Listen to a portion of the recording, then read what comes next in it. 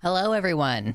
Sorry it took me an extra minute to come in. I could not figure out what the fuck I did with my hair tie. I found it. I got it now. Ooh, boy. It's a hell of a day here. Wowie. Yeah, late. I was for sure late today. Yeah, I'll take it. I'll take it today. Most of the time, you're not allowed to levy that criticism at me, but today I'll take it. Oh, good grief. Anyway, hello. We've got some folks over in the YouTube chat. Just want to say hello. Captain Cougar, there's Stan. We got Anansi. Hello. Spacer's Choice as well. Got a couple of folks over there. Almost had to goblin mode. Yeah, almost, not quite. Hello, everyone. And then, of course, over in the website chat, which I definitely already have open, and I'm not doing it right now. Oh, good grief. Hello, there's Baphomet. We got Mama Mephistopheles. There's Spider. Hello, Timerinia. There's Decoy Duck. Yes, I was late. Corpse Candy Andes. Hello. Is there a dank that... yeah, I didn't think that there... Is there a dank setting that adjusts the emojis on the website? Anyway, what's up, Darth Gently? Hello. There's Cans and Capybara was in here earlier as well. Oof. So today, wow, it's been a weird one, huh?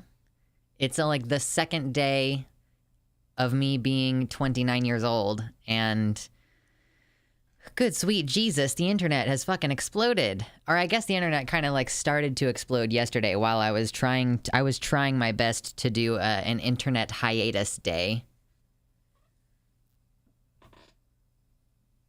Made it in time. What's up, Taya? Hello. How does it feel to be almost 30? I mean, it feels pretty solid. It feels pretty good. What's up, Rudy and Rami? Hello.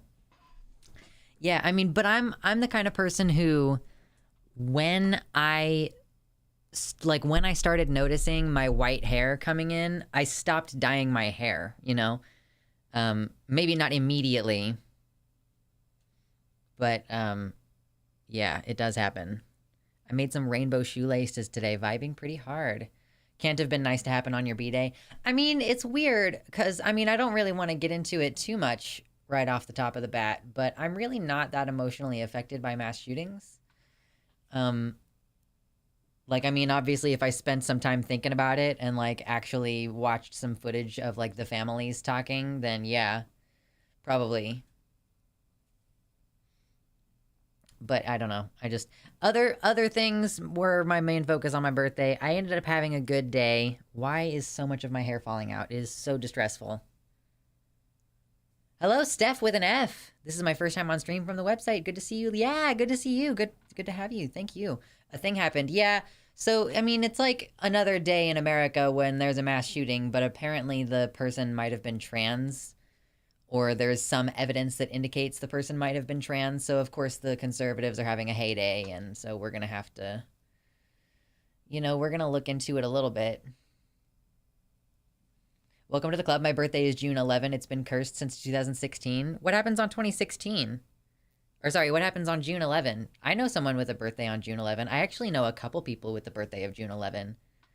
What does that mean? If you have a June birthday... When were your parents getting busy? It's like, I was born in March because my parents had sex over summer break. Like, they were in high school, you know? So there's like, I think September and like October are some of the biggest months for birthdays. Like, the most people are born in, I think, September, because that's a winter babies. Or I guess that's fairly centralized to the Northern Hemisphere, but also most people are fairly centralized to the Northern Hemisphere, so. Oh, Halloween, baby, yeah. Thank you, celebrity guest. Yeah, we will talk about it. We won't go in detail until later. This is going to start being, we're going to try to start in the chill time. We're going to try to experience some, I don't know, camaraderie, friendship, community, something here. We're going to do something here. Try to chill. December represent. Okay. December, I guess if it's really early December, then you could be like a Valentine's Day baby, you know? Yeah, no worries. I just want to, like, we will get into it. We will talk about the shooting. However, I'm actually kind of feeling more and more like it is kind of a like it's an imperative responsibility that I have to try to make sure that we don't focus entirely on bad stuff. Like, I think that my first responsibility, the thing that I feel driven to do, is cover this news and explain it and all that kind of shit. Like, that's my, that's when I seek inside myself for like what's my motivation to stream. It's primarily because I think that this, like, that I provide like a unique voice, that I'm good at explaining things, and like I want to get into it, right? However, I think that only focusing on that does a disservice to me and to you all. And I think that we should, work toward not just reacting to the negative things and not just analyzing the negative things. We are going to try to do positive shit, build community. I find it really weird and difficult to set a specific time to do activities in the Discord server. I don't know why, but I still want to, increase the activity in the Discord server, expand what we do in there, these kinds of things. So it would help if I had a more expanded mod team. So maybe I'll work on that, since I'm not necessarily like, we might establish we do a karaoke night once a week, and we might establish we do a movie night once a week, but I can't be there for both every week. Like, I can't give up 2 of my nights not streaming to, stuff in the Discord. So maybe we just need some more moderators in the Discord. My dad is the only one in my immediate family who was not born in February. My mom and sister and me all have our birthdays in the back half of Feb. Yeah, you're summertime babies. That's a family of summertime babies. Yeah, for sure, Max. The media cycle is going to be wild going into this next thing. Here's the thing. My 3D printer won't auto-home, which means I can't level and therefore can't print. So I thought the issue was the Z-stop switch, and I ordered a replacement. However, that did not fix the issue. There should be a game night if there isn't already. Yeah, well, what kind of games? Like, we do... there have been a couple times where people have gotten on in the chat and, like, played games with each other. But what kind? Summertime lovin' in the summertime, precisely. Yeah, World of Warcraft, obviously. I haven't even played WoW in, like, more than a week, maybe, like, 2 weeks. Every time I think I'm going to sit down to play WoW, my partner is like, hey, do you want to play Sea of Thieves? And I'm like, fuck yeah, I do. Not really because I love Sea of Thieves, but because I'm trying to have more positive interactions with my partner. Conservative says something crazy bingo. Yeah, we should have bingo for this to make it fun when we do finally get into it. Hello, Mersh. It's been a weird day today. I'm also like a little bit hungover, be honest. Obligatory Sea of Thieves nuts. I got out my multimeter, which I bought at a thrift store for a couple bucks. Didn't know if it worked. It did work after replacing the battery, but now I know that the original switch works. The issue is either the wires or the motherboard, which could be pricey. Yeah, I hope that it's just like a loose wire or something for you. It won't auto-home. I don't necessarily want to go into a whole troubleshooting your 3D printer thing right now, Spider, but I have one, and I'm interested, like, why it won't, like, why it's not working. It's not like a bad hangover. It's just, I just was not feeling great this morning for the most part. But I am interested. My partner likes to really, like, troubleshoot 3D printers, and I have a 3D printer, and I've used one a good amount, so... I live in Nashville. Oh my gosh, Ken. So Ken's going to be seeing Nonstop Media spew for a while about this. I am sorry. I don't like Mondays. Fridays are also a drag. That's why we pick on Thursdays and fucking Tuesdays. That's the day for streaming for Luxander. Motherboard? Don't you mean birthing board? Right. I know. Oh, God. It'll auto home. Oh, it's something about the Z-axis. I see. Okay. Weird.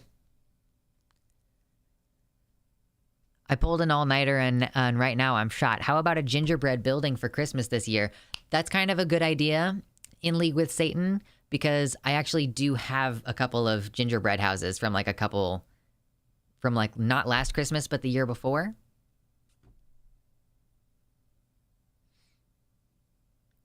Was Monday, Friday a joke? Wait, what?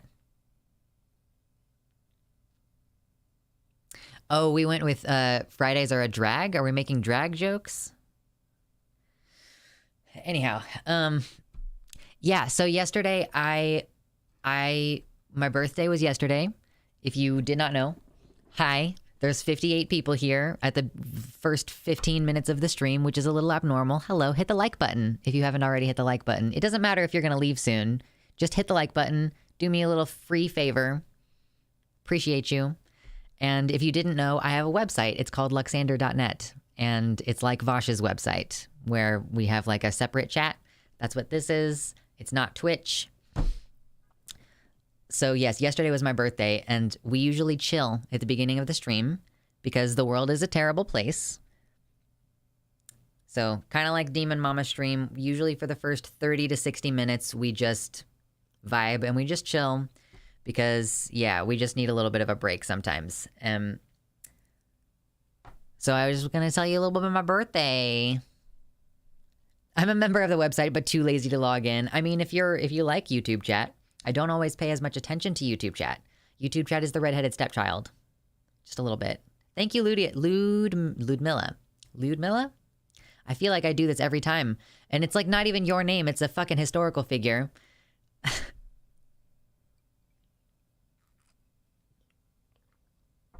Did you go out to eat for your birthday? Okay, so here's the saga of what my birthday was. It's not really that long of a saga.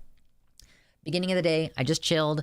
I cleaned my apartment a little bit. I was like, my gift to myself is I'm going to like clean my apartment a little bit. I'm going to work on those things, make myself feel better. I went to the gym because Monday is for arms and I like arms day. It's my favorite day at the gym. I do it twice a week. It's lovely.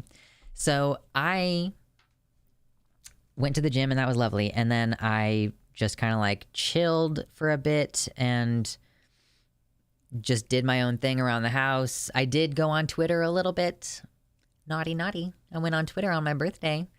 And then, so my partner and I were going to go to this restaurant, which has private rooms. And it's a restaurant that I've been to when I was a kid. I haven't been there in like more than 10 years. And I wanted to get just a nice dinner. And I called a couple weeks ago to make a reservation for one of the private rooms. I figured, oh, it's a Monday, which means that it can't be too bad. It can't be too bad. There's going to be like very little difficulty getting a reservation several weeks beforehand. And it was weird. Like when I called, the phone call quality was fucking garbage. Like the person couldn't really hear me very well. I could hear her okay, but she could not hear me. Did I encounter a turf? No. Well, I mean, maybe. I don't know. So what happened was I made my reservation, and then when I got there, the two like younger people at the front, they were like, okay, I can't find your reservation, but the room, like one of our party rooms is about to clear out, so you can go ahead and just wait. And I was like, cool, that'll work. Like, that's fine with me. And I had called and told them that there's going to be two people. Now I know that these rooms are like larger rooms, but that's not the fucking point. The point is like, I want to go out to dinner and not have to deal with like a gigantic risk of COVID. So I knew that they were normally like party rooms, but I was like, whatever, private room, party room, who fucking cares? I told the girl when I called that the reservation was for two people. So when we got there, they couldn't find the reservation on the online, and they said like, oh, we just had a big system update and we had to manually transfer all of our reservations over, and I think that we just missed a few. And I was like, that's no big deal. That's no problem. And so we sat down to wait for one of the other rooms to become available. And as we're just sitting there, everything's fine. A manager comes over and she's like, hi, how can I help you? And I'm like, so I told her like, yeah, so I had this, like, here's the text confirmation on my phone for the reservation that I made like 3 weeks ago. I told the girl over the phone, there's, it was to celebrate a birthday. There's going to be two of us, whatever. And she was like, well, we would never she said we would never set a reservation for one of those rooms for any fewer than like 8 people.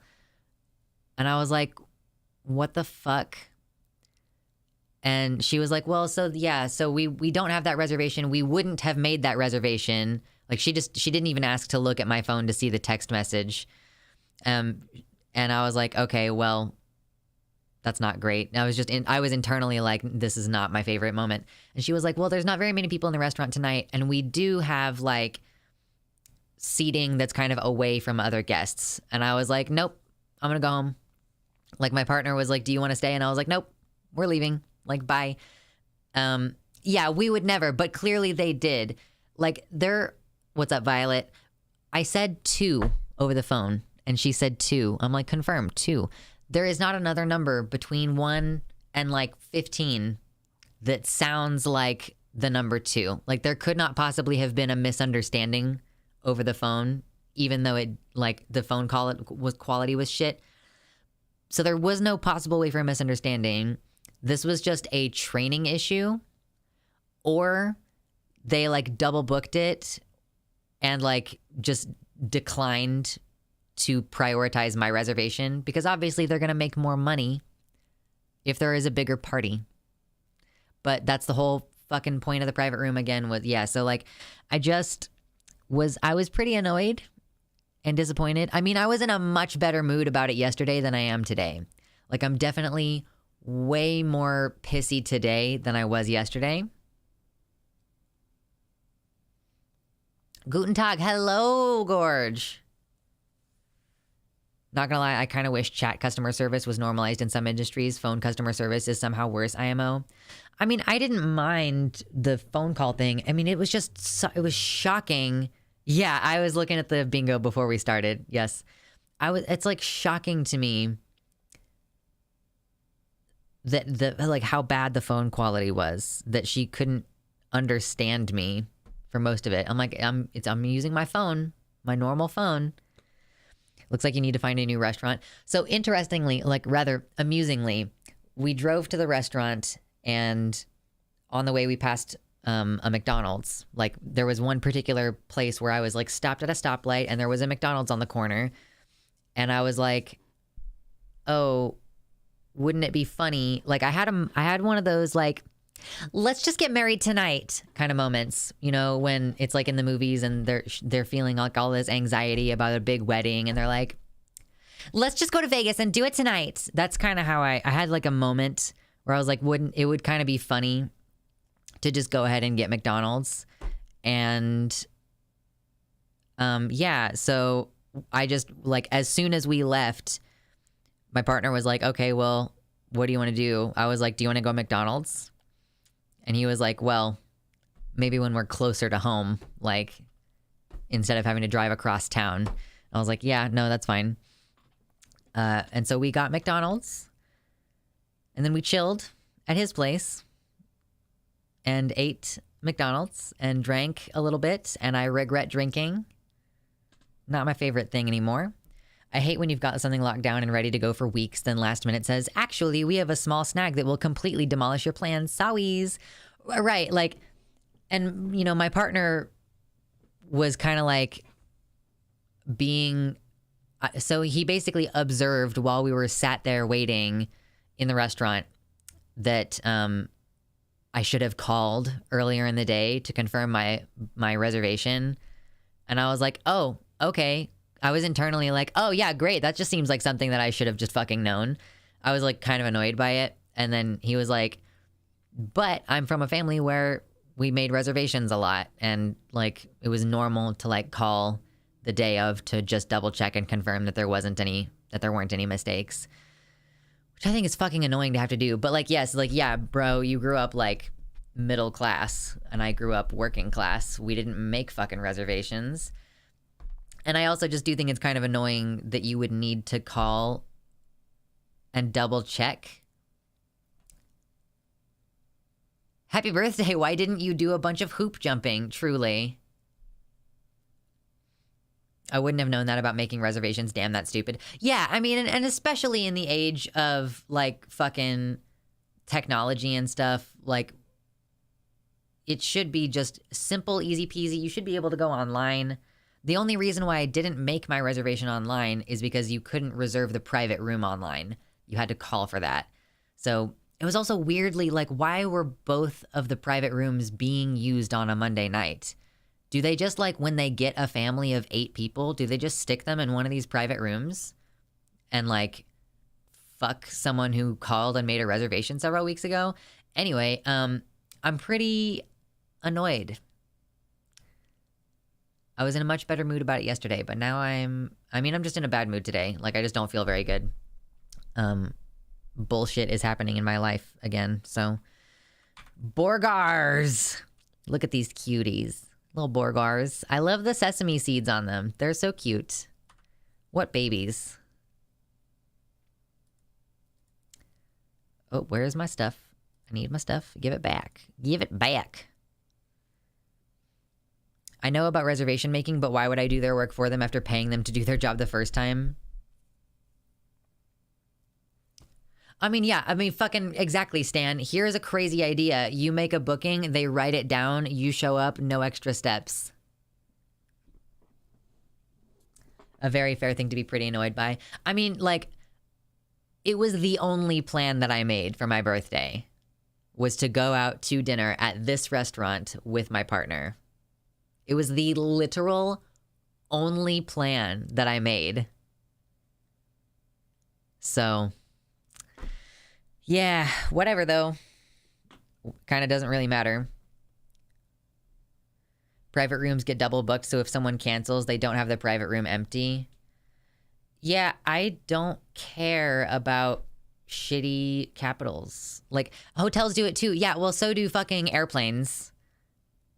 Like, I don't think that should be allowed. Like, yeah, exactly, like overbooking on flights. I just don't think it should be, I think it should be regulated. Why are you, as a shitty person trying to steal money from people, like, why are you causing hardship in people's lives? Like, especially with fucking travel. Or, I mean, even for hotel, like, you can't double book a hotel room because there's, like, sometimes there's holidays, and it's like, okay, so if you show up and your room is already taken, maybe there's no other hotel in the area. Or, like, you show up to the airport and there's no other flight, you have to wait until tomorrow for a flight. Like, the amount of burden that these practices put on the consumer is fucking insane.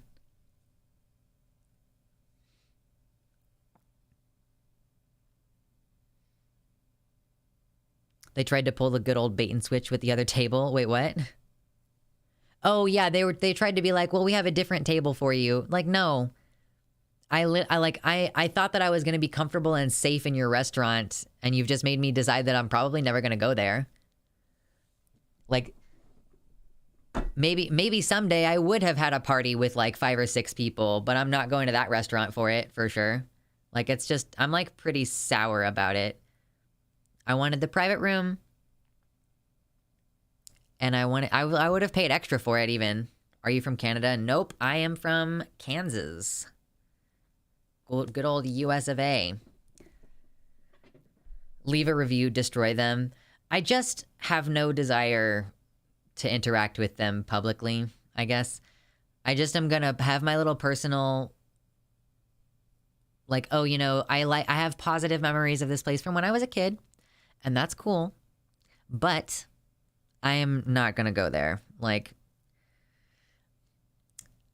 I probably should, like, if I'm ever gonna eat out at a restaurant again, it's gonna have to be outside or at a place where you pay a reservation fee, presumably. Like, this was not like I put money down, at least. There's that. I don't actually know. Is that a thing? Someone tell me. Is there a thing at higher end restaurants where you, like, actually put down like a deposit? I imagine that, like, millionaires and stuff go to restaurants where they, like, you know, they pay high dollar to even be there, right? For, like, private dining. Yeah, not a thing here unless you go to a really, really expensive restaurant. Did not think so. Reserve a slot. Oh, I didn't realize that you said something about paying for one earlier. Oh, okay. Oh, because you paid them to do their job the first time. Yeah. So it had not yet occurred to me that people sometimes probably pay a deposit.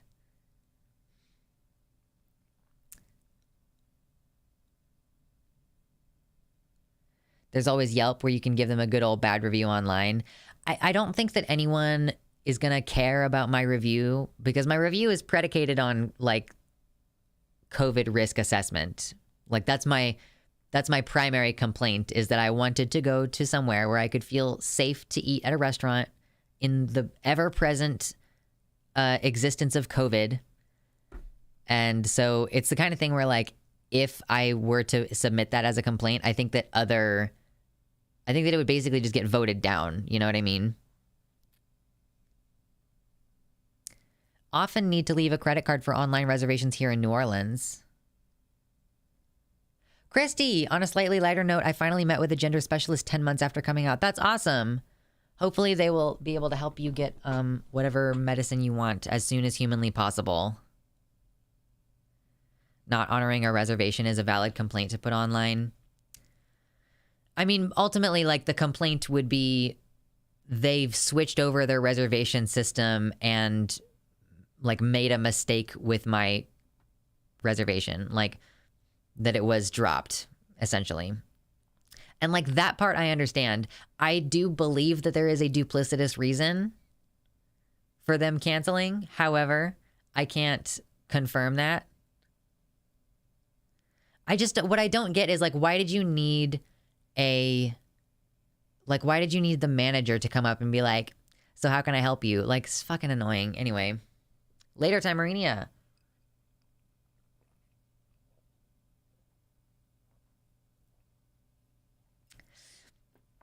Goodness gracious. And then I didn't sleep well. Like, I drank alcohol. I didn't sleep well. My partner had restless legs. I've been in a bad mood all day today. So, like, you know, it balances out. You have one pretty decent 24-hour period of time.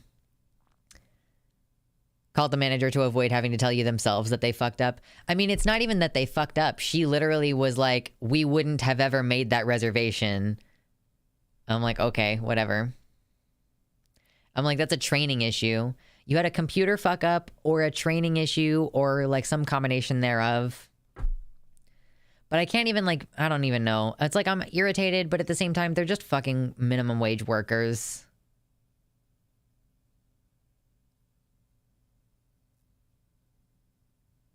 I was not in a bad mood, to be clear. I am delightful and pleasant when I'm talking to customer service. It's not like they went and got the manager so that they could handle us. I was like, okay, we'll just go cop a squat and wait for your next room to be available. And, like, that's the weird thing, too, is that the first person said, well, we made a mix-up on your reservation, but don't worry about it. One of the rooms is about to clear out, so we can put you in that room. Like, she made it sound like there wasn't a follow-up reservation. And then the manager was basically like, I'm not going to allow you to sit in the private room that's about to become empty because according to the rules, we don't, like, put it on your fucking website then. Put it on your website that you don't do these private rooms for any parties, like, that are smaller than a certain number or whatever. So that's my little complaint for the week.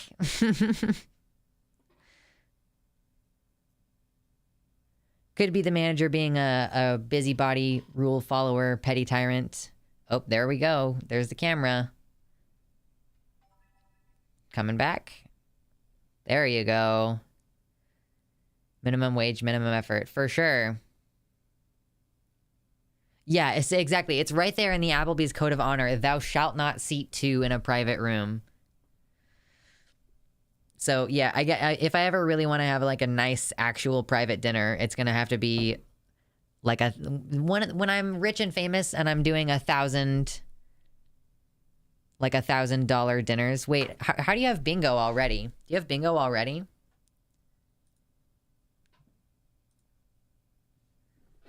I said gorge. Camera blacked out. Dicks, free space. I've probably said true, I would guess. The manager is there to give any bad news. They get paid for it, right? Oh, the bingo, you missed it? Okay, so here's the bingo. Decoy Duck made this on Sunday. So this is the bingo. It's like a proposed bingo for Luxander's stream. Mushrooms, camera blackout, pause video and stare directly at camera. Chorus unlock, smuggy chat, gorge, IUD complications, random singing, fancy French pronunciation of nouvenal. Mersh recommends a security device or bear spray. Sex toys, true, dicks, hail hydrate, dragon puns, family trauma discussion, fallow, trans boy voice, demi ace info dump, science talk about sex organs, food related rant, calling someone mommy, horties, Twitter discourse, and horns. Does this link work? Tell me if the link works. Did they cut your feed? They're watching. I know, they're watching. They're coming. They're coming. Leave us out of this.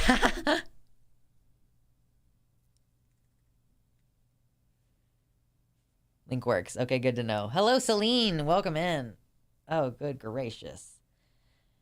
Yesterday was Arm Day, and it is time for me to be sore from Arm Day. Here's another thing. Drinking alcohol fucks up your progress of building muscle and working out and stuff.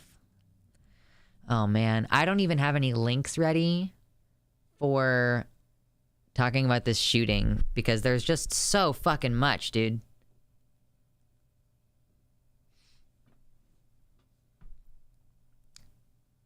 Hello, soy boy.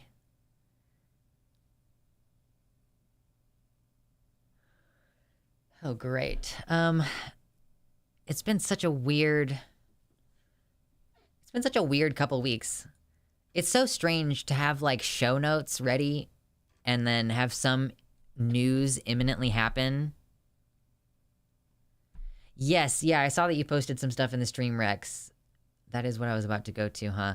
Sometimes I'll have like stream notes ready and then some crazy shit happens and I literally have to scrap my show. Today I didn't have a solid plan. I had like links that I knew I wanted to kind of look at or potentially go over. Like there was this from Washington Post. Most trans adults say transitioning made them more satisfied with their lives. And I was thinking about maybe reviewing that or looking into it a bit, but I don't know if we're going to have time for it today.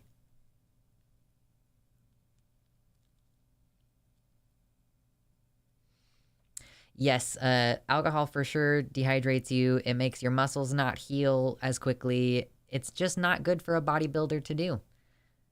And then I still fucking did leg day today, so. I have a page with compiled info up to date as of 18 hours ago. Might be the same as Mama Mephistopheles.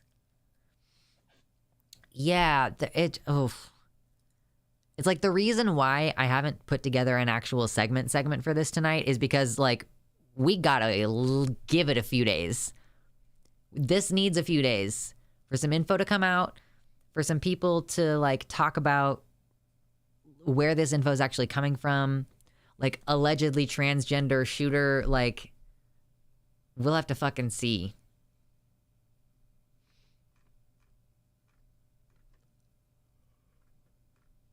Yeah, we've got a bunch of links in the Discord. If you're not a member of the Discord, click the link in the description or in the website header. It's pretty chill location so far. And it's a way for you to send me links during the week when I'm not streaming. So there you go. Yesterday was an International Whiskey Day, considering making it a week-long observation to cope with all the things. Yeah. Oh man. I did drink last night, and I'm considering it tonight, but maybe not. I'm in Idaho, but if it turns out this person is trans, I'm leaving the state. Do you think it's gonna, like, dramatically increase the hostilities in a very short period of time? Beau of the Fifth Column? What did Beau of the Fifth Column have to say about this? Or was it about this shooter? Like, did people crank out content about this already.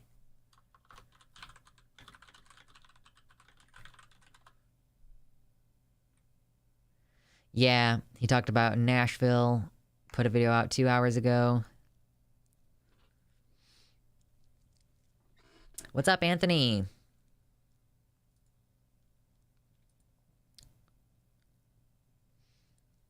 Well, howdy there, internet people. Well, I mean, yeah, we're not doing a proper segment today. I don't have everything collated.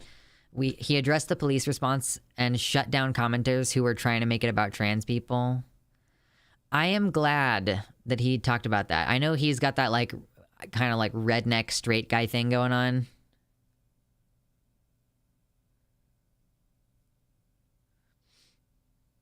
What's your goal for muscle gain? I just want to look big. Like, I just want to have big, beefy arms. Do you know Claire Max? I'm not quite ready to talk about the news yet, it turns out. Do you know Claire Max? Because she's, like, goals. I mean, I'm never going to be as big as her because she has, like, body dysmorphia. And so, therefore, I am just never going to be as motivated as she is. Also, she owns a gym. But, yeah, where is a good... Okay, here we go.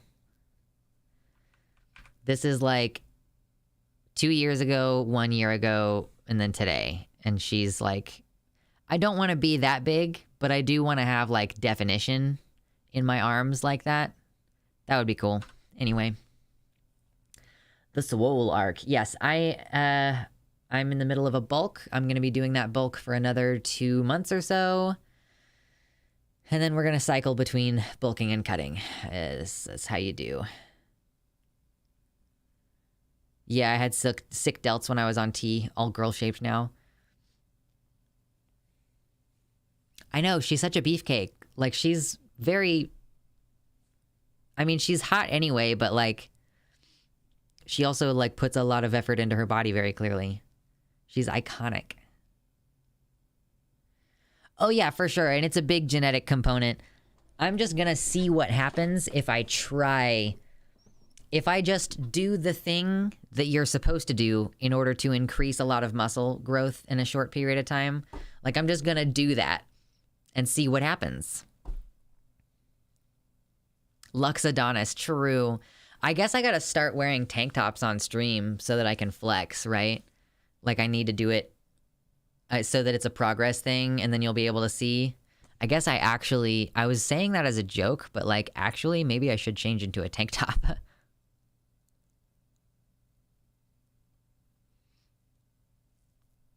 Zephyrcules.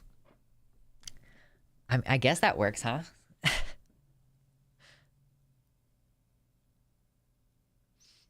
Another good source of info on reframing the shooting is It Could Happen Here's latest episode. So we think that Bo the Fifth Column and It Could Happen Here did a good job on reframing the shooting. I guess we could watch those segments. Like, we could watch... Bo the Fifth Column's video is only like 8 minutes long. We could watch that. I've been trying to do the exercise thing and it doesn't do too much for my look. I hate my belly fat so goddamn much. You gotta prioritize cardio and not so much like, you know, actual weightlifting and exercise. If your goal is like primarily to lose fat, then you need to do cardio. Oh, okay. So, attempted Futurama reference. Hercules? Is that actually a Hercules? I like watched 6 seasons of Futurama and then it all dropped off. And I haven't really thought about it much since I stopped watching it a few weeks ago.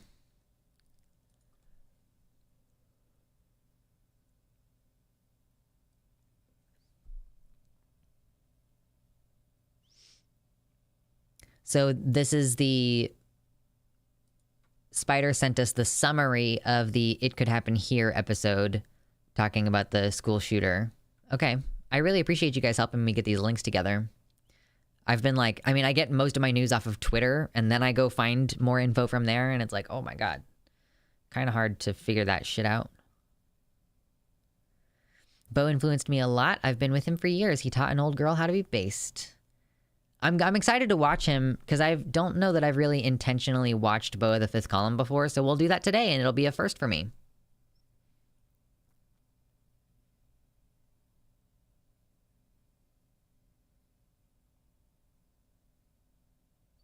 Oh, Anthony, that's such good news. I met another non-binary person at work yesterday, new employee. Nice. That's cool.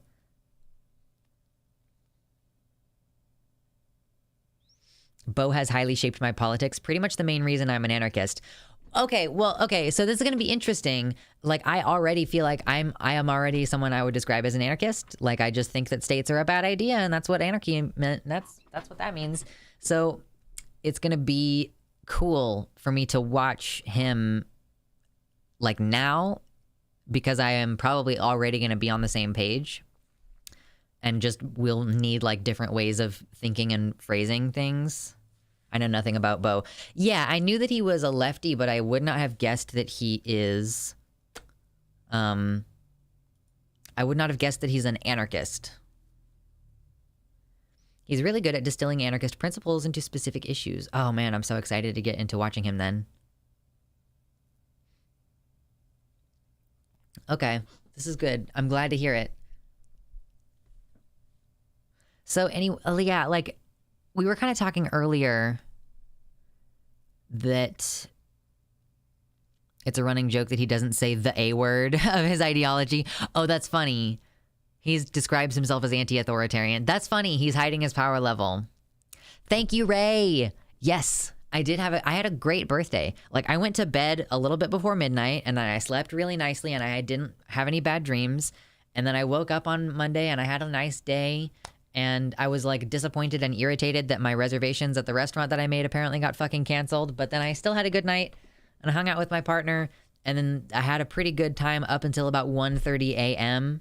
And then I've just kind of been having a bad time since about 1:30 a.m. last night. But here we are. Also, for those of you who were here before, I told you before that I was going to skip stream on Thursday because of a medical appointment. But that's on Friday. I got the dates wrong in my head, so I'll be seeing you on Thursday. But yeah, I think that's funny. He's like, he is an anarchist, but he's like hiding his power level about it. Is that kind of like Vosh's joke where he calls communism like super capitalism?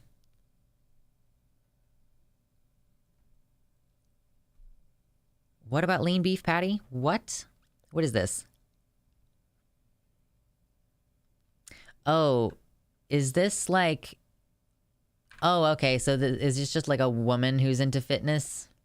Who happens to be really buff and defined? Yeah. That's a fitness person. For sure. He used to do more explicitly anarchist content on his old Fifth Column channel.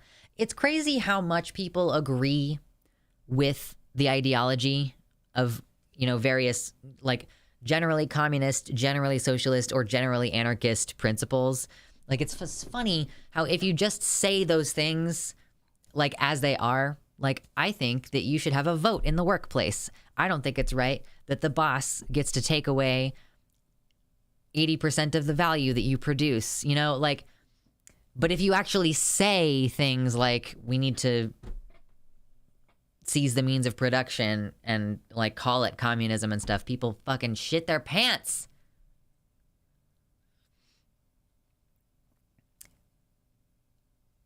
Ooh, Twitchy Witch, welcome in. Thank you so much for hanging out with us. First time catching the stream live. If you didn't know, this chat over here is not from Twitch. This is my website chat. So if you're over on the YouTube, first of all, take a minute to hit the like button on the video real quick. Because it's quick, it's easy, it's clean, it's pure, like Zydrate. But yeah, no, it's free for you to do, and it helps the channel immediately, always, every single time. And then come over to the website. Click the top link in the description, and come over here to luxander.net, where we have a custom chat with custom emojis. Can we get some dicks in chat, please? Just watched Repo the other night. Yeah, I haven't watched it in a while, but it's good.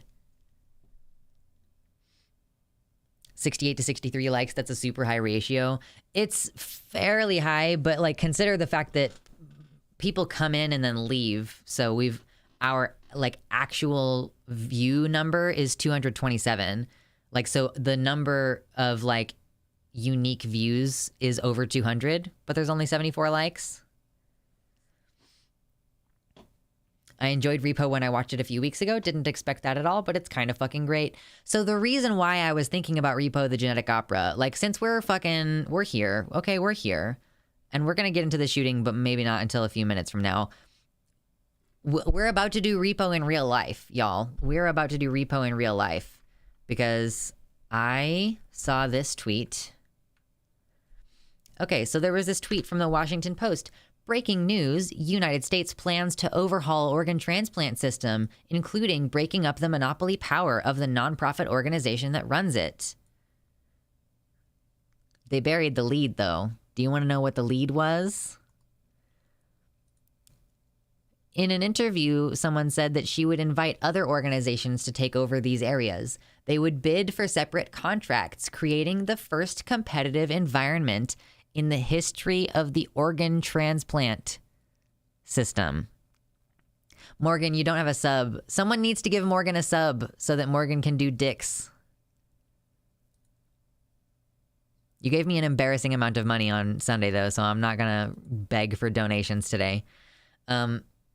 Yeah, so they're gonna, if you don't know the premise of the movie Repo the Genetic Opera, the premise of the movie is that there's a massive organ failure, which, oh my God, oh my God, no, oh no, it's actually about to happen. Oh my God, no. Okay, so here's the premise of Repo the Genetic Opera. Are you ready? The reason why I just shit myself just then is because COVID does massive organ damage. So here's the thing. Here's the premise of Repo. In some time in the past, there has been a mass amount of organ failure, like some disease, mass organ failure. And so in order to meet the need, in order to meet the demand for organs, because there's a lot of demand for organs, they open up the possibility for private companies to provide. I mean, technically, if a nonprofit is currently in charge of it, like according to this, like the nonprofit organization. So a private organization already runs how we do organ transplants, but they like privatize it. And then in the process of privatizing it, they also legalize organ repossession. And so like then like the society that we enter in on, and also they artificially create demand for elective surgeries and elective organ transplants. In the same way that, women never used to buy razors because the idea of shaving your legs was like weird, like nobody did it. And then like razor companies had to market this idea that not shaving your hair made you like less attractive. And in Repo, the Genetic Opera, they kind of have done the same thing where it's like, you need a designer appendix. And then, yeah, from there, there are repo men who like are in the employ of these companies.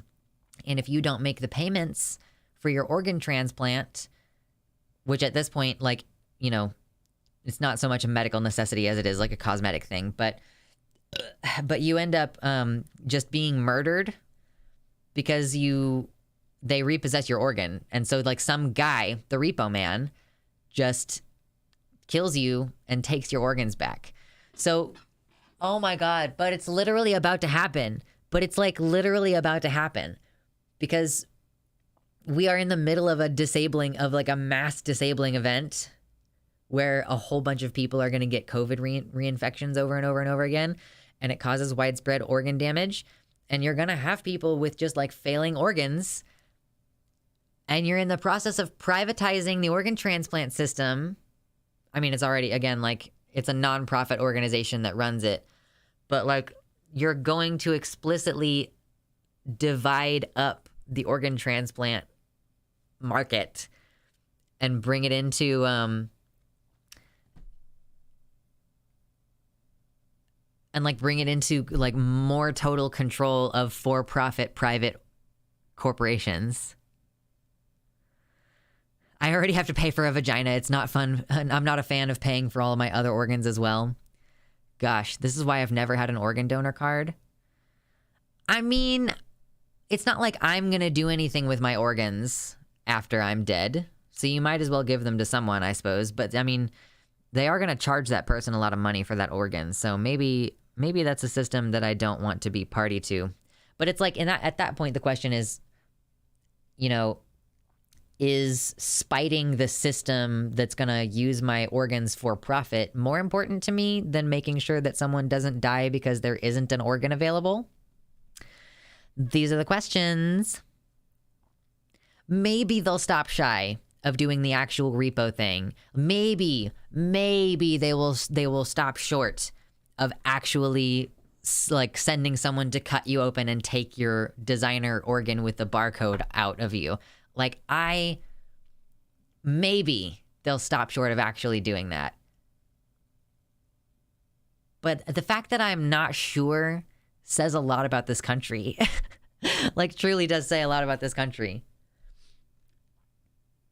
I think part of the reason why the viewership has remained so high today, which, by the way, thank you, you're all awesome, is I have implied that I'm going to talk about the shooting, but I haven't explicitly said that I'm going to talk about the shooting in the title of the stream.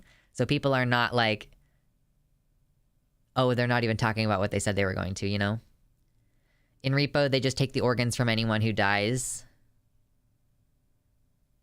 Do they, like, take the organs out of anyone who dies?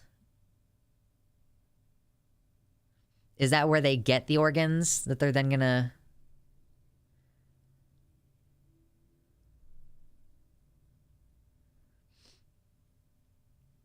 You're edging the viewers? Yeah, of course. You know you like it. Someone, when I die, I'm gonna put this in my will. When I die, I want to be fed to my isopods. That's what I want. They also somehow synthesize zydrate from corpses. Yeah, they just, like, suck it out of the brains.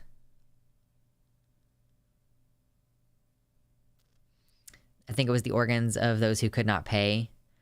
I don't think that they actually ended up taking all the rest of their organs. I think that they just threw all the bodies into a pit. Like, in the Graveyard song, you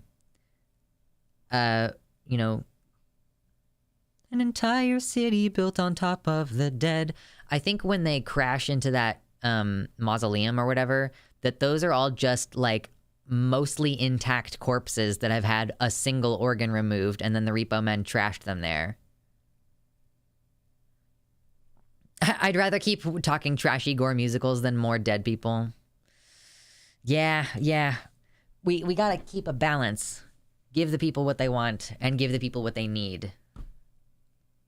They may take my own organs, but they can't own my orgasms. Or sorry, they may own my organs, but they can't own my orgasms. Yeah, nobody owns that orgasm but you. If I'm in a coma for like longer than a year, pull the plug and use my organs. I would rather be useful in that way. I mean, yeah. People sometimes wake up after multiple year-long comas, though. I'd watch Repo because it seems to fit with my love of darkness, but I hate musicals. It's certainly different to a lot of other musicals, I will say, but I can't tell you that you'll enjoy the movie. Hello, Squisher King. Sees the means of moaning. Waves chastity cage. Oh no, Smuggy. We've hit Smuggy chat. There's another one.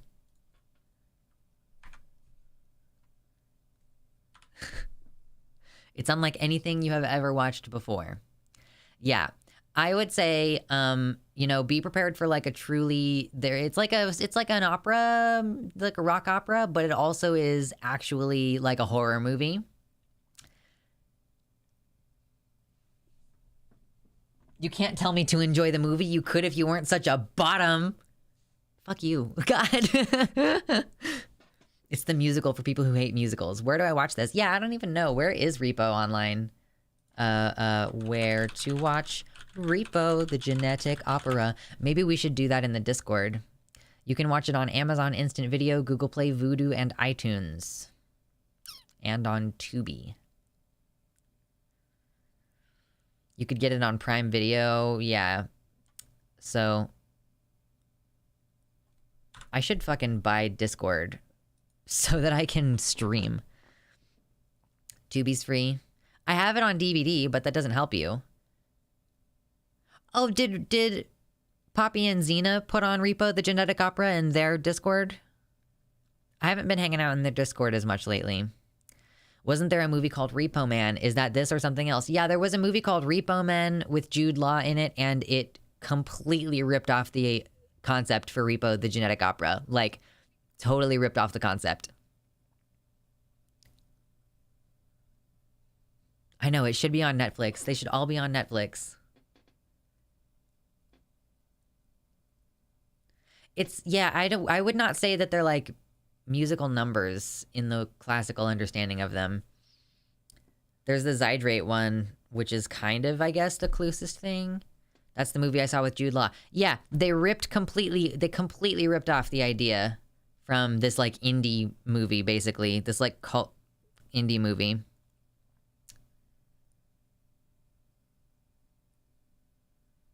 Every so often they do movie nights over on Cosme. Oh, okay.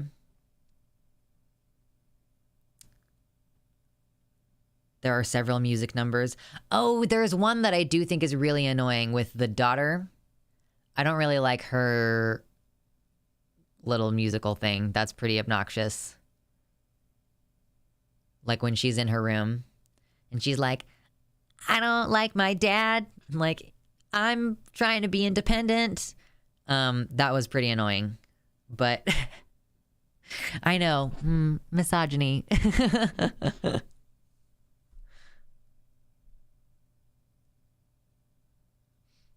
I'd have thought it was just a non-musical version, like the movie based off Shrek the Musical. Nah, it's like just kind of a rip off of the concept. I mean, I've never really looked into it. I just remember when Repo Men came out, and I was like, that's exactly the fucking plot of Repo the Genetic Opera. Why would you do that?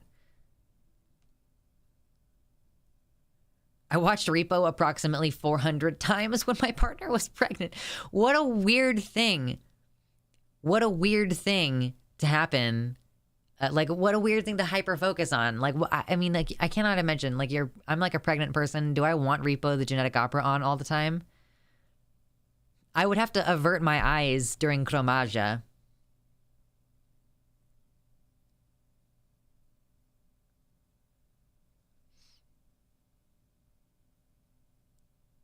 "17 is the worst one. It's so age-appropriate in behavior. Maybe I would appreciate it a little bit more now that I'm not a teenager. Because when I was younger, you know, when I was 18, 19, 20 watching this movie, I found it really obnoxious. But maybe as a slightly older adult, I'll be able to be more appreciative of the teenage angst involved in the movie.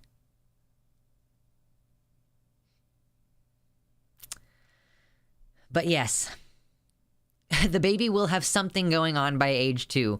All right, it's like those parents who sit there and listen to they like listen to Beethoven and Mozart. They want their kid to be exposed to classical music when they're in the womb. And like, yeah, what kind of developmental effect would Repo the Genetic Opera have? So yeah, I don't know if I ended up kind of like wrapping up this by showing when I retweeted this thing from the Washington Post. This is the only Repo the Genetic Opera link, like GIF, that shows up when you type Repo and like look for it in the GIFs. No one wants a thankless job. I love Anthony Stewart Head. I think they cut 17 out of the theater version. It would not surprise me if people would just leave.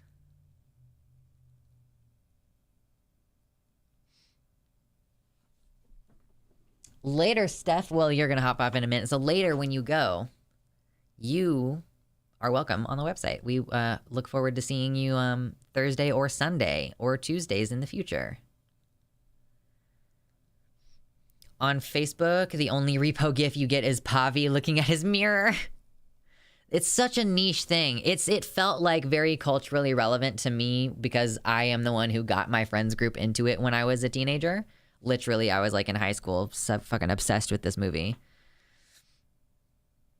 It was so nice to hear your voice at a normal speed. Yeah. Appreciate it. Yeah, for sure.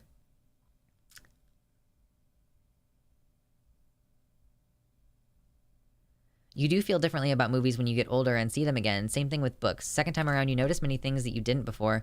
I actually liked some movies now, now that I'm older, that I actually found boring when I was a kid. I was bored because I was missing the point when I was younger. For sure. Oh God, from what it sounds like, that baby would probably be really prepared for the current world. Oh no. Later, Steph. Right, I just noticed all the transphobic jokes now. This is part of why I gave up watching Futurama halfway through it. Like, recently I started watching Futurama, and I watched the first 5 or 6 seasons, and I just stopped because it was no longer amusing to me after noticing all of the different, like, ways that it's mildly transphobic, homophobic, and misogynistic. Also, I mean, obviously, by the time you get to seasons 5 or 6, you're getting to the point where the show has been canceled or is close to being canceled or something. So there's, you know, kind of a drop in quality after a certain point. A fun thing for those who are into Skinny Puppy, at the very end of the film, they use Ogre's actual singing voice in the credits for a short while instead of asking him to sing in Pavi's voice. I didn't know that Skinny Puppy was a contributor to Repo, but that's cool. I let my younger sister watch Repo when she might have been a bit too young, but she got really into it and watched it several times with her friends. It's just creepy and weird, and I like it. I was such a... Does this tell you anything about the kind of teenager that I was? That I was like, I was imagining and dreaming, oh, my first cosplay. I want to cosplay the grave robber. But he has Demona boots, which are so fucking expensive. Talk about a barrier for entry on a cosplay. Skinny Puppy is a band. Hello, Paul. You're about an hour late, but we're still dicking around talking about nothing important. There's been a school shooting that we will eventually swerve into talking about, but we were talking about how organ transplant is about to be broken up into a bunch of private for-profit companies, and so the future of America is Repo the Genetic Opera. Hello, BB Osprey. Teenage Lux was literally the kid from Labyrinth. LARP Princess. Do you mean the baby from Labyrinth? Or do you mean the teenager from Labyrinth? Hot take, watching inappropriate stuff in a safe, loving environment is part of the teenage experience. I do agree with that, actually. That's part of why parents are permitted to... It's not like rated R movies, it's no kids allowed. You know, it's kids allowed with a parent. This is another thing. Okay, so listen. I'm going to complain a little bit about anti-trans rhetoric for a second here. Because people... Oh, thank you, Ash, for the belated birthday wishes. Thank you so much. Yes, yesterday was my birthday. It was a very good day, you know? Today, I feel like shit, but... Feeling like a saggy, massive sack of shit. Big ol' motherfucking duffel bag of shit. I'm not familiar with the snakeskin story, I don't think, Mama.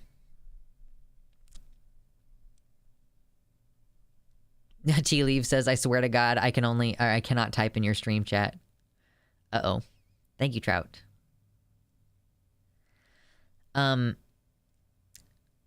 Anti-trans rhetoric. I was going to start talking about anti-trans rhetoric for some reason. What was it? I got distracted. I started reading stuff.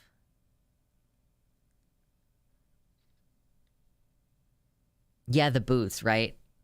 Oh, yeah. Inappropriate stuff in a fun, loving environment. The anti-trans rhetoric, it bothers me because people, they'll bring up like the tattoo thing. They'll bring up the tattoo. You know, you can't get a tattoo if you're a teenager. So why should you be able to make other permanent decisions about your body. Like why should you be allowed to take hormones and have like a Zinnia Jones moment? Oh, how is that a Zinnia Jones moment? I love her. She's like actually someone I consider to be a friend, even though we don't talk that much.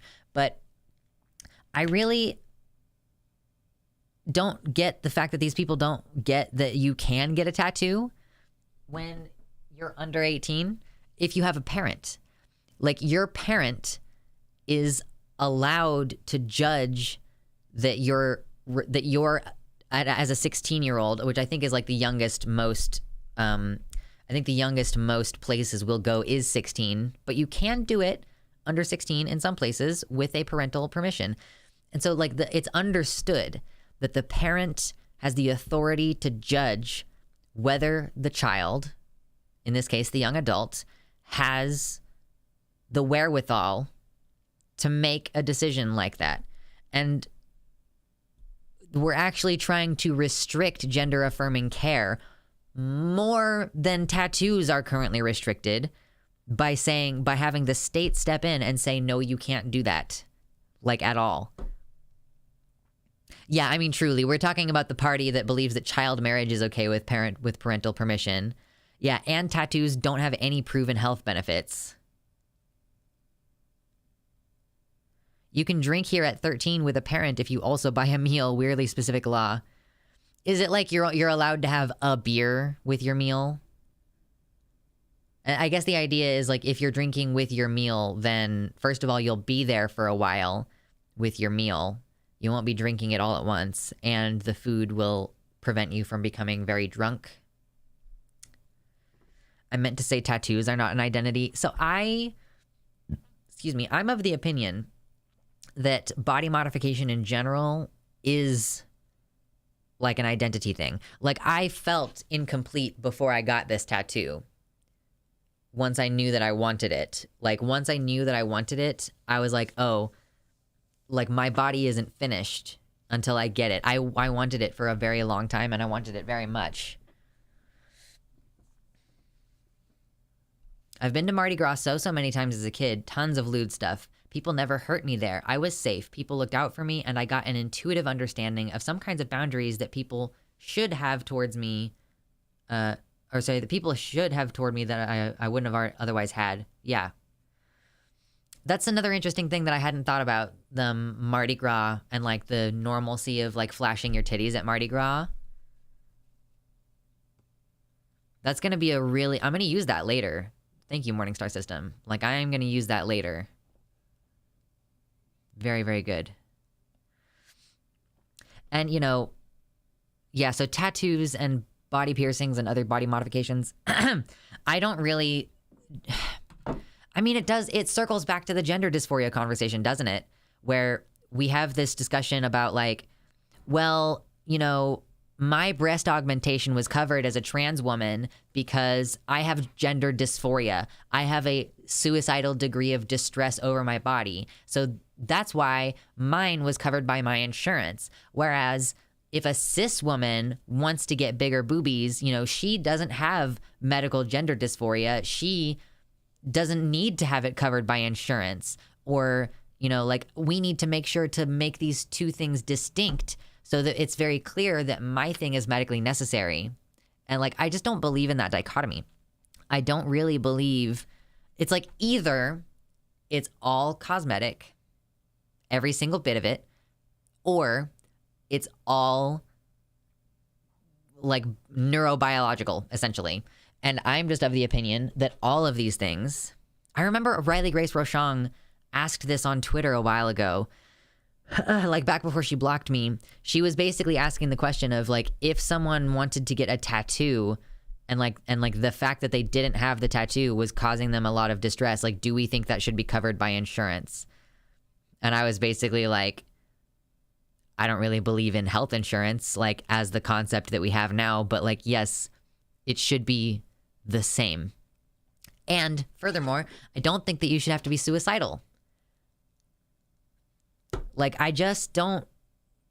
Wait, Vosh talking points? Oh no, what did I do? No, I don't mind. What's really funny, if I'm using Vosh talking points, it's just because he and I are sharing the brain cell. because I don't watch his content that much anymore. I was really into him in 2020, but I just don't watch other streamers anymore that much. And he doesn't watch me, I don't think. So Vosh, are you here?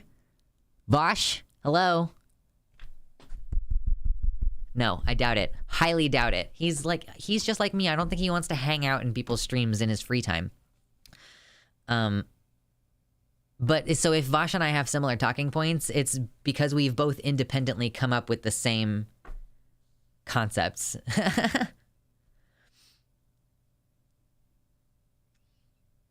I agree about the tattoo thing. I had to see my PG about a piercing the other day, and he was like, why don't you just take it out? And then he kind of mocked me for wanting to keep it. I've had this since I was 14 or something. Yeah, I mean, I really didn't like when I used to have to take out my piercings from my face in order to do my job. That's part of why, it's part of why I would be okay with always wearing a mask in the workplace, is because I would rather wear a mask all day than have to take out my piercings. Like, they're part of my face. Like, they're literally part of my face. Imagine if Vaush was actually here. Yeah. I don't think that he would say anything in chat, though. Maybe he would. I don't know. Someday we'll be friends. I'm not even going to Seattle this year. I was planning to go to Seattle this year, and now I'm not even going to.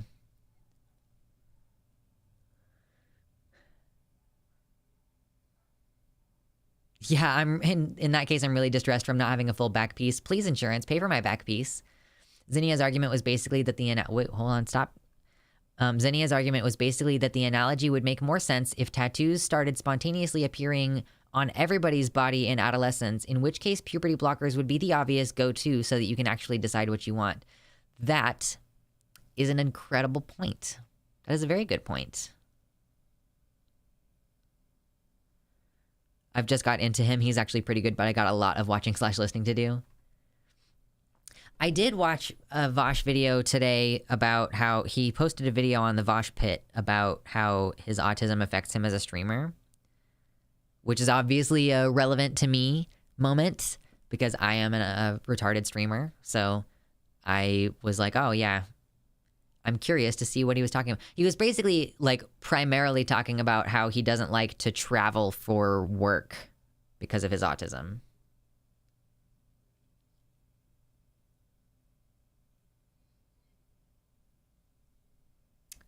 Nice, Anthony. The place where Anthony works doesn't make people take out their piercings. I had a coworker at a music venue who got yelled at for his face piercings. Like, girl, it is a music venue. What the fuck? No, I wasn't saying that leftists just pass one brain cell around. I said that Vosh and I are sharing the brain cell. There's only one brain cell, and he and I are sharing it. Because you're a what streamer? I said because I'm a retarded streamer. I'm autistic. I'm retarded. I'm a streamer. Thank you. The R word still makes me flinch when people just casually use it like that. Yeah, I mean, the word tranny still, like, makes me flinch sometimes, but I also am gonna, like, continue calling me that.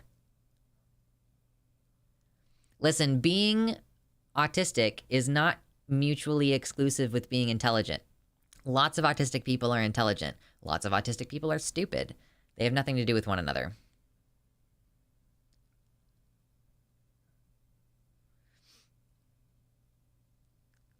Later, cans and capybara. Yeah, put a quarter in the R word jar. I should actually, that would be funny. That would be a funny bit. So I guess you agree with Demon Mama then? I mean, basically, I have been thoroughly convinced that using the word retarded to other people is uncool. And saying it generally in the sense of like, oh, this is retarded, that's also not cool. Because here's the thing, like, if you're criticizing someone for like being unintelligent or being incompetent, like you can criticize them for those things.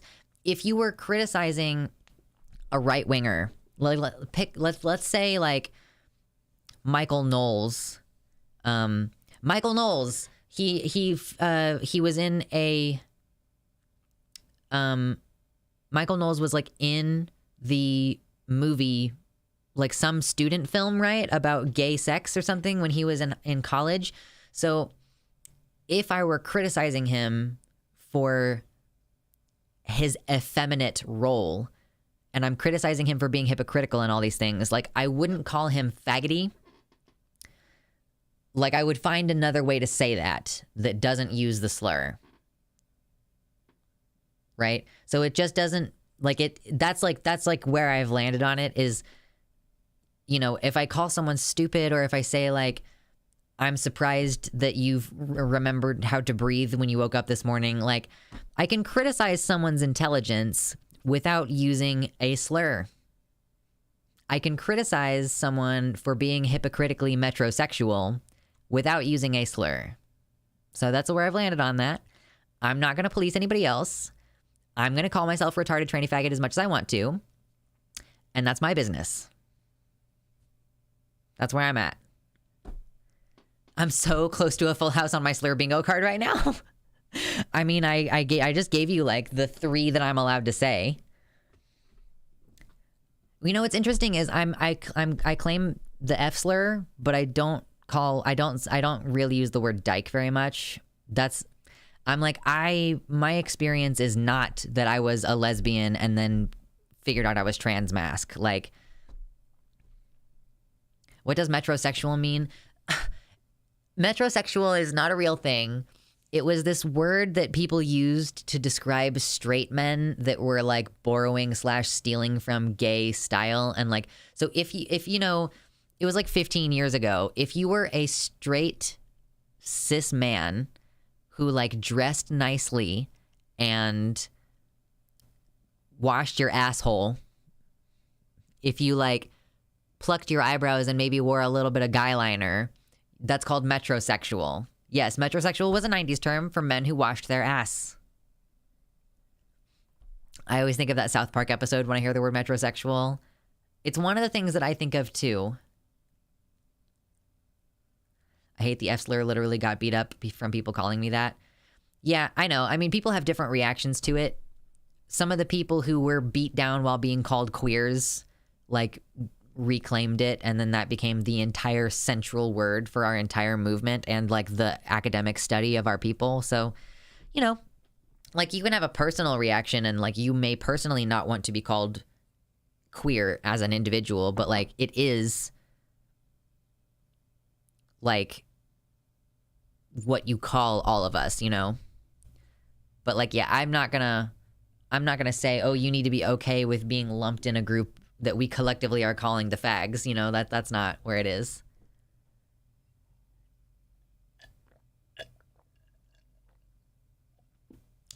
Yummy. Queer was initially used in a self-referential way before it was a slur.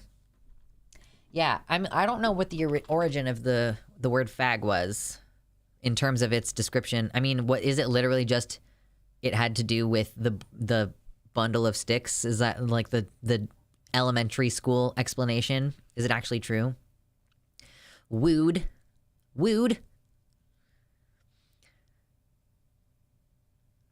Faggot used to refer to women? Really? So it's not about having a handful of dicks. I mean, that's a little disappointing. That's marginally disappointing to me as a bottom. Okay. What's your favorite queer slur? Oh gosh. I'm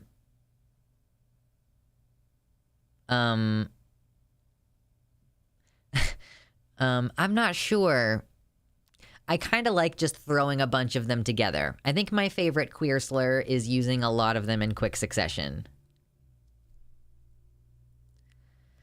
1914, it was for male homosexual American English slang, probably from an earlier contemptuous term for woman from the 1590s, especially an old and unpleasant woman, in reference to faggot bundle of sticks as something awkward that has to be carried, comparing the baggage worthless woman from 1590s. Okay. It's thought to come from the Yiddish word fagel, which means little bird. Interesting. I like fairy, pansy, fairy. Fairy definitely was a lot more common when we were younger, huh? The original Queer Eye was just making metrosexuals. True. A bundle of sticks is a burden, so I imagine that's why it's used negatively. Oh, interesting. That's so weird. I have such a different, just reflexive response to the concept of a bundle of sticks. I'm like, a bundle of sticks isn't a burden. A bundle of sticks is a good thing, especially if you're considering how old the term is. Like, yeah, you need that. It's a good thing. It's the product of your day's labor. You go out into the woods, you chop up some wood, you put it together into a pile, and then you have like a resource. Like a bundle of sticks is a resource to me. So it's so interesting. The idea that it's a burden, you'd probably have to carry a fuckload at once. I mean, yeah. True, yeah, another word for a bundle of sticks is a fascis if you stick an axe in it. Fairy is nice, but I'm not mask enough to use that without feeling appropriatey. But you have to carry it. That's the burden part. Yeah, I mean, yeah. I guess. I thought it was a reference to cigarettes. Bobby, we're trying to trace where it came from before. Like, way before. Like, obviously, fag is used to talk about cigarettes. Is it actually as common now? I would imagine it's falling out of style. But I was watching Doctor Who recently, and the female companion in the first season, which came out in like, or hold on, maybe it's like a second season. It's like 2006, 2007. She said like, oh, is he having a fag, you know? And I was kind of surprised, but it means something different there. The OG Queer Eye was from 2003. I mean, that's what I'm saying, Jordan. A bundle of sticks wouldn't be a burden if you need firewood.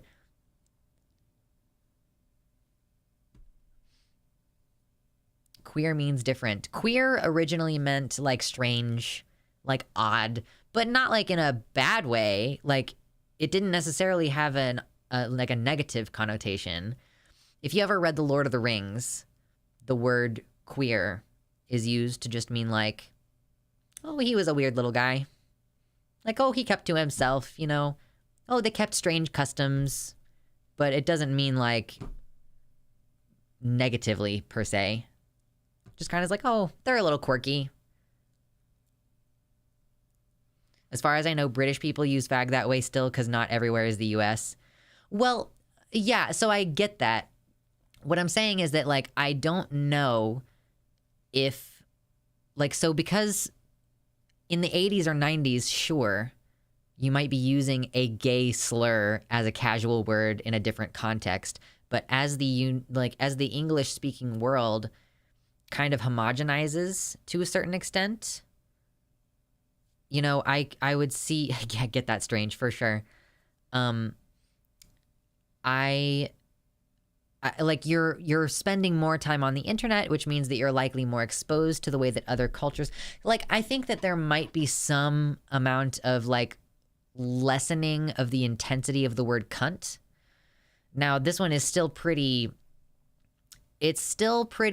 tenuous in the United States. I just think it's becoming less tenuous because we are now spending a lot more of our time listening to comedians and entertainers from countries where the word cunt is much more normal and is not like an anti-female slur.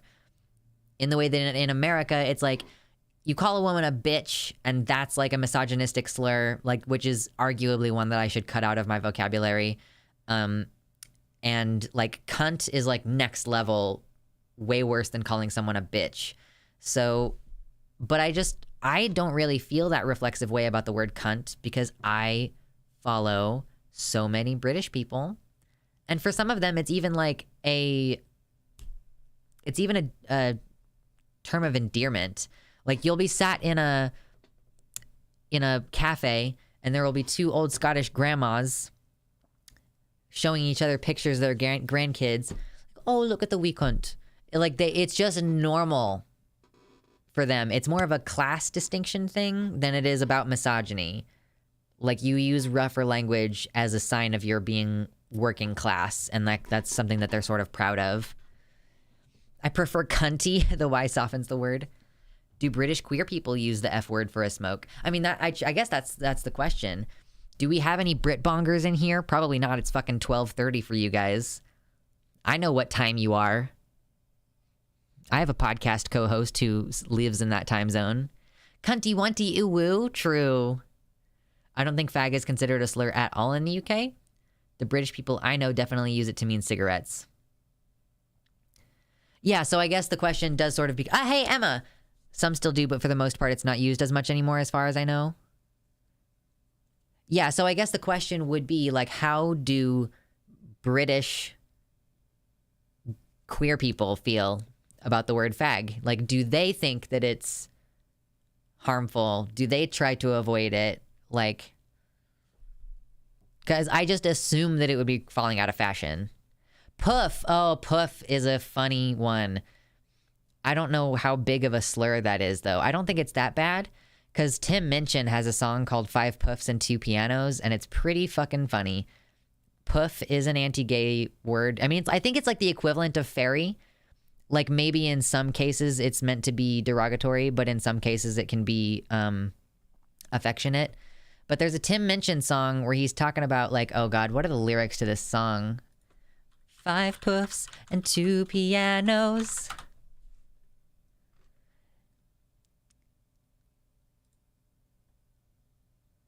I think he's just, like, taking the piss out of the show that he's on, because he's on a show with a piano and, like, 4 gay guys or some shit like that.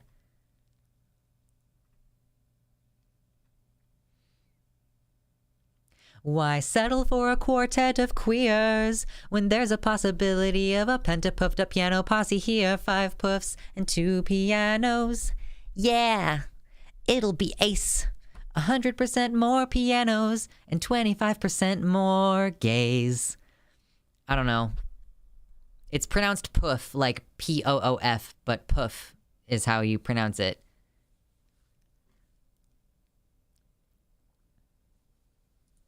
The biggest anti-gay dude in my high school is now married to a man, so there's that. High fives. Is it supposed to be like Puff the Magic Dragon? I've always seen it spelled like poof, but like puff. I'd ask my British housemate, but I don't like them or their partner. Emma is our resident UK person. Emma, you're not like English, are you? You're like Scottish? It's short for poofter? Really? Puff's always been pretty derogatory. Yeah, that's what I'm thinking. Like, I think it's basically like fairy in the sense that it can be derogatory and maybe even primarily British.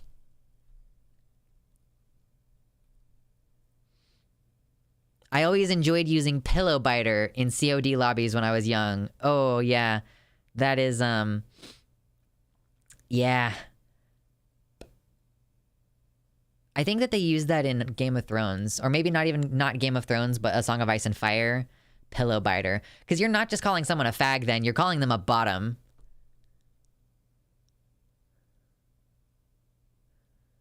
Hey, we got a couple Scots. There we go. Cream puff was an insult when I was growing up. Yes. Window licker was my go-to. Is chat zooming tonight? Chat zooming. I am learning new slurs today. This is a great stream.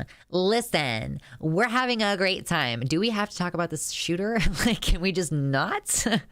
I don't think I'm getting any donos tonight anyway. I made a lot of money on Sunday, and I think that the universe is going to balance it out. So I don't actually need to talk about politics to try to earn money tonight, right? Uh-oh, the slur stream. Ah. So many gay slur euphemisms from the past. I know. And it's like some of them that I was watching the Try Guys recently. Okay, so the Try Guys, yeah, Fudge Packer is a horrible one. That's where I was going that general direction, Baphomet. I don't like my gay slurs to reference poo. Truly. I was watching the Try Guys, and they have this series where they have like a professional chef, or like a semi-professional chef in some cases, who's like on the phone, and one of the Try Guys is in the kitchen on the other end of this phone call, and it's like a payphone. They have a limited number of quarters, and usually they have to finish the show without the phone call. So they're trying to guide them through a bake. It's like baking, so I guess not a chef, but bakers, and like one of the competitors is a gay guy. So ultimately at the end of the show, it's technically the two bakers who are being judged. And so there's this kind of conceit of like, oh yes, well, I decided to put those sprinkles on there because like they're making up some excuse for why the Try Guy did some stupid thing with their bake. Anyway, that's the conceit of the show. And one of the guys who has been on a lot of the episodes as the quote unquote professional baker, he is gay and like talks about it a lot. Like that, not a lot, but like it's his shtick to an extent on the show. And he was eating something toward the end on the judging part of the show, and it looked like a turd. And he basically was like, not Eugene, not the Try Guy, no, Baker. I can't remember his name off the top of my head, but he was about to eat this thing that looked like a little poop log, and he was like, hi dad, and then like bit it, and it was just a really fucked up joke. Like that was the whole thing. Like that was basically the entire joke was that he's like, you know that this man has been called a fudge packer by his dad. And I was like, that's savage and fucking hilarious, dude.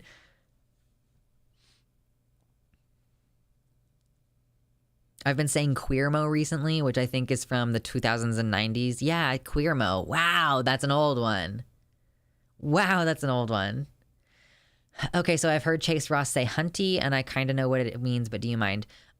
So remind me after I answer your question to go on an anti-Chase Ross rant. We'll get to that in a second. We're just going to table that momentarily. Fuck Chase Ross. Follow up to answer your actual question. Hunty is just like, I mean, it's like saying like honey or like girl for gay people, like pretty much exclusively gay people. Or actually, did we steal this from black people? Did we do it again? Like hunty, as far as I know, is the only term that queer people say that they didn't steal from black folks. So hunty is just like, you just say it in the same way that you would say dude. Like, dude, I can't believe this happened this weekend. Like, hunty, you will not believe. But there's like two different, and so hunty is not a slur. It's just like, yeah, we're still just talking about random words right now. But like, dude, I'm not even really saying it to you. If I say it, I try to be careful when I'm talking to my trans femme friends to not say that. But if I'm starting to tell a story and I go like, dude, oh my God, earlier today, hunty is like, did we steal it from black people too? God damn it. It's mostly black femme culture. I really thought that hunty, like I really thought that it might have been the only one that gay people didn't appropriate from black folks. But hunty, it's like there's like nails. Like I'm in my mind, I'm wearing acrylics right now. Hunty, you know. Why do the English have so many slurs? I mean, it's a good question. From the ballroom, fuck. I really, really thought. Oh, I can't see. For some reason, it doesn't show me links in the live chat, Anansi. I'm sorry. God damn it. We can't, they're white people. Come up with something original. Holy fuck. Anyway, follow up. Chase Ross. Chase Ross, if you how long have you known Chase Ross? He's a trans man. He does content on YouTube that at a certain point, it was basically like he was primarily doing reviews of Packers and otherwise like prosthetic penises and sex toys and all these things, and like coming at it from the angle of like, as a trans man, is this helping me with my dysphoria? Is this helping me with this, that, and the other? And he had a podcast with his friend, Aaron Ann Sweeney. Aaron Ann Sweeney is a slightly younger trans man who has EDS and probably POTS, I think. And so he's disabled.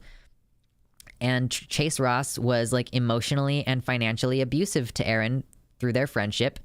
And like, if you go and watch Aaron Ann Sweeney's video about his top surgery recovery, he speaks somewhat negatively about his people who were supposed to be taking care of him during his top surgery.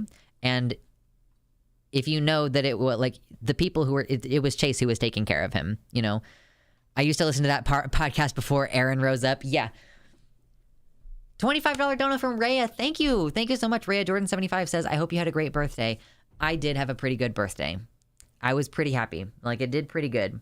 I would like to choose to have more good days like that. I put the link in the Fluffy General section. Okay, thank you.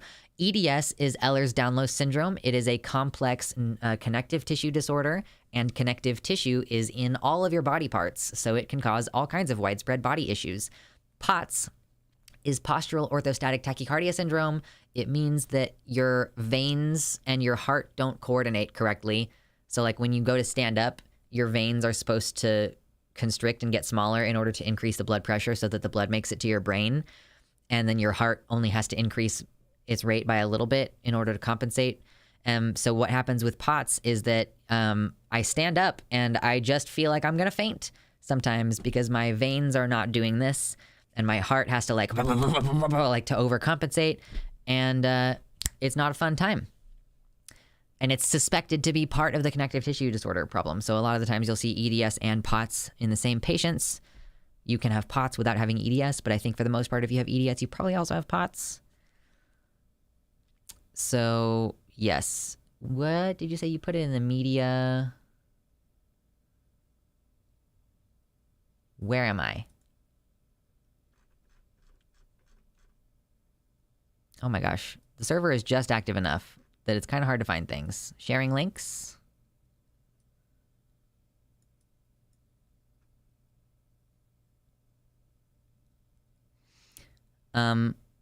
If it happens to me when I stand up all the time, does that mean I might have that? I would say it's pretty much a guarantee that you have that, because, I mean, like, unless you've been diagnosed with low blood pressure for some unspecified other some specified other reason, yeah, and it's going to be more and more and more common because COVID can give you POTS. It's a dysautonomia. It's like your coordination in your automated systems is not working. Fluffy General. Okay, cool. Thank you, Anansi. I can't fucking read today. Oh, God. Oh, no. Are we going to be able to watch this? Is this going to zuck us on the stream? I went to a Chase Ross workshop at Philly Trans Wellness Conference a bunch of years ago, and people around me definitely were like, he is a lot. Right. So I just believed everything that Aaron Ann Sweeney said about him, partially because I had already watched the top surgery recovery video from like a year or two previous. So Aaron like posted all of this on his Twitter account in like, it was in December. I can't remember what year it was though. It was like December. I don't know. It was either 2019, 2020, or 21. I think it was like 19 or 20.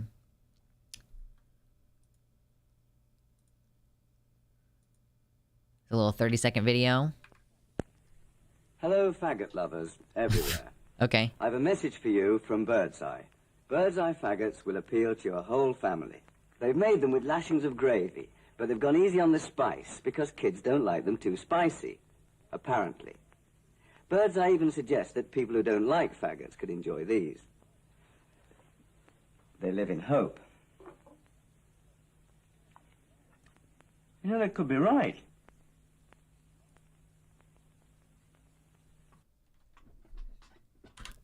What? Okay. Okay. It was just the silence at the end. It was just him sitting there that really brought that fucking... They're like little mini sausages. What the fuck? Like, the fact that he was just sitting there at the end. Thank you, Anansi. Like he was just sat there. Why? Okay.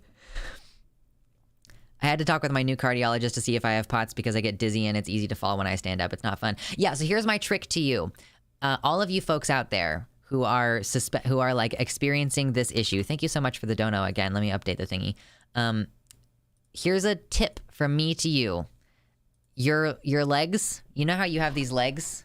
You know how you have like these leg muscles? And like this part of your leg particularly, here's my sock. I'm not going to show you my feet though. You get a little bit of ankle. Woo! Tantalizing. So this part of your leg right here, this is my knee, and then this is my leg, okay? If you just like flex that part of your leg when you feel like you're about to pass out, that gives you blood pressure. You know how people fly like fighter jets when they're like wee meow meow wow wow, no feets, you got to pay for that. You just like squeeze your lower legs in order to force blood flow, because if you're in one of these we're going up and down, your blood pressure, your brain and your body and stuff have to compensate, or you'll like pass out when you're flying. So the trick that they used to use before they would like wear compression suits that like control the blood pressure in your body effectively, they would just have to flex their leg muscles, and that like forces it up. My ex taught me to hyperventilate for a few seconds, and that helps sometimes. Would not recommend doing that. My recommendation would be to take it slow and to like just really like make a point to flex those leg muscles. Sometimes I do this with my hands at the same time, and that kind of helps a little bit. You can't handle the G-force. Yeah, so I was watching a video of Tom Scott, whom I love. I was watching a video of Tom Scott on oh god, what was it? It was on his second channel, and he was doing this like, I am trying a bunch of different things, and so the thing that he was trying was like the acrobatic flying, and he said a couple times that he grayed out. You love him, but he only thinks of you as a friend. I know, it's truly, I've been friend zoned by Tom Scott. It's so sad. He was saying like, oh, I grayed out a bit there. Like the blood pressure thing happened. And I realized that is something I could never do. I could never do aerobatics. Aerobatics is what it's called, I think, like acrobatics, but in the air. I don't think that I could safely do that. And it was the first time in my entire life that I ever like have looked at some kind of like random fun activity and been like, oh, I can't do that. I could I think I can safely do a roller coaster, but it would depend on the roller coaster, you know? Baphomet, holy shit, I feel like I'm gonna pass out right now. Listen, if you need to go to sleep, you go do it. The pilots have to train a fuck ton to be able to stay awake through some of those tricks. Yeah. And then, oh, there she goes. I'm still here, okay? I'm still here. You also aren't in control of roller coasters. Well, neither was Tom Scott sat in the back of this airplane, He wasn't flying it. You would have trouble with scuba diving for sure because of the pressure. I actually feel like, if anything, that would help. Because of it's like wearing a compression suit on your whole body. But it's a positional thing. So it's like, if I were swimming, that sometimes will do it. Like if my body is prone, sometimes my heart rate will be weird. The camera couldn't handle the G-force, yeah. Stop, please. We didn't have this issue for months. And now you've just started? Stop. Stop it. Sorry, Ferret Girl. I was yelling at my camera, not at you guys. Welcome. First live. Hello. If you're on your computer, feel free to click the top link in the description. Come over here to the website chat. Luxander.net. Hell yes. Decompression is the kicker. Yeah, well, maybe I don't... Okay, listen, I have thalassophobia. I don't want to go scuba diving. I violently do not want to go scuba diving. Let me tell you. Told you about that transphobic camera. I know, it's transphobic. I don't want to actually like smack it too hard because I don't want to like knock it off of the thing that it's on. There's a lot of pressure in scuba diving. You get down there and they're like, solve this logarithm. Ritalin's doing wild things to me lately. I didn't have Ritalin yesterday or the day before, or maybe just today and yesterday. Dark stream. Nope. It's coming. It's back. It's back. Come on. I just said that you were back. Please. G-forces are weird because they are directional, unlike the pressure. Yeah, so I think that probably swimming might be an issue for me now. I'm not sure.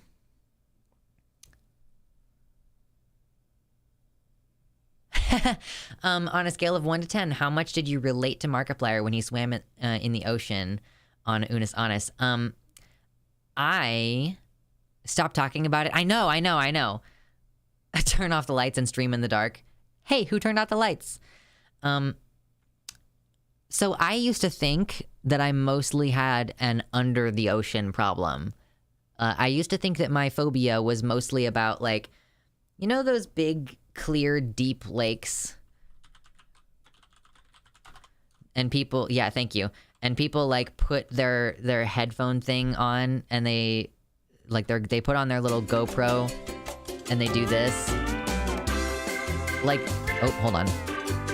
Sorry, I didn't want the sound on. I hate this. Like, I violently hate that. But I used to think that I didn't have so much of a problem if you're, like, above the water. If you're, like, above the water and it's kind of just all out there. I used to think that that was not the thing that I had a problem with. And so when I was watching Mark, I was like, haha, that's funny, Markiplier doesn't like the ocean. Ah, ha, ha, ha, ha. But then I am trying to play Sea of Thieves Nuts, and I cannot, like, I mean, I can play, and it's fine, and I'm able to deal with it, but it's just really upsetting to me.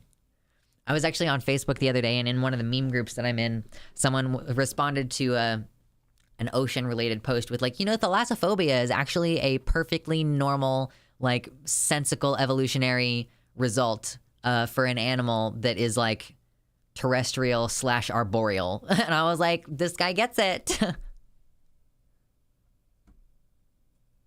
I know, I'm still on Facebook. Such a boomer. I don't love big lakes. Clear is better for me, though. I hate bodies of water where I can't see the bottom. Yeah, I mean, like, I don't really like when water is dirty and I can't see in it. That's for sure not fun. But I think part of what's so creepy to me about this, well, I guess in either case, it would not be great. But the thing about this that bothers me is that, let's see. It's like when you're staring, oh, I want to throw up. Okay, it's like the idea, you know, if it's, you'd be able to, like, see it approaching you inevitably is part of the problem for me, I think. Oh, I hate that. I had a very visceral reaction to that for a second there. It's like in this, like, you'll be able to see the thing start to come into focus, like whatever the monster of your imagination is, and it's just the inevitability of it driving toward you, of it just, like, going like 20 mile an hour, like something going to, you know, and like you're like not meant to be in the water. I'm not meant to be in the water. I can't move very fast. I've got, like, my limbs are being restricted by the water, and I can't swim that fast compared to a monster that lives there. And it's just like, so it's like the inevitability of seeing the thing approach you and knowing that there's not fuck all you can do because you're stuck in that animal's environment. Oh my God. Like, seriously, I'm not joking. Like, I saw, like, the reaction that I had to this photo earlier, like, I'm looking at it again and I kind of want to throw up. Like, like, I'm looking at this and I'm like, I think I'm gonna lose my lunch. But I mean, yeah, not in the sense that my mouth is actually doing the saliva thing, but it's just like a feeling in my stomach where I'm just like, no. My university had what felt like an Olympic-sized pool, and you literally couldn't see anything unless it was right in front of you. Nightmare, nightmare, nightmare. The saliva thing. You know the saliva thing when you're about to throw up and your mouth is just like, bleh, bleh, bleh. I just started to enjoy the sound that I made. Never look up deep sea cave diving then. Those videos can give me a panic attack on command. That's like a sick, terrible combo. I think I might have a little bit of cave fear too. There's a word for that, right? Is there a good... There's like a word. Locks for life. Cave diving, do not do it, you will die. Well, cave diving, I mean, you can go on like a guided cave dive. I know this because I watched Tom Scott do one. And he actually couldn't go very far the first time he went, in particular, because his body just had a very big physiological reaction. I'm not saying I want to go cave diving. Spelunkophobia. That makes sense. You're gonna go spelunking? Nope, I have spelunkophobia.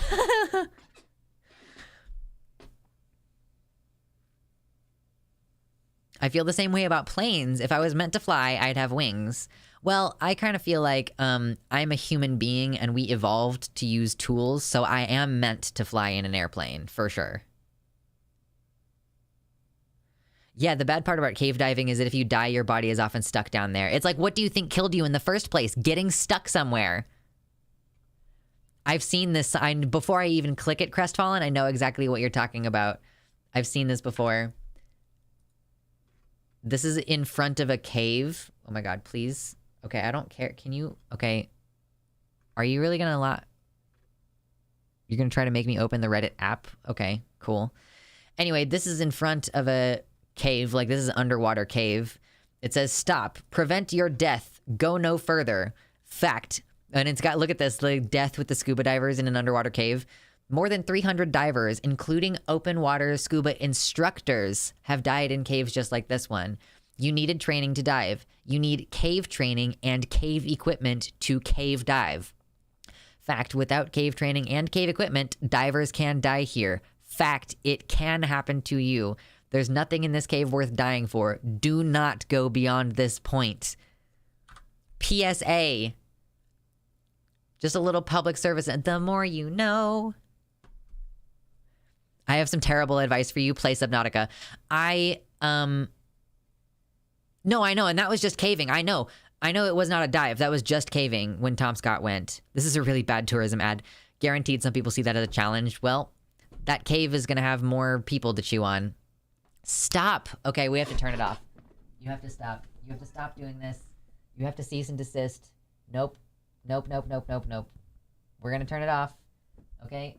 And then we're going to turn it back on. Okay, there we go. Can you stay? Stay. Say you won't let go. Camera says no. I know. Camera says I don't like talking about this ocean stuff.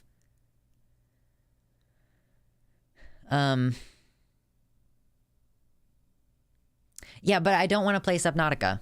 I will play Sea of Thieves with my partner. You just gave me the image in my head of a cave literally chewing people. That's what they do. You get stuck in there and they slowly digest you. They go, ah, nyan, nyan, nyan, nyan, nyan, nyan.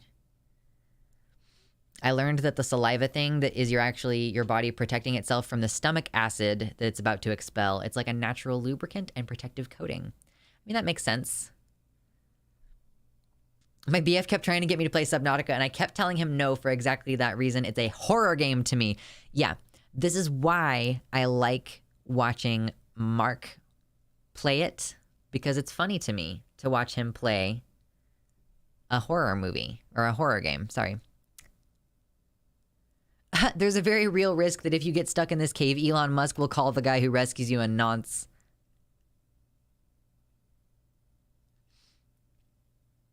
Imagine making this sign. Subnautica also has some legit horror elements. Like, it's like Sea of Thieves is bad enough. Our ship sank the other day, and I was like, oh no. Like, there was anxiety. It's like it's like the 3D-ness of the environment. I also didn't like playing Metroid Prime 3D, or Metroid, whichever one. I used to play the little side scrollers on Game Boy Advance and stuff. And then I remember they introduced a Metroid game for, I think, the DS. And, I'm walking around, I'm looking in first person this way, whatever. And then suddenly there's a fucking Metroid on the back of my head. Prime Hunters, that was the one. And I was like, wow, I hate this. And so underwater gameplay has that same thing where it's like, I have to look not only left and right, but also up and down and behind me, It's very... Imagine the person who installed that sign. Right. Oh, God. This is just still on my screen. I gotta get it out of here. You gotta leave me alone.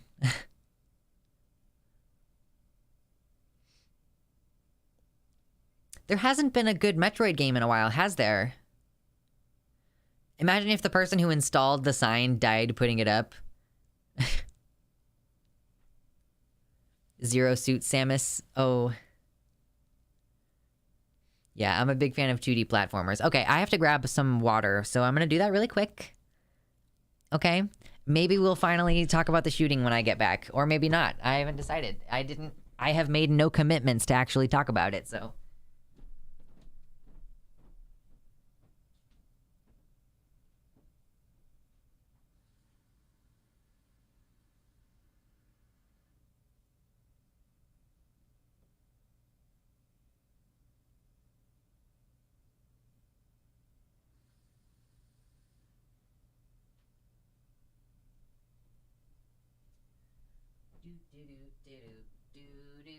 Do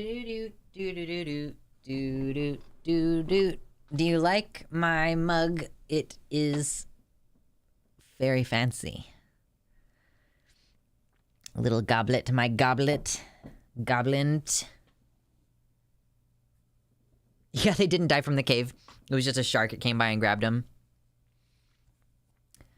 I wish the only things we had to worry about was caves that eat you. I kind of like talking about dangerous things that are far away.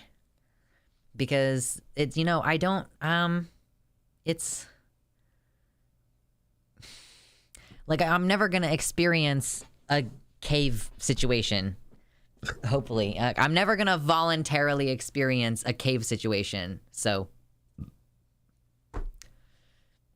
Excuse me, oh my god, the burpiness. Sea of Thieves looks cute to me. I actually like the 3D. I enjoy games with Oculus, love immersive 3D simulators. Yeah, I do think that Sea of Thieves has VR compatibility. I'm not totally sure, but I think possibly.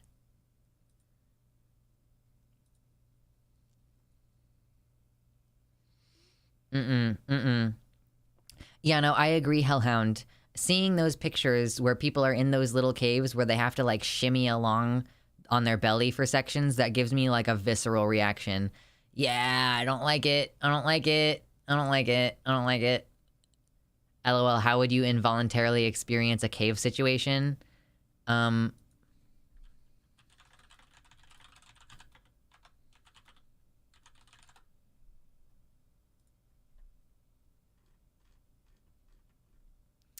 Because a map of mysterious disappearances corresponds with a map of cave systems in the United States. Like, unsolved, mysterious circumstances, disappearances, corresponding with a map of cave systems in the United States. That is what I mean when I caveat that I would never voluntarily go into a cave. Do you mind walking by a cave or walking past a place with an underground river? I would, yeah, no, I mean, that's fine. Like, I mean, they're beautiful. I would probably stand in the mouth of a cave that was big enough and, like, look in and be like, that's cool. But as far as going into a cave, I don't know if I would want to do that. Building collapse also makes some pretty cave-like environments. Yeah, that's just going to keep happening more and more. The Descent. Yes, Anthony. The Descent, for sure. Maybe they just get murdered and it's harder to find the bodies that get dumped inside. Well, that's not me voluntarily going into a cave either.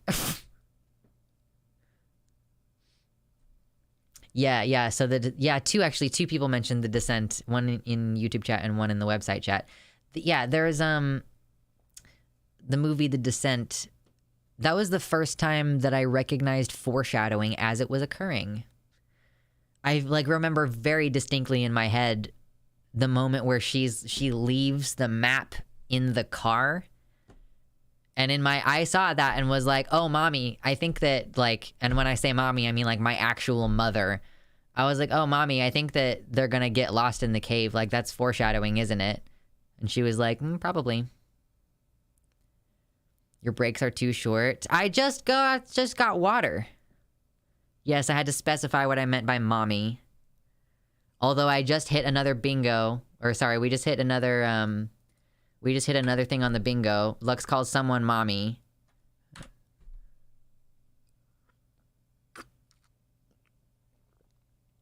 No, you can't be flushed when I was describing myself as an 8-year-old. I don't actually think I was that young watching The Descent.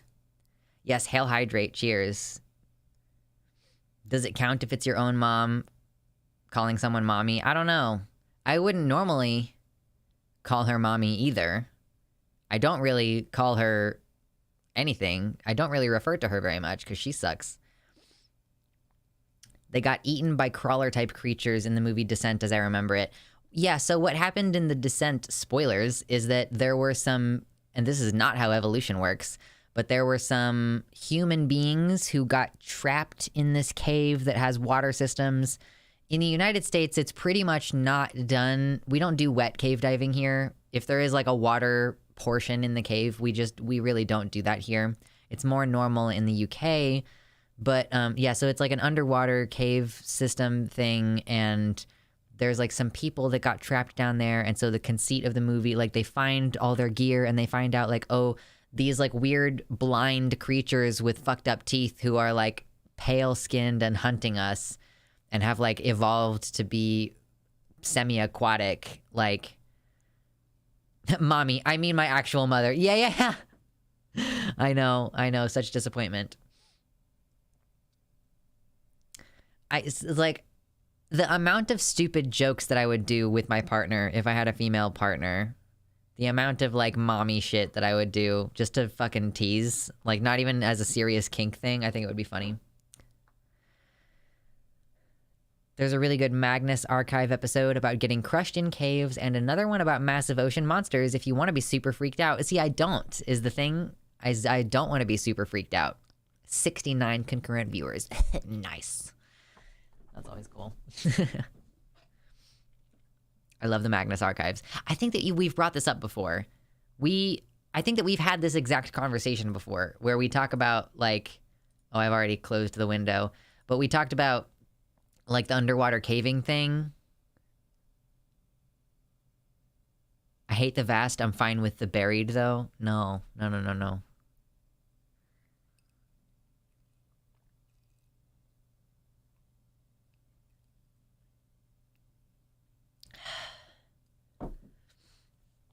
Is the Magnus Archives all just like horrendous things that happen to people? Like, what's the deal? Anyway, we've been on for 2 hours. We've been talking about nothing important for 2 hours. There was something earlier that I was like, oh, I kind of want to like actually clip that out for the channel later, and I have no idea what it was. It's an anthology that also does a story. Okay. Yeah, I'm not like a big podcast person. Magnus condoms. The branding. Think of the branding.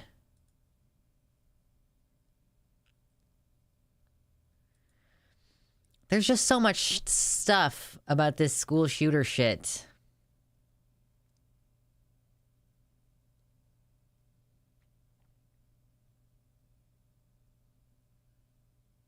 Whoops, I dropped my monster condom that I use for my magnum dong. Oh, God. I love Danny DeVito. What a weirdo. I think it's been very educational, especially the history of slurs section. Well, sure, yeah, Stan. This is just, there's not much in this stream that's gonna go up on the channel, though. People have been saying, oh, we want to see more, like,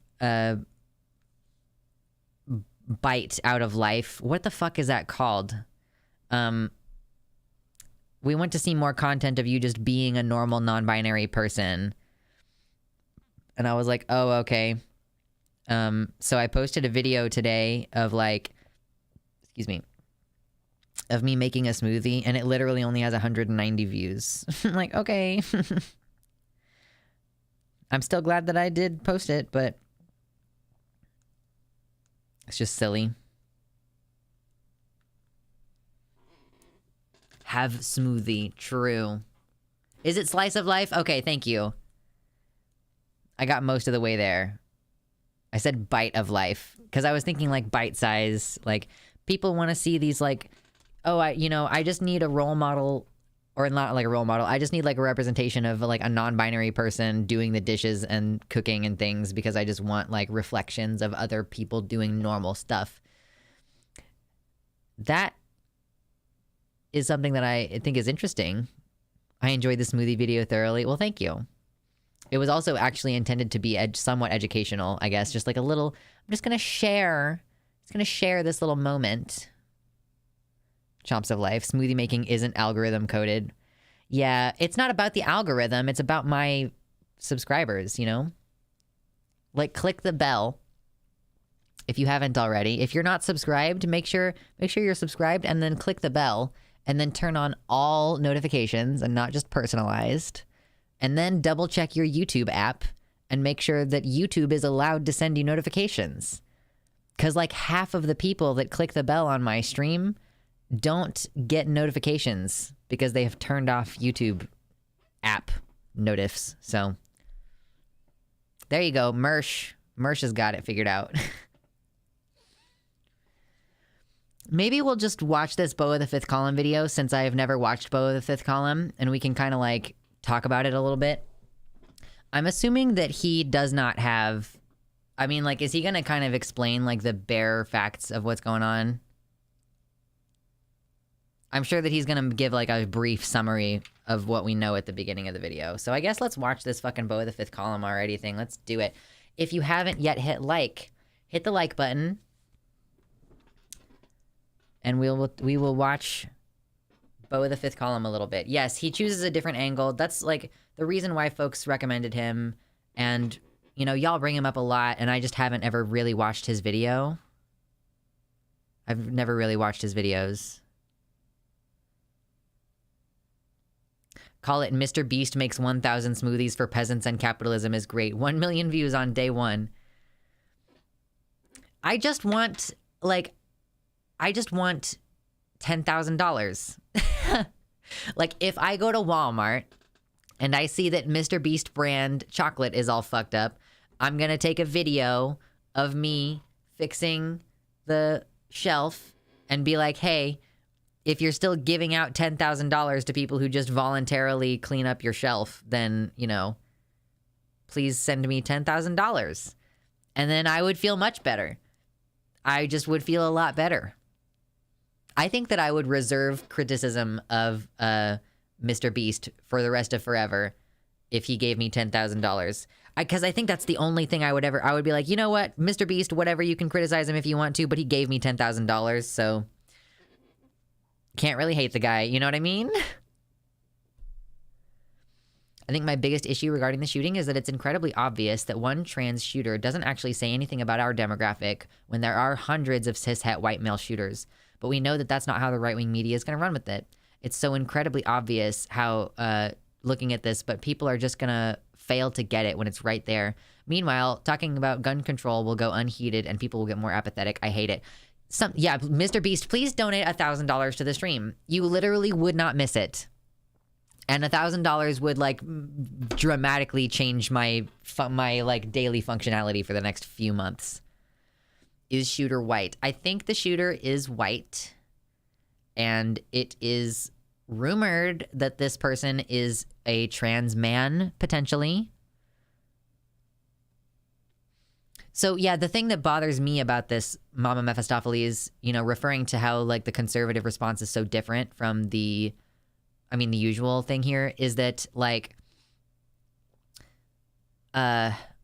oh my God, I didn't take Ritalin today and I'm really suffering for it. Like I can tell. I'm like, wow, my brain is just not working. and I keep like losing a thought when I'm in the middle of it. Oh yeah, it's that they keep saying in these other situations, like, don't politicize this. You know, after the shooting at that elementary school, the Sandy Hook shooting, they were like, you know, the Republicans were like, I cannot believe that these Democrats are standing over the bodies of dead children, politicizing their deaths to try to pass restrictive gun control laws. Like, how dare you at this time in our grieving try to make a substantial change that will fix the whole children dying thing, because gun death is like one of, if not the leading cause of death for children. It's a very, very up there, considering that it should be 0. But then they are going to take this situation with an allegedly transgender shooter and immediately jump to like, well, you need to have your rights taken away, and like, you fuck the Second Amendment when it comes to these delusional trannies. You know, like they just. And yes, that they were celebrating Club Q. Like the difference in the aftermath of Club Q was so different. That was one of the things that we highlighted, was that it was just dramatically different. And they're hypocrites, and they know it, and they're not gonna be called to heel based on that. They just say whatever they think serves them best at the time. Yeah, the hate and the fascism, they're really going together. Them being a trans man almost makes more sense. I was so confused when I heard the shooter was a woman. That basically never happens. Yeah. People, well, yeah, so the thing is that because of the fact that trans women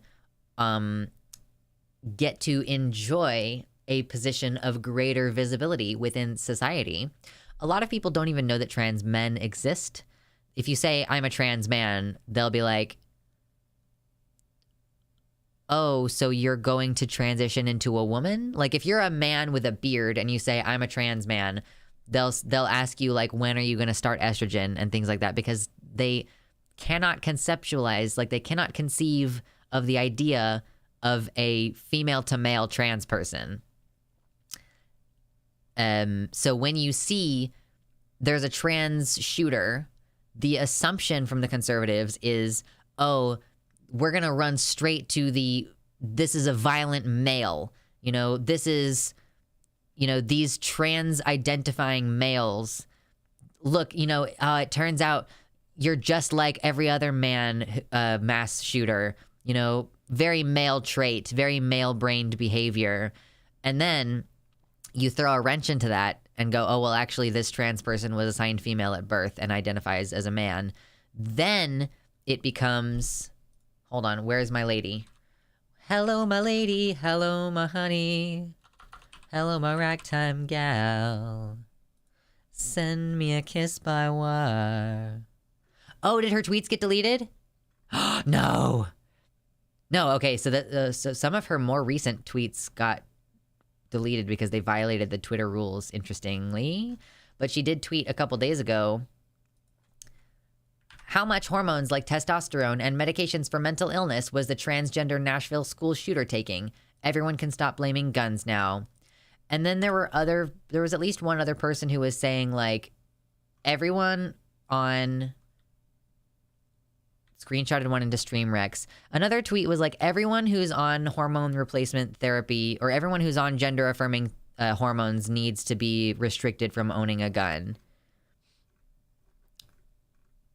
Let me see. I'm glancing through my links really quick.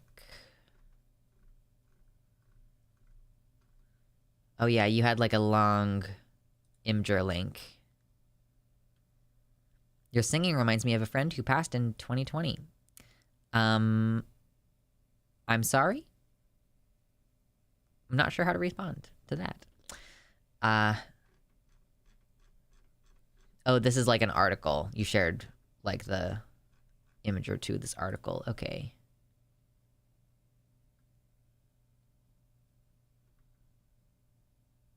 Oh my God. Yeah, so so not just Marjorie Taylor Greene. There was some other person that said like, yeah, like all these people on testosterone and gender affirming care need to be, yeah, no worries. All these people need to be restricted from owning guns. And it's like, okay, well, if you actually if they actually thought that testosterone was the problem, then no men would be allowed to own guns. But was this person really trans though, or did they just make that up like last time they blamed random trans women for funsies? I believe it's the fact that the person is female bodied but had pronouns on their LinkedIn page, like they had he him pronouns on their LinkedIn. And also, apparently, at some point, they switched their name. So it seems likely that they may have been a trans man or trans masculine in some way. Although it is still very preliminary. It's very early. We don't know.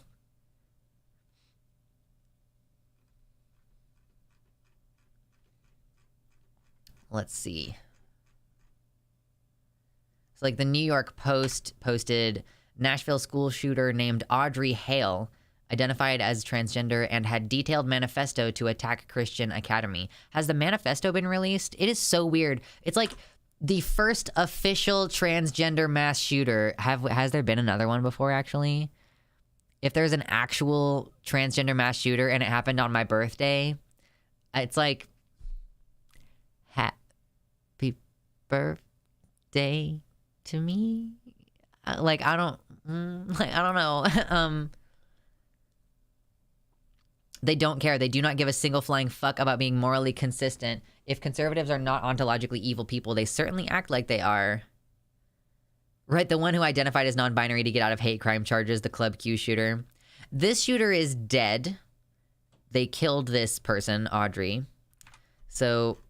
Nashville police revealed the 28-year-old who shot and killed 6 people at the Covenant School, including 3 children, identified as trans and had a detailed manifesto. They were a former student. They entered the school Monday morning by shooting through a door on the side of the building. So 3 9-year-old children were killed, and then a custodian, a substitute teacher, and the school head. Following the shootings, Hale was killed when they encountered officers on the 2nd floor. Hey, look at that. Look at how easy it is to use singular they when you don't know the gender of the person. Holy shit, amazing. So following the shootings, Hale was killed when they encountered officers on the 2nd floor 4 minutes into the shooting. That is so much quicker. Like, do you remember Uvalde? Do you remember Uvalde? Do you remember how they had just, like, fucked around outside the building for, like, a fucking hour? That's crazy. So 4 minutes after the shooting started, they shot this person. What the fuck? Police said Hale was equipped with at least 2 assault rifles and a handgun. Now they used her. And in searching her family home in Nashville, officers found detailed maps and a manifesto of the attack. We have a manifesto. Hale was prepared to do more harm than was actually done. Drake said police are looking into whether Hale's identity as a trans person played a role in the deadly shooting. What the fuck would that have to do anything? It's not like a hate crime once you prove the identity of the perpetrator, is it? Like, why would their trans identity have a role? And like, why are they studying that and not, like, looking into the person's white supremacy and whether that had a role? Or, like, looking into fucking... Oh, I can't remember his name. I try to forget the names of these mass shooters. Elliot Rodger. It's like, was there, like... Nowadays, would we look at Elliot Rodger and say, police are looking into whether his identity as a cisgender heterosexual incel played a role in this shooting, or his identity as a misogynist? We're trying to figure out if that played a role in the shooting. Like, it's just so weird to do this to trans people. We're looking into whether the trans person's gender identity played a role. Police said that they are in contact with the suspect's father. Hale was notably an alumnus of the small private school, which teaches pre-K through 6. I just, like... Someone else pointed out, like, why is it that folks go after children? Like, I don't really get what the point is of trying to... Like, what a change are you going to affect by shooting up a bunch of 9-year-olds? Why are none of these mass shootings occurring at, like... the homes of notable money hoarders, for example. Like, why? It certainly can't be because you're worried about, like, the children of the politician whose house you're thinking about scoping out. You know, it's like, surely that can't be a concern if you're gonna go to a school and do the school shooting.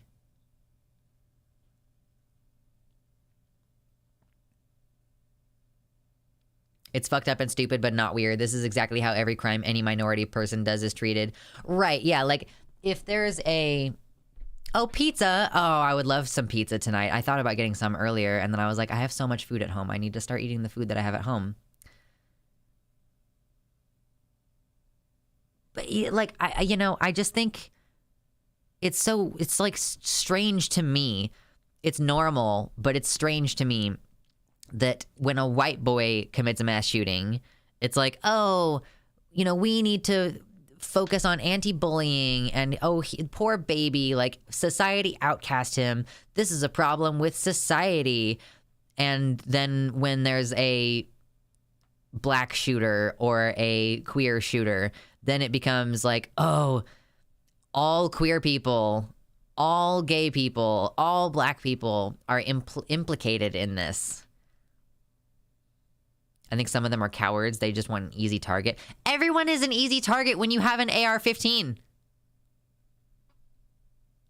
Everything is an easy target. You don't even have to go inside the building. Just shoot through the fucking windows. Like, they're demons, simple as. Yeah, I just don't get it. It's still a problem with society. I mean, yeah, like, yes. It is still a problem with society. But I mean, I actually disagree. Like, I think that the reverse is actually true. I think that when a person who's a minority does a mass shooting, then that is probably more of a there's a problem with society problem. Whereas, like, I do actually think that the fact that most mass shootings are conducted by cisgender, heterosexual, white, Christian men, like, that's so many factors to have in common. Do you understand how many different, like, you have to be cisgender, you have to be straight, you have to be Christian, you have to identify as a man. Like, all 4 of those traits, you could mix and match, you could lose or mix and match any one of those traits. Like, I don't really think that very many gay people, it's not like gay, cisgender, white, Christian men are very well represented in these shootings. Like, they share all of these primary factors. And so then you should look into, like, this is a problem with men. And, like, yeah, like, everything is a problem of society to some extent, right? Like, I'm not saying that it's a problem of genetics, surely. I'm not saying that it's like men are genetically have a genetic predisposition toward becoming more violent, but it is something about the white male identity that causes this, Some of the shooters are white nationalists. We have a racism problem in society. I really am curious how many mass shooters are actually white nationalists and the cops just don't fucking tell you.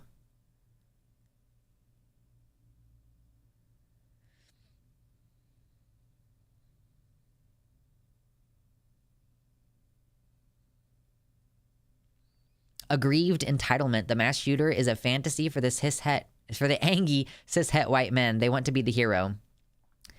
I mean, they do certainly have to create villains. I think the most critically important common trait all mass shooters have in common is that they get radicalized into the far right, typically by people like Tucker Carlson and Matt Walsh. Excuse me, those demographic qualities just happen to be most susceptible to that kind of rhetoric. Yeah, I think it's the media that they consume that they have in common. I think part of the problem with the cishet white Christian men demographic is that they are told they are oppressors while still being oppressed for being poor. I don't really know how poor you are if you can afford an assault rifle, if I'm being completely honest. Like, I guess you could get a credit card and blow your entire credit card, or if you're not really planning on surviving the mass shooting, then you could hypothetically empty your bank account. But I don't think I could afford I don't think I could realistically buy a handgun and ammo and a place to store it safely without, and training to use it. Like, I don't think I could reasonably get those things with the amount of money that I make. Like, I think that if you have the ability to own a gun, like, you're not that poor if you have the ability to buy a gun. Maybe I just don't know how expensive they are, but it seems like they're the kind of thing that's going to cost like several $100s. Trauma that this trans person probably went through, and they probably weren't able to get the proper help that they needed. This person was likely in crisis and needed help. He was probably largely failed. Guns are cheap, relatively speaking, and if you are that poor, you're in that poor mental health, black and white thinking mindset, they could take priority over other things. Black market, yeah. But, like, ammo is expensive, for sure. Also, plenty of them have been middle class. That's true. I don't think very many of them are from working class families. It's so interesting.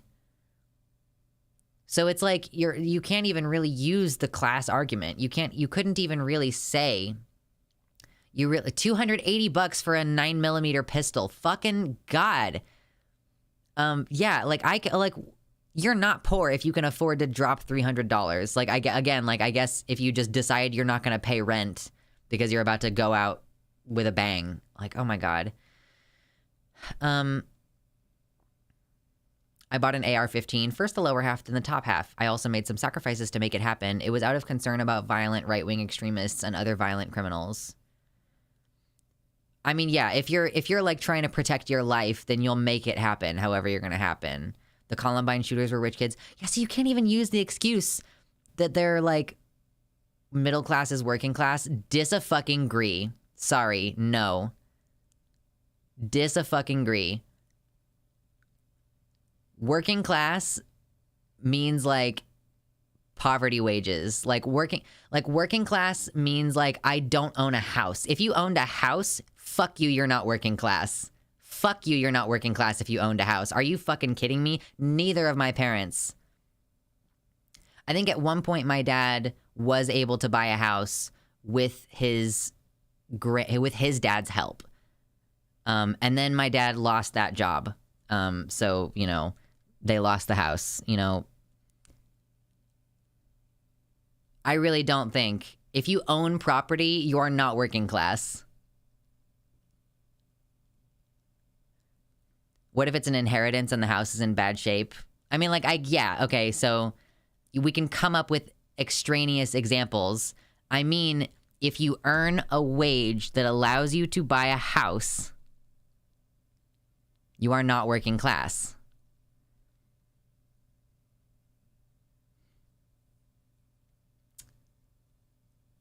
I can't really get it into my brain that it was one of us who did this. What on earth were they thinking? Those poor kids didn't do anything to you. The adults at school may have, but the kids didn't. I mean, yeah, it's like, I don't even know, like, we haven't seen the manifesto yet. So police are looking to find more information. The school was founded in 2001. There's an annual tuition fee. The school focuses the curriculum on biblical theology, where students take classes about the Bible along with standard education courses, with the school motto being shepherding hearts, empowering minds, celebrating childhood. The school is located in the affluent Green Hills neighborhood just south of Nashville's Bluebird Cafe, a beloved spot for musicians and songwriters. It would be... It's going to be interesting to see if they do release the manifesto, because if I'm an electrician, then am I not working class? If you can own a house, then no.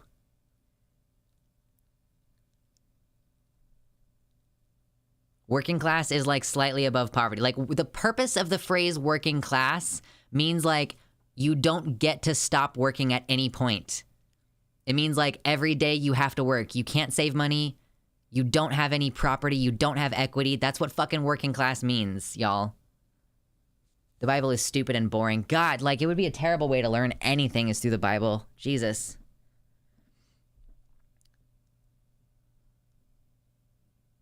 You can be land rich and cash poor. Yeah, I mean, if you inherited your house, I would consider that different. I'm like, if you can work enough to make enough money to own a house, that's not working class anymore.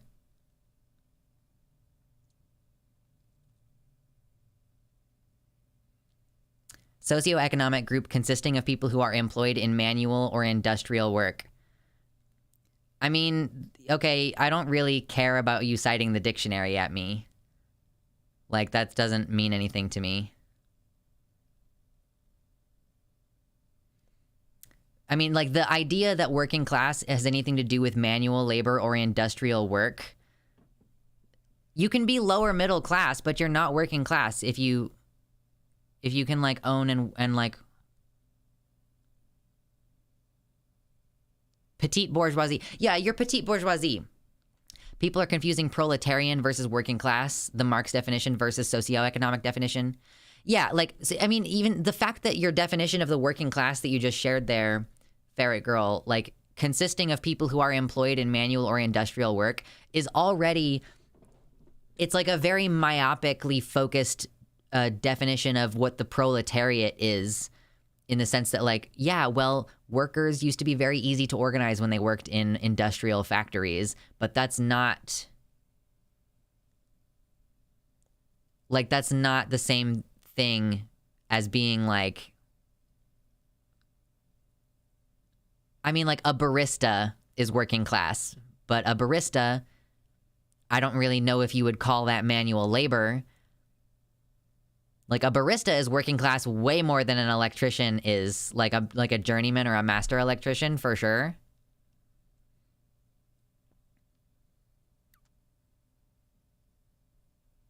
It's not pronounced petite, it's petite. Petit. If you're being technical, it's petit. Putting 3 kids through college when you're 55 is work. So I'm like, there's a difference. I'm not saying that you don't work for a living. Yeah, sorry, it's cool, Ferret Girl. I was coming out strong against, I'm like really coming out strong with my opinions sometimes. The more fucking politically reactionary I get, the more I'm like, I refuse to brook any discussion. I think these distinctions really don't matter at the end of the day. Either you're on the side of the moneyed class or you aren't. Well, they do matter, because what we're seeing, Decoy Duck, is, like, what we're discussing right now is what factors, I guess you could say, like, broadly, what socioeconomic factors lead to mass shooters, you know? Like, they're white, they're Christian often, they are cisgender, they're straight, you know, like, and they usually are not working class. They are usually from families that own a house and have guns around. Like, it's not even people who are, like, selling. It's not people who are, like, cleaning out their bank account. It's not like, ooh, you know, I know that I have $700 and I'm gonna get paid on Friday, and then that'll be my rent money. Like, they go, oh, you know, I have $700 and then I'm gonna get paid on Friday, and then I'll go buy an AR-15 and kill someone and then get killed in the process because that's my last dime. Like, it's usually people... It's like a lot of these shootings are from folks who went and got the gun from their parents. So we're kind of, like, talking about the privileges that go into creating mass shooters. Like, what is it that these people are angsty about? Because you can't say that they're angsty about economics when they're not. Like, you can't say that these kids are, that these, like, teenagers, or even, like, someone as old as this person, 28, like, I mean, this person, if they're trans and they're 28, they might not have had a good family life. They might not be affluent anymore. They grew up affluent because they went to a fucking private school.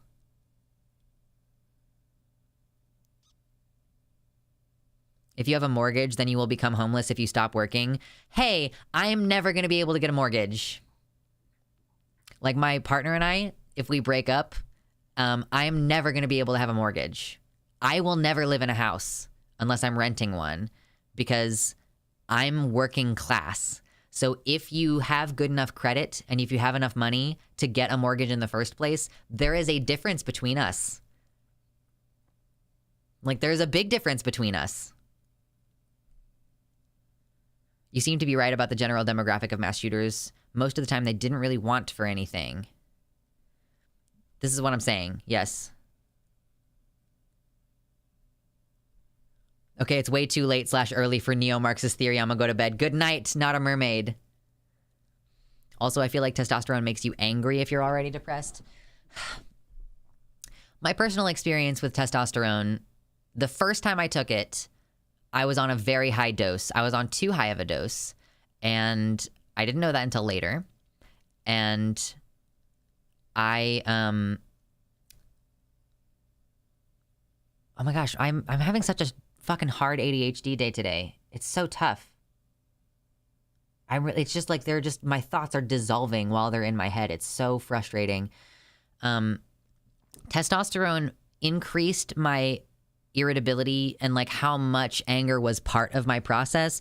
And it kind of made me feel like a lot of the times unjust situations would make me sad. And that's like, that's a really momentum killing emotion. And so the very first time I was on too high of a dose, I just felt like instead of staying in that place of sadness and helplessness, I then would just get angry, and that anger was a motivating factor to me changing things and like trying to advocate for myself and stuff like that, which in and of itself caused some problems. If you're a person who's never been able to be outwardly angry in your life because you had an abusive parent and so you try to bottle that shit up so that you don't become like them, suddenly you like don't know how to express your anger in a healthy way. And so that was definitely like a learning process for me. But the second time I got on tea was normal. And I'm on low dose tea again. And it's, I'm on like the lowest dose of tea that I can physically be on, I think. And it's, obviously I'm not expecting it to affect me emotionally very much. Fax noises. Yeah, truly. I should get like a fax noise and put it on my Go XLR somehow. Isopod landlord TBF. I don't require anything of them except to dispose of the bodies. But that's like payday for them, Aggrieved entitlement again. Yes, they feel like they are owed a throne. They know they won't get one. They can't control the world. They want to be the hero, the lone person who sacrifices themselves and turns the tide. Is this like a philosophically established concept, aggrieved entitlement? It's like, I really want there to be a philosophy tube video about the philosophy of mass shooters, but I don't know if she would go into that because she's British and there aren't really mass shooters in Britannia. I didn't know how much I wanted that until just now, though. I really want there to be a philosophy tube video about mass shooters. Oh, somebody tell her. Somebody tell her. And don't tell her it came from me because I don't want her to think about me very much, actually. It does feel like the trend for shooters is entitlement, like feeling as though the world is unfair, so now they get to decide who lives and dies. I know, it would be such a good video.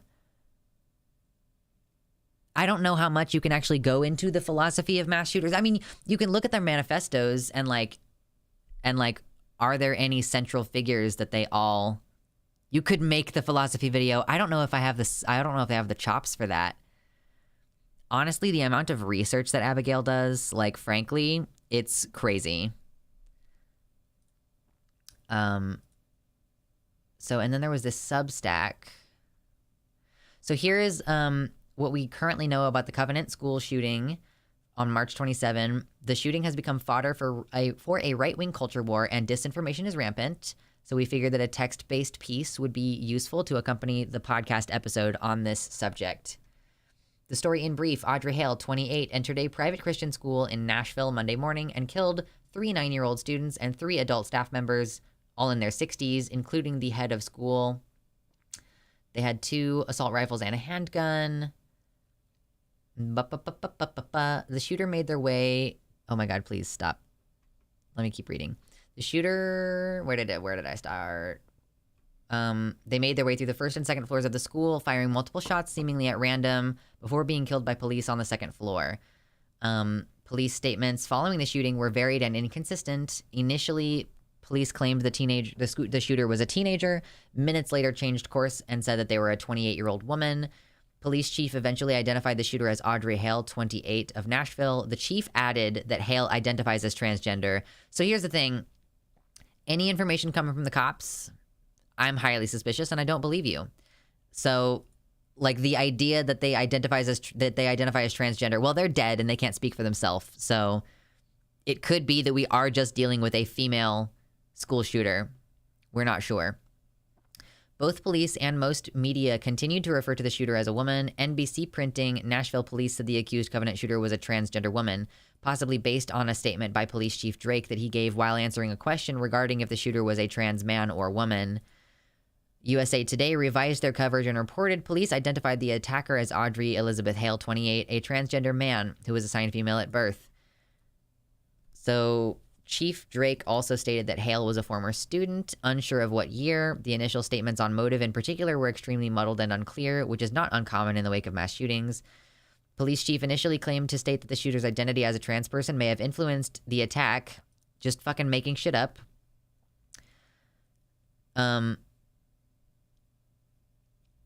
We feel very strongly that the shooter went to that actual school. There's some belief that there was some resentment for having to go to that school. On the question of whether the shooter's identity was a factor in the shooting, Chief Drake said, right now we're unsure if that actually played a role, and mentioned that there had been plans for shootings at multiple locations. I wonder what the other locations were. As you can see, facts are still rather muddled. The claim that Hale attended the school seems to rest on the recollection of Bill Campbell, who was headmaster at Covenant School from 04 to 08. I've looked back in my annuals and I do remember them as a former student. It seems that Hale likely transferred after graduating 4th grade, so they only went there for a couple years. Let's see. Hale appears to have had a website for their graphic design portfolio called Illustrations, which has posts tagged from 2023. The website has an about page that introduces themselves as Audrey Hale, but also directs you to a now vanished Instagram page called @CreativeAiden. A self-portrait titled Audrey the Artist can be found in Hale's online portfolio, dated 2022. The artwork is tagged with a different social media username, Creative Dre, which appears to be an old Instagram handle before they changed it to Creative Aiden. Hale's website also has another self-portrait with the name Aiden. So this might be a pretty recent, maybe they were just in the process of coming out, like, because this Audrey thing was from 2022. This Aiden thing was more recent. Although the Instagram page seems to have been taken down, it appears Hale had other social media accounts which are still online. A TikTok account by the name of I Am Aiden 10 shares a profile picture and also links to the Instagram page. The TikTok account was highly active, apparently. Hale's last visible post is from over a month ago, February 9. It's worth noting that as researchers who regularly comb through the social media profiles of mass shooters, none of us saw anything that would have been an indication of violence in Audrey's public pages. Right-wing media has made a big deal about the fact that Hale made pro-LGBTQ ads, presumably as part of their job. This is one that they made, I guess. But there's actually very little to go on at present. Some fuss has been made about Hale's art depicting Jack Nicholson's character from The Shining. Okay, but this appears to be the only piece of art that references The Shining. So we are not seeing this as a red flag. Whenever some horrific act breaks through the normal cacophony of media noise to draw mass attention, there's a fleeting period of time in which it's possible to reach people and break through media bubbles in ways that are not normally possible. This is why fighting back against disinformation is so important. And so we're seeing some of the spin now. A lot of these people are quick to paint this as a trans terrorism thing. Trans terrorism. Welcome to the website. C-Tangent is what I'm going to guess that is. C-Tangent. Welcome. You went to a private school as well. I mean, yes, this school that we're discussing is a private school, the one that got shot up, and we haven't even checked the school records yet to see if the shooter went to school there. Like, it's not been confirmed except by the shoddy 20-year-old recollection of a doddering old man. Middle class is working class? No, it's not. Middle class is proletarian, but it's not working class. Working class and middle class. Like, here's middle class, here's lower middle class, here's working class. otherwise known as the working poor. Like people who can't miss a single day of work and like can never own a house and probably have like a shit ton of debt. Down here. And then below working class, and like actually the lower part of working class, lower working class is the people who are homeless and still working. Here's an FBI paper of school shooters, over 50 pages long. Might be a good starting point of the research. I'm just not good at this. This is not what I'm good at. I'm good at like reading stuff and getting a general understanding and then just like regurgitating it. And you guys help me build on my ideas a lot. I'll keep the tab open for a couple days and see. I might pick through a little bit and read it and see. FBI documents about school shooters, though. That's fascinating. Transurism. Exactly. So, yeah, was there anything else in this that was particularly worth looking at?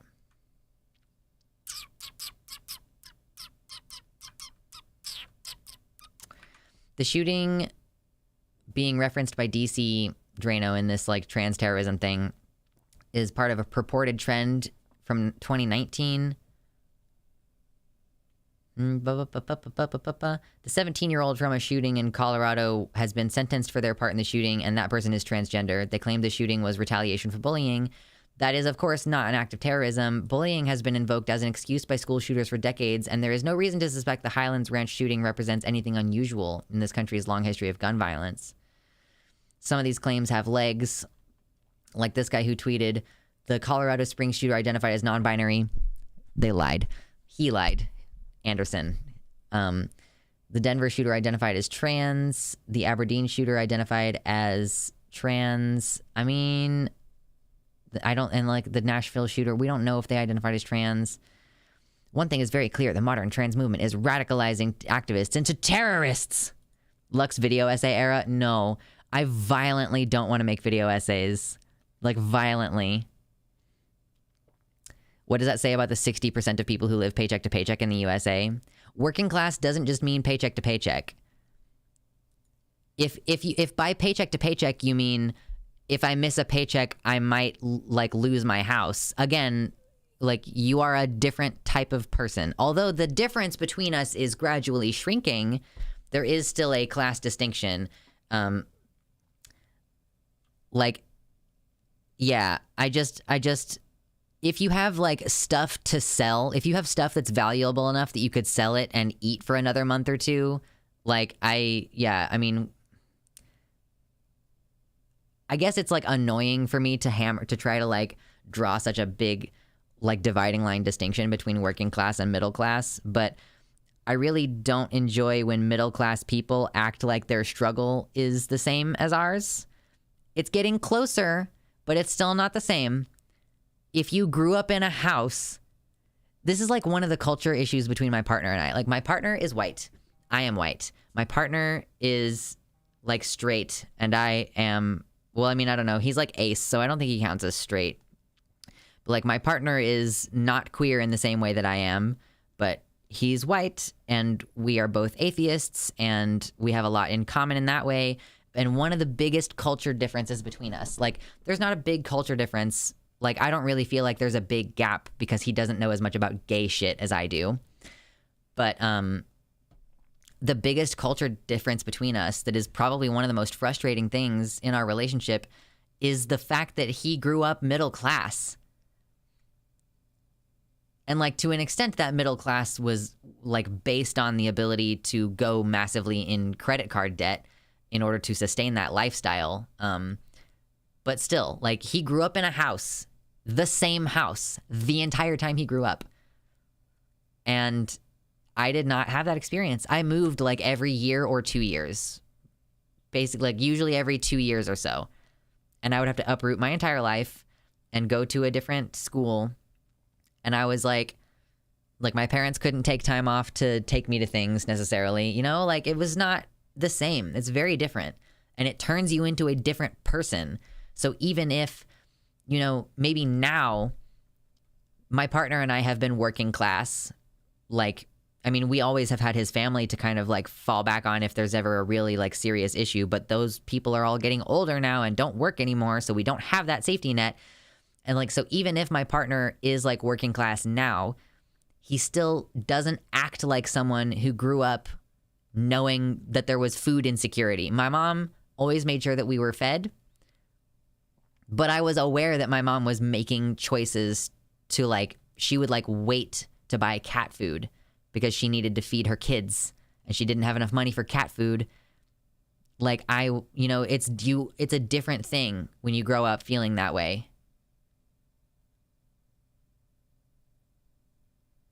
Yeah, and to be fair, James, I concede that I might be stuck on this a little bit much because the difference between the proletariat and the bourgeoisie is like quite vast. But the part of the problem is that like middle class people want to get in on the suffering of working class people, but they also like ally themselves class wise with people who are in higher classes than them. Like this is part of what's so fucking annoying to me about this. I realized we were poor when I saw my dad steal honey from my sandwiches, so I comprende. Yeah, oh my God. It is different living under constant threat of eviction and hungerism, right? Like, in retrospect, I don't know that my mom wasn't doing sex work to compensate and to, like, help a little bit. I make $914 a month on disability and rent is $800. Yeah, it's great. Wouldn't it be cool if we, here's just a disability aside. I've been thinking about this and like, it's really annoying to me how, like, as a disabled person, would they not want you?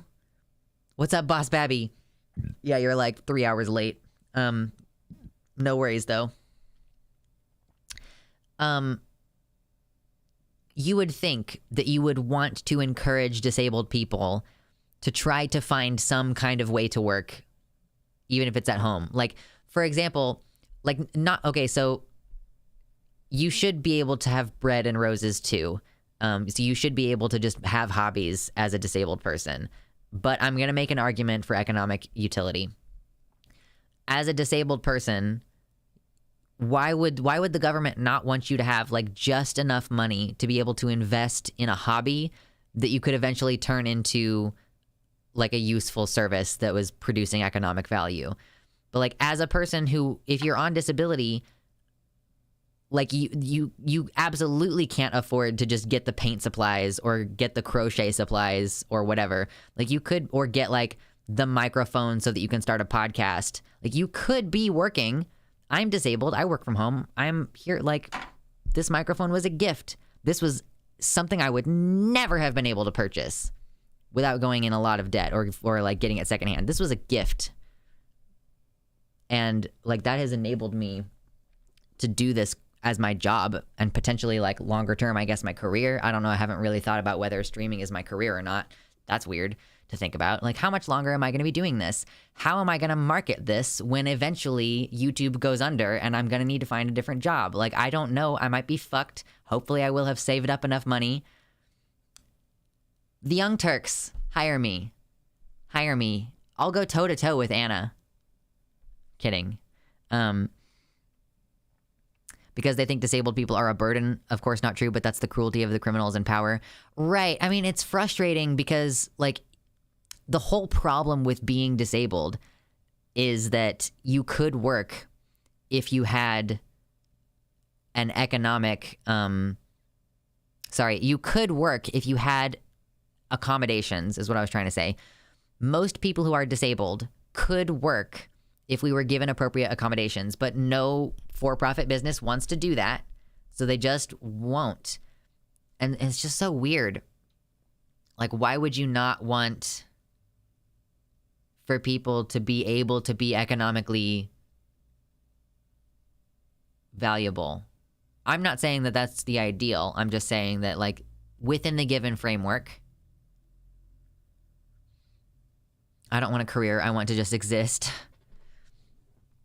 My parents were born during the Great Depression. My grandparents lived through it. I've heard about the things that you discuss. It was something that was drilled into me all my life. I've never trusted the upper class and conservative politicians Too much awareness of Herbert Hoover and the fascists of old. I had relatives who fought Nazis in World War II.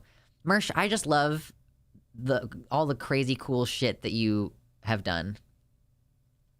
Basic income should include roses. I mean, honestly, I don't ever show it on stream because it's like private. I don't know. It just feels like sacred to me. But I have, I think I'm going to expand to 2 different vases. I have a vase, and sometimes when I'm at the grocery store, they have their little floral section, and sometimes the bouquets are on a little clearance, and I'll spend like $4 or $5 on a slightly wilted bouquet and put it in my house. And I think that I'll go ahead and I'll start using my second vase. I might go ahead and get like a big bouquet and like split it between the 2. Because, I mean, you just need beautiful things sometimes. You just need to be fulfilled. I want to be a fucking hunter-gatherer. I don't think I want that.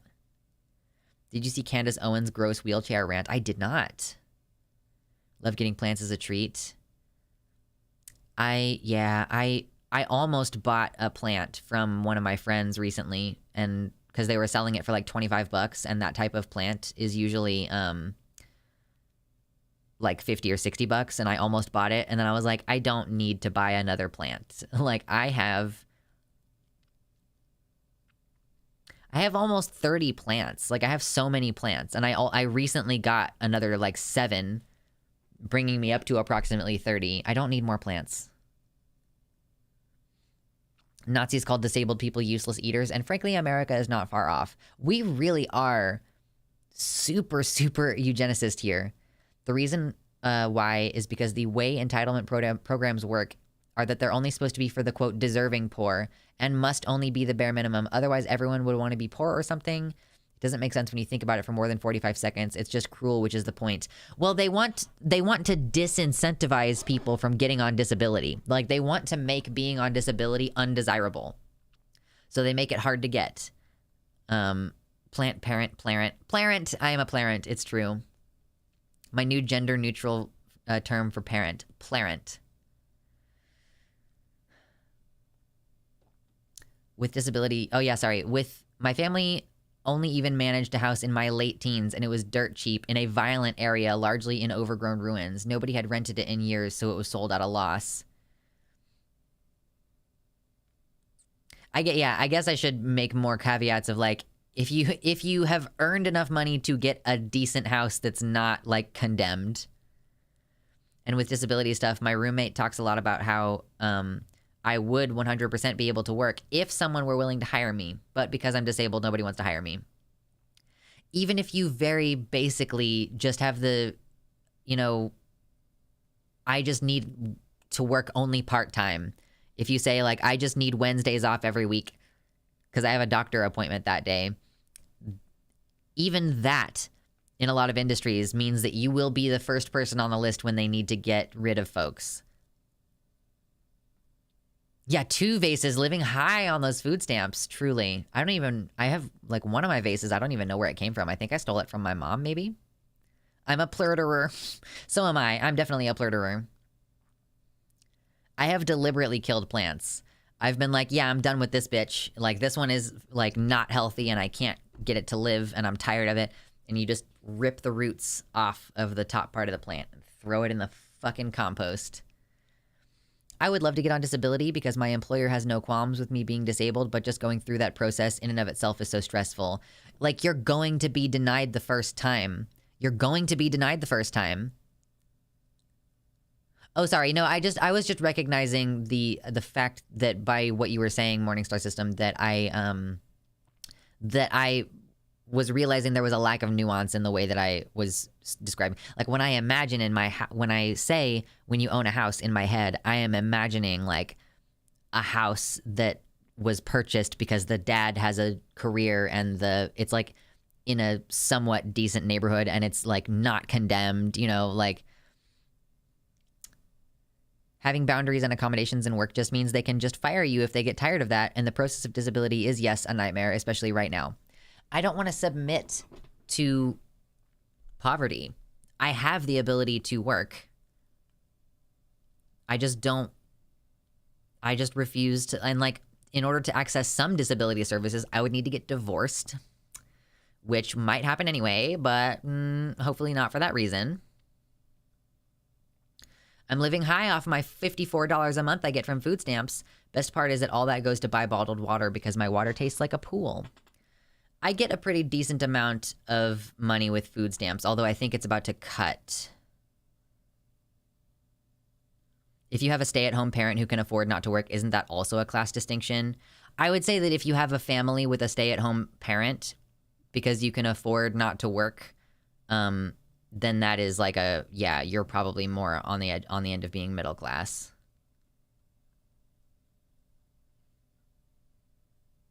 I'm literally trying to get a second part-time job right now, but any job I apply to denies me because I'm not available 24/7 because of my other job. How am I supposed to bootstrap my way up when jobs make themselves mutually exclusive? Yeah, you'll have you'll apply for a job that's part-time, only 15 hours a week, but they expect you to have full-time availability. Just lie about your availability. I mean, I guess if you got hired, you could be like, oh, I also just started this other job a couple days ago, and they have me working these days. Like, I don't know. They would just fire you. Like, they would come up with a reason. I can't make Pothos live, Lunchboxy. I can't figure out Pothos. I got several jobs that way. Then I was like, oh yeah, sorry, I got another job too. Lol. One of my friends, his house didn't even have a doorknob on the front door, let alone a lock.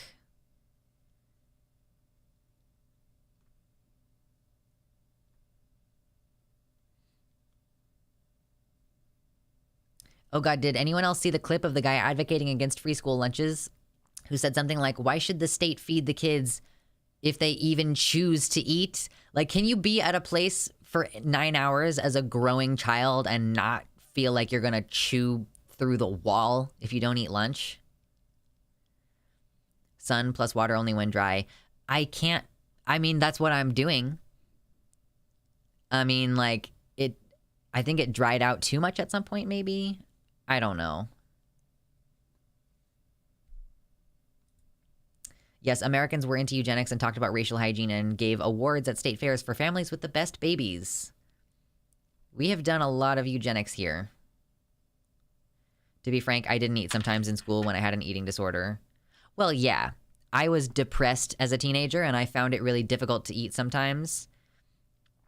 And I also think that maybe it was because I think I would like run out of money and like run out of money in my account, and I didn't want to ask my parents for any more money because I knew that money was tight. This is what happens when you expose your child to your financial woes. Like, I'm dealing with this with my siblings right now. They're teenagers and they are really stuck on this idea that like they can't ask for things because it costs money. Like, you put your kid in a situation where they stop eating school lunch because they don't want to ask you for money.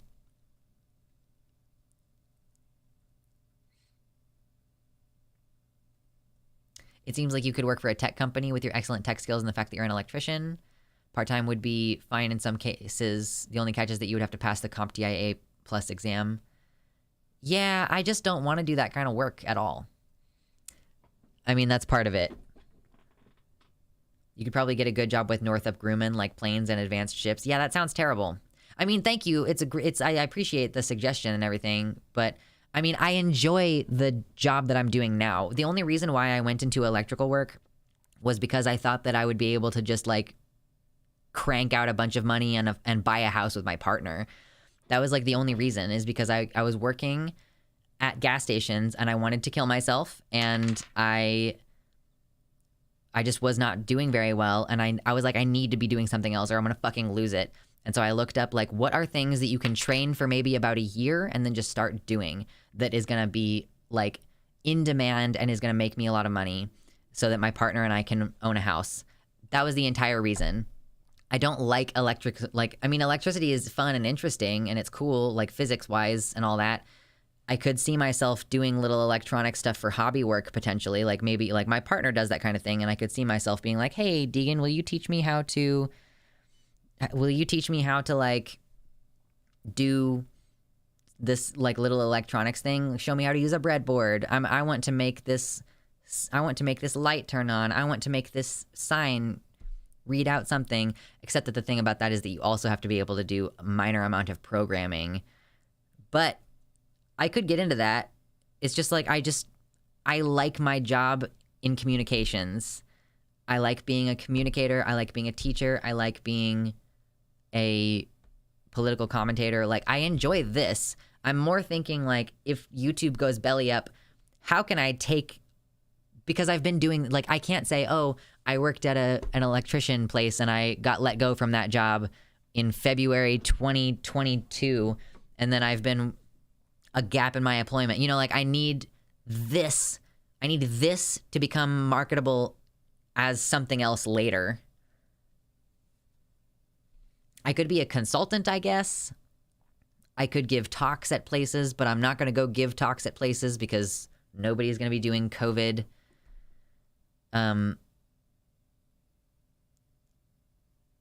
Like, nobody's going to be doing appropriate COVID testing or whatever.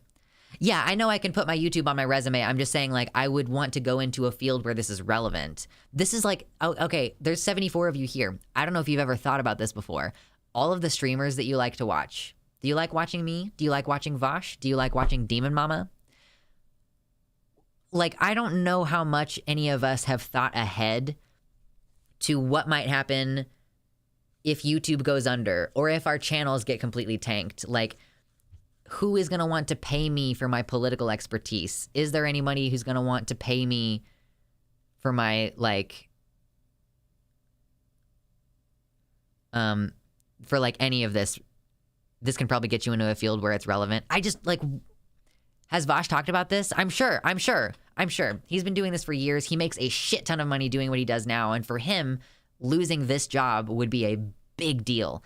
For me, I'm like getting by, you know. I'm like at a point where I'm able to put money in my savings account every month because I have food stamps, and that is like the difference between me having savings and not.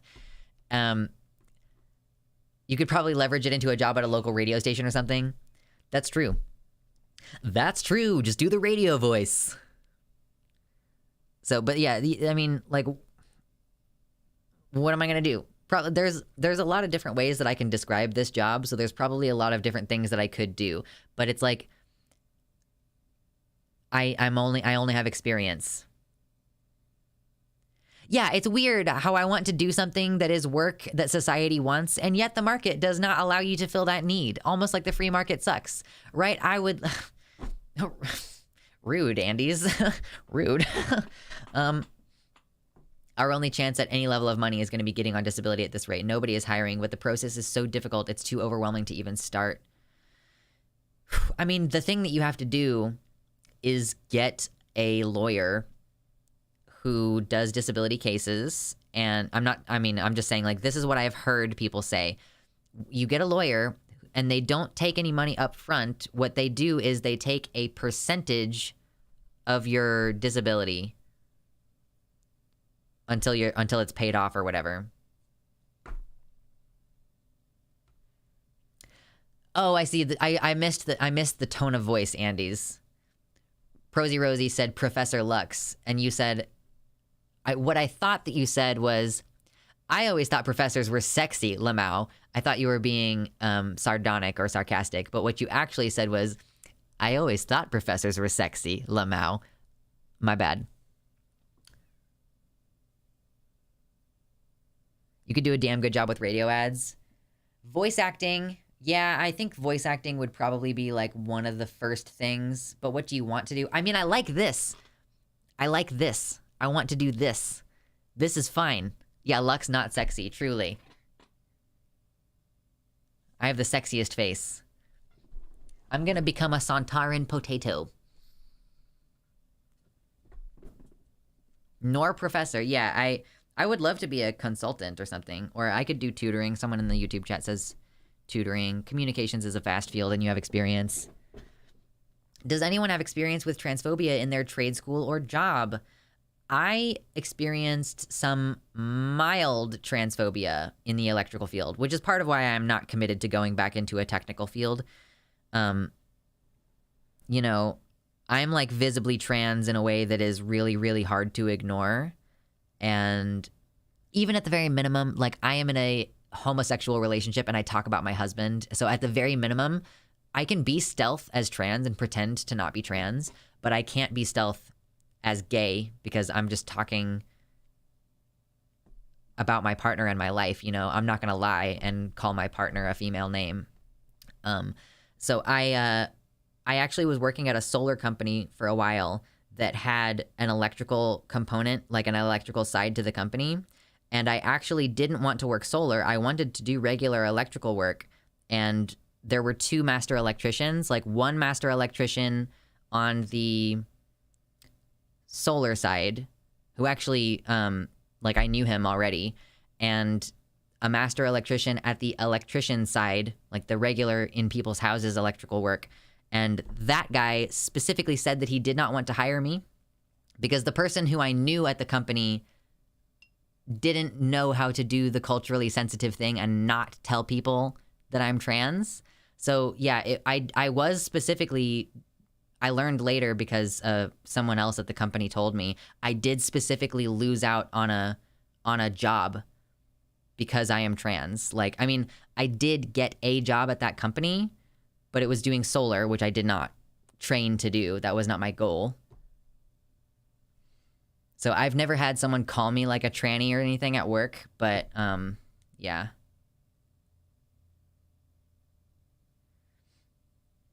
Imagine hating on Lux. Cringe, cringe. Ah. Yeah, I think they just thought that I was going to be like an issue at work. When in reality, like I loved making gay jokes and stuff at my coworkers. Like, I mean, it was fun. I can't be stealth because people somehow work it out. It's tough. I know.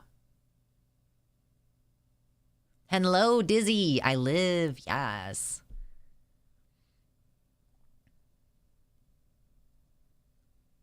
Yeah, you have so many skills, Mersh. And you have, like, confidence that a lot of other people don't. What is Natalie Wynn doing these days? She doesn't seem to be making videos, but is doing fine. Yeah, she does Patreon. So if we get my Patreon up to, like, $3,000 a month, then I can stop doing streams. I guess. I'll just do patron-only streams from that point.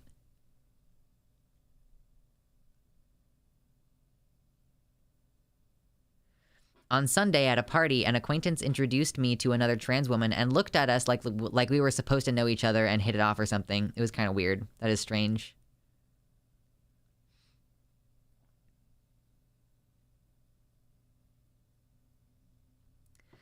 I am almost out of water. Holy shit, it's warm in here. My water is warm. We were going to watch this Beau of the Fifth Column video. Let's do that. Let's watch Beau of the Fifth Column. What do you have to say, sir? I've never watched your content before. Well, howdy there, Internet people. It's Beau again. So today we are going to talk about something I didn't talk about yesterday. And apparently a whole lot of people expected me to. Got a number of messages. Most of them had the same tone. Stuff like, you talk about all of these. Is there something different about this one? Very quiet today. What's different? I get it.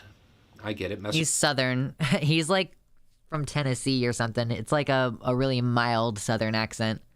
Received. There is something different about this one, and it is worth talking about because there is something of value that can be pulled from it. But before we get into it, I would like to point out that no, I do not talk about all of them. On average, in this country, there is there's a more little than one stuffed a day. wolf. I do not talk about all of them. Second, yeah, we can't possibly keep up with all of it. I totally understand. And like, listen, I don't talk about school shootings very much. I don't like, have I ever really gone in depth talking about a school shooting on my channel? Like, there's certain things that I don't really talk about. I'm really only talking about this one because the shooter is allegedly trans. Like, otherwise it's not really relevant to me. Ugh. Anyway, my accent is similar. Yeah, Virginia, Tennessee, somewhere in there. Is before I talk about them, I like to get as much information as humanly possible. And given the reporting from yesterday, I assumed from Florida. that the footage would be available pretty quickly. It was released today. So we will talk about it. If you have no idea what I'm talking about right now, there was an incident in Nashville. Okay, so what do we know about it? We're looking at, by all reporting, 13 to 14 minutes from call to fall, from the time law enforcement got the call to the time they engaged, 13 to 14 minutes. That's incredible. This includes arrival time, assembly, entry, and engagement. 13 to 14 minutes. What is that? As good as can reasonably be expected. That's as good as it's going to get right there. 13 to 14 minutes.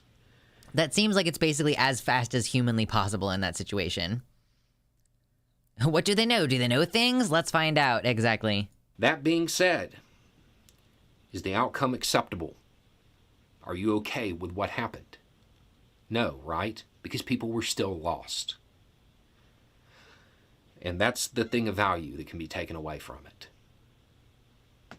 Why were people like asking him if he's okay with this shooting because a trans person did it? It was like, is that earnestly a thing that people are doing? Like, oh, well, I bet you were okay with this shooting of several 9-year-old children because the shooter was trans. It's like, I mean,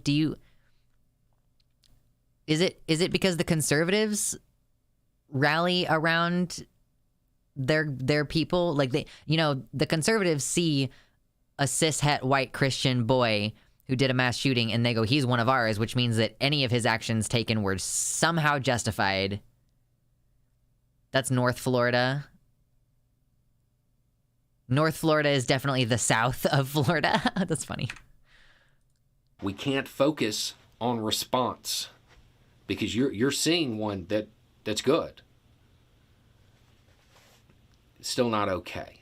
Which means the focus has to be on prevention, security, stopping it before it starts. Well, yeah. That's what it has to be about. Yeah, I mean, trying to scramble in the aftermath. I was literally just talking to my partner about this, and this is something that I don't really see a lot of folks talk about. I think I've mentioned it on stream before, and I want to have an ongoing conversation about this if possible, and like to help sort of philosophically build out like what are the implications of this observation that I make. Like, prevention is not really part of the law in a lot of cases. Like, the law doesn't kick in until a harm has already been done. Like, if a company is doing environmental practices wrongly, they might get like a fine and like they might be told that they need to fix the issue. But then there is no legal mechanism that kicks in and really says, like, we're going to try to seriously punish you until the damage has been done and, like, an economic catastrophe has occurred. And even then, the punishment is still just a fine. The punishment still isn't jail time. As far as I know, like, has anybody who works for these railroads that are dumping PVC everywhere, like, are any of those people in jail? Or has anyone in the history of the United States who has been in charge of a major ecological disaster, man-made ecological disaster, has any of them seen a day in jail? You can go to prison for some environmental laws like the Clean Water Act, but like realistically, does that happen? And that's not even the only kind of harm, you know? Like, and like the, you know, I'm not even going to get into constructed crime. I'm not even going to get into the idea that if you underpay your employees and they can't afford food and then they die and then you're like, should you be held accountable? Like, I'm talking exclusively about things that are already like illegal. It's just that the punishment consequences aspect of it kicks in after harm has been done because we're not focused on preventing harm. And now I get it. Like, it's a tricky issue to discuss because how do you anticipate harm? And I'm not saying that like the punishment for murder should be the same as the punishment for making a plan to murder, right? But that if you intervened during the phase where they're making the plan to murder, and I do know that legal action can be taken, like I'm very familiar with the idea of like a teenager getting arrested because they wrote a Death Note book.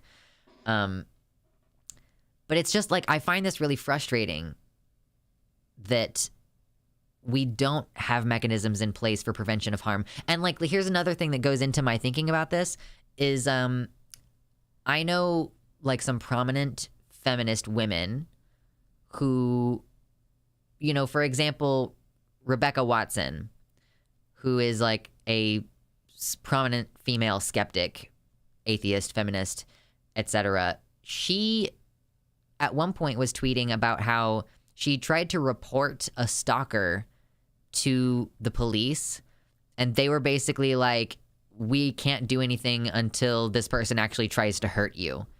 Like, unless this person is, and so basically the way that she phrased it was essentially, let us know when he kills you, and then we'll do something about it.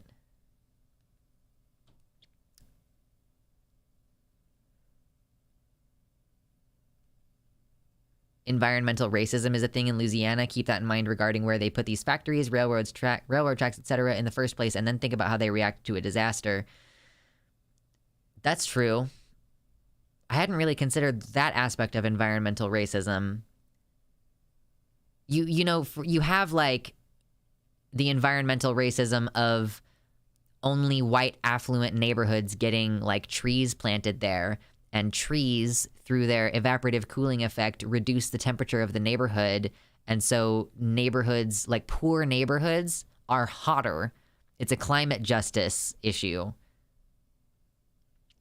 I live in a part of my little town where there are a lot of parking lots, basically, and like apartment buildings and like houses and stuff.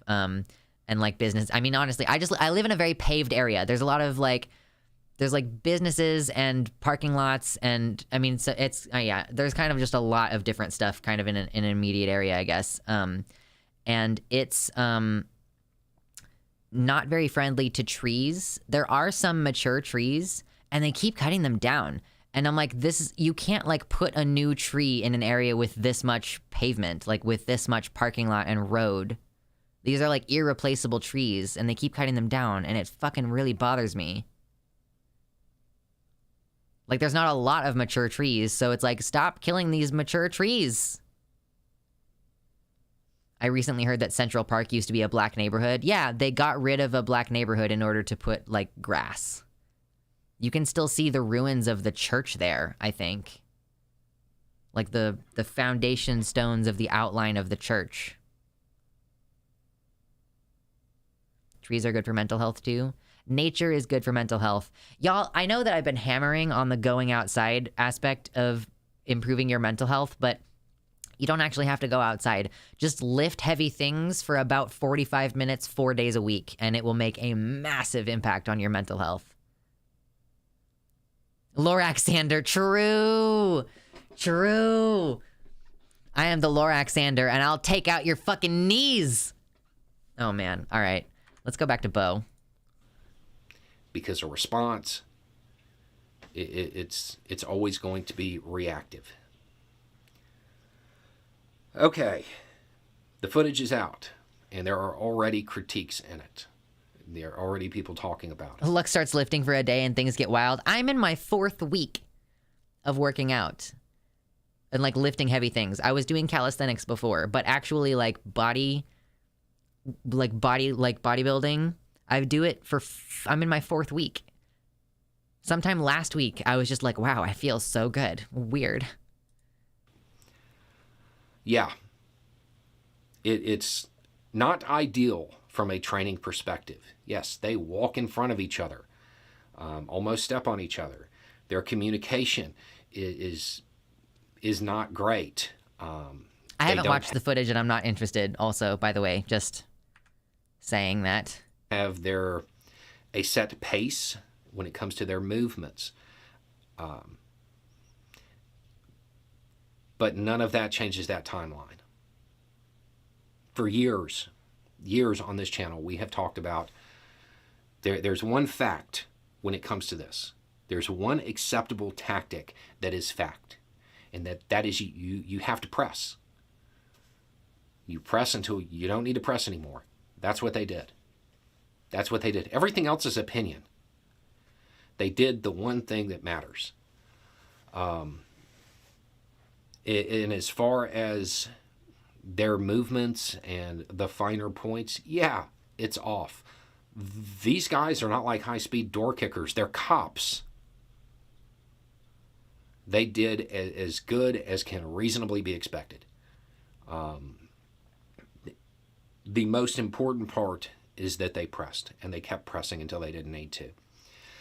And the complaint about the movement and not having their pacing right, yeah, the guy in the blue shirt, when he's told to go, he's moving down that hallway so fast he loses half his team. Yeah, that's not ideal, but it is definitely better than not moving. I mean, compared to the Uvalde shooting, for sure, I can see why he's given props in this case to, like, they did keep it moving. They did the best that they could. And keep in mind, this is me. I don't think anybody has ever described me by saying, oh, Bo, the guy who heaps praise on law enforcement. They did as good as you can expect. And it's not enough, right? So the focus has to be on prevention. The focus has to be on physical security at the schools. It has to be on looking for markers. It has to be on intervention beforehand, because even with a good response, it's not enough.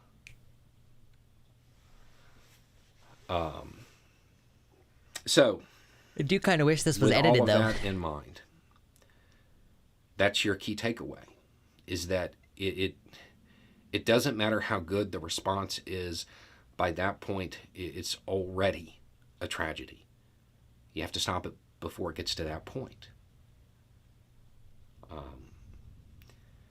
So that's a basic overview of what occurred, and there's your real lesson.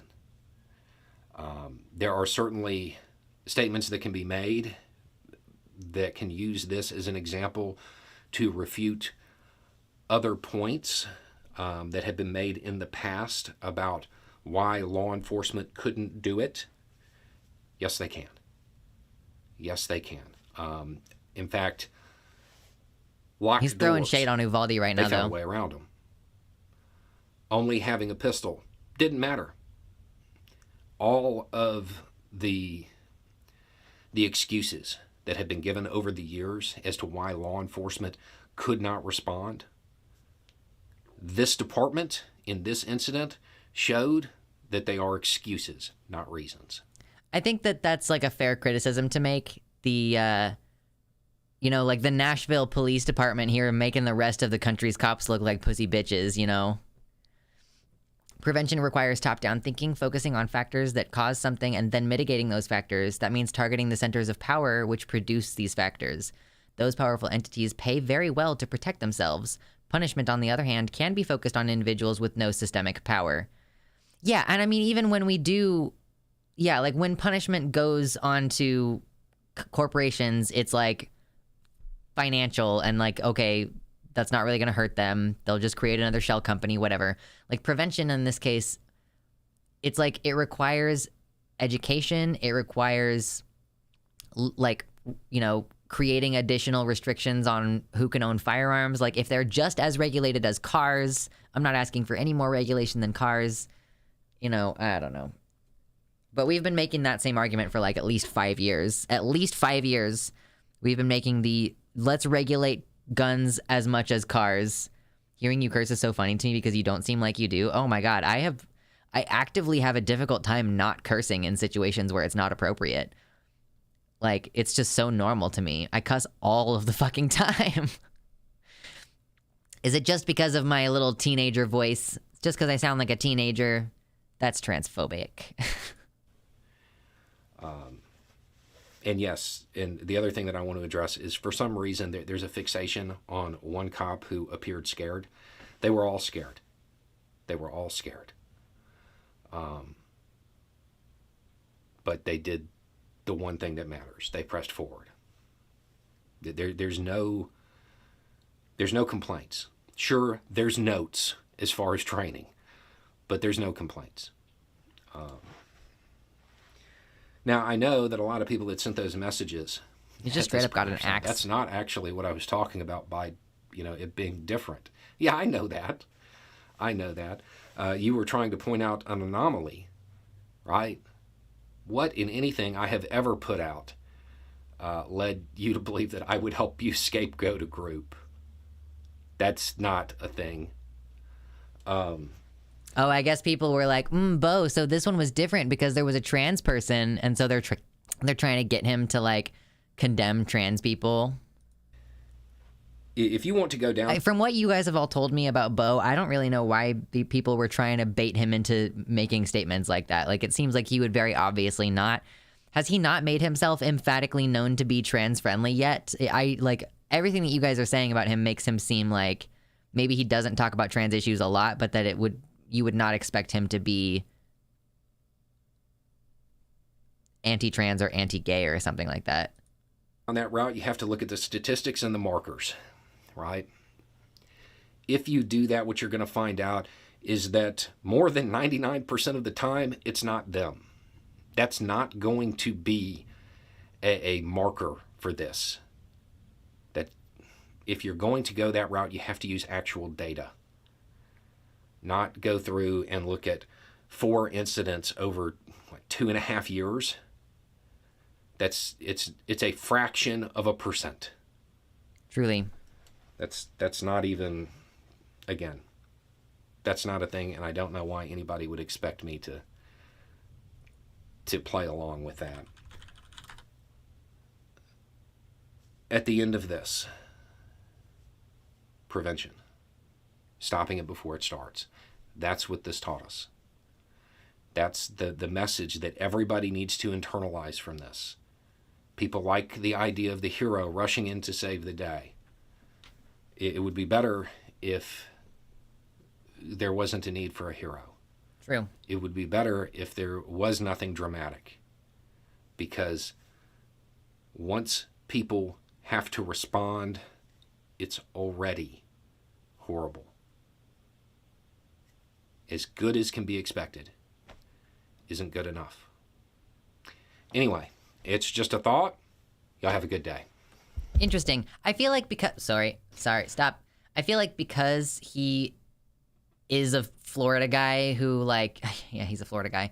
I think because he's a dude from Florida who has this, like, appearance of being sort of rednecky, I think that he probably in a lot of his content, like... I would guess that, yeah, there are people in the know where he's like, don't say the A word. And there are people where he's trying to appeal to a more general audience. He's trying to appeal, he's not really going in depth on criticizing. He's not saying any specific, like, guns are the problem. He's making a generalized appeal. He's like making a generalized appeal to the emotions involved with this and saying, like, we have to prevent this. He's not even saying how. He's not saying we need to do this, that, or the other. He's just saying once this situation starts, like, people are already getting hurt. It's already a tragedy. So even if it was as quick as it could be, even if someone there at the club knocked down the shooter and stomped in his face with their fucking platform heels, it's still not good enough because we should be doing something to keep this from happening. So I kind of get his appeal where it's like he's making generalized, like, non-specific. He's just kind of trying to get people thinking about, like, the idea of trying to do something different or trying to think about something different is kind of the impression that I'm getting. I just wanted to explain because Anthony was confused earlier. I am the Lorax. I speak for the trees. Litter again, I'll break your fucking knees. Just wanted to share that with you. Yeah, holy crap, stream's still going. We don't normally go for the full 4 hours. Stiletto pumps, what an icon, true. Does he have a Cracker Barrel hat? I don't think it was originally a Curious George hat, but it does have a Curious George thing on the front of it. He's one of the few true Chud whisperers. We also need conditions that don't lead to mental health problems in the first place and mental health care. I don't even know if mental health care is the thing in this issue because, like, again, I've been depressed my entire fucking life and I've never wanted to kill someone over it. I got bullied in school and I never wanted to shoot someone over it. Like, I think that, like, Mama Mephistopheles has said multiple times, it's aggrieved entitlement and not like a mental health problem. It's more of a cult problem. Like, you wouldn't say that someone who got sucked into a cult has like a mental health condition and that the solution to cults is more mental health solutions. Like, no, the solution to cults is to take down the cult leaders and then engage in deprogramming, which is different from mental health problems. Like, these people are being radicalized and they need to be deprogrammed. Hello, Temporal Wizard. Welcome in. First time catching a live. Nice. Welcome to the website. We appreciate you here.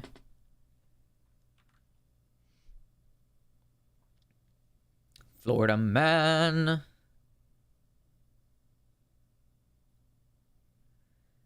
In complete fairness, I have definitely felt a kind of protectiveness over trans kids that I would be willing to put my life on the line for. The answer isn't violence, obviously. I mean, yeah, with my recent, like, my younger siblings who are teenagers, I am like taking on a parental guidance role for them.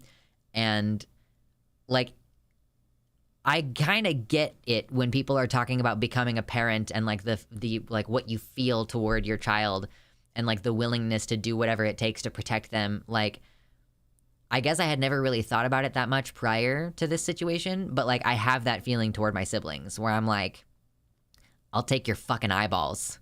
You know, like, do you enjoy having your knees bend backwards like they're supposed to? Because I could make it sideways if you want. Like, my like impulse to protect is out of this world, and I already have an urge to protect when it comes to just trans kids in general and like kids in general. Like,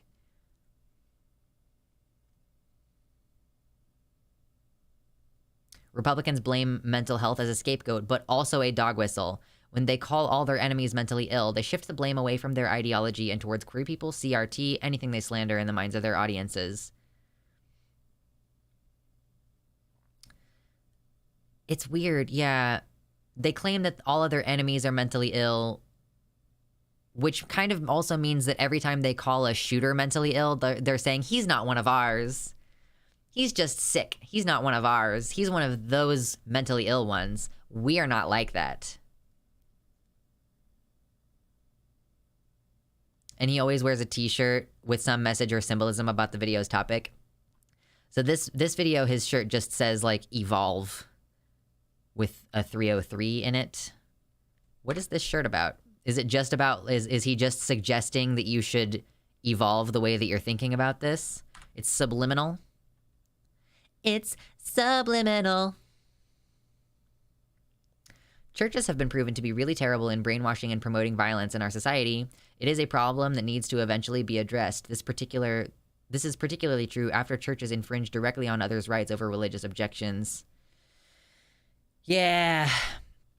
If he flips the Curious George patch upside down, then what he is saying is satire. There are also sometimes objects on the back shelf that are subtly symbolic.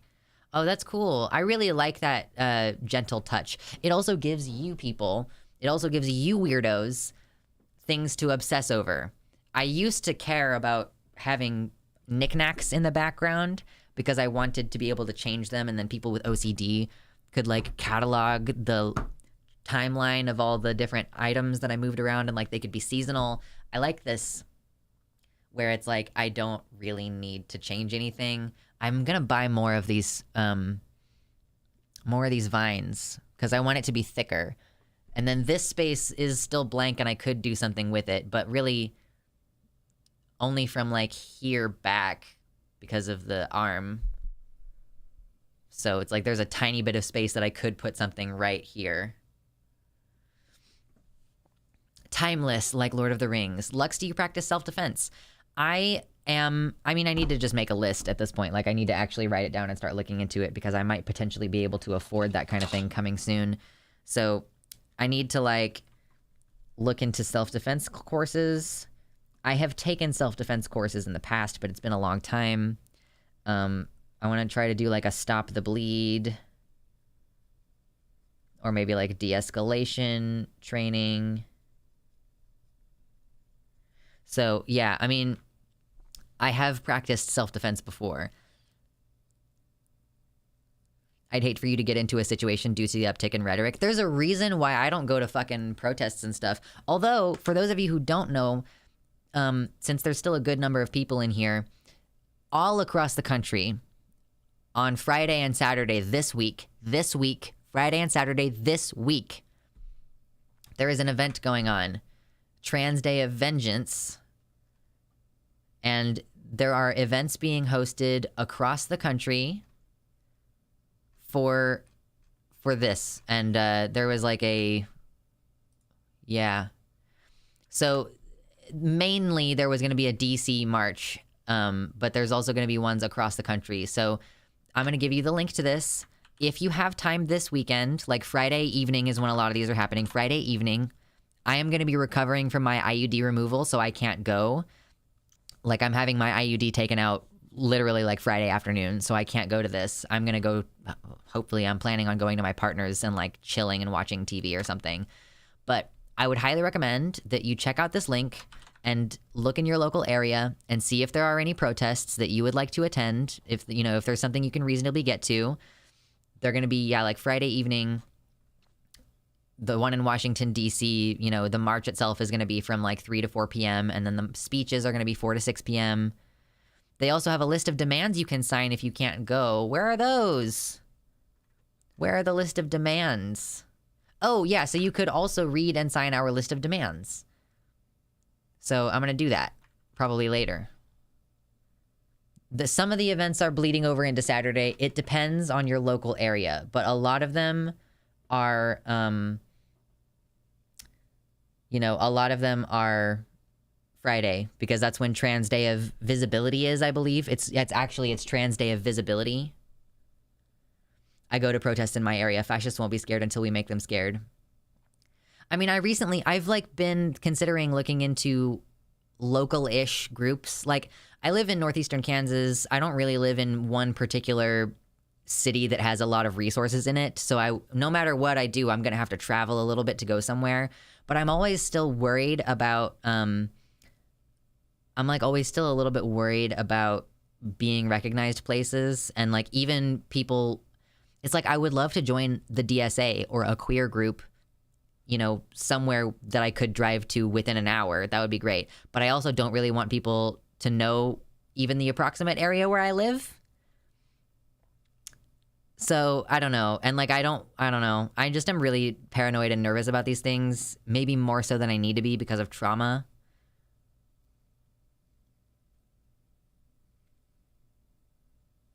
But I basically just try not to put myself in shitty situations. So if you're ever concerned about my health, don't worry. I don't leave my house.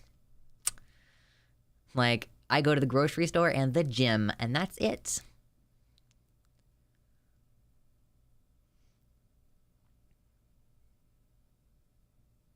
I will be working. I'll be at work with people who are pro-equality and very cool to work with on those days. I am glad. Yes. So if you can't go, then you should... I'm speaking at a TDOV thing, and Saturday I work, but I'd love to look into this. I mean, your event might be on this list already, celebrity guest. So feel free to look into it, though. And then, yeah, if you can't go, consider signing the list of demands. I can't go. I'll sign the list of demands.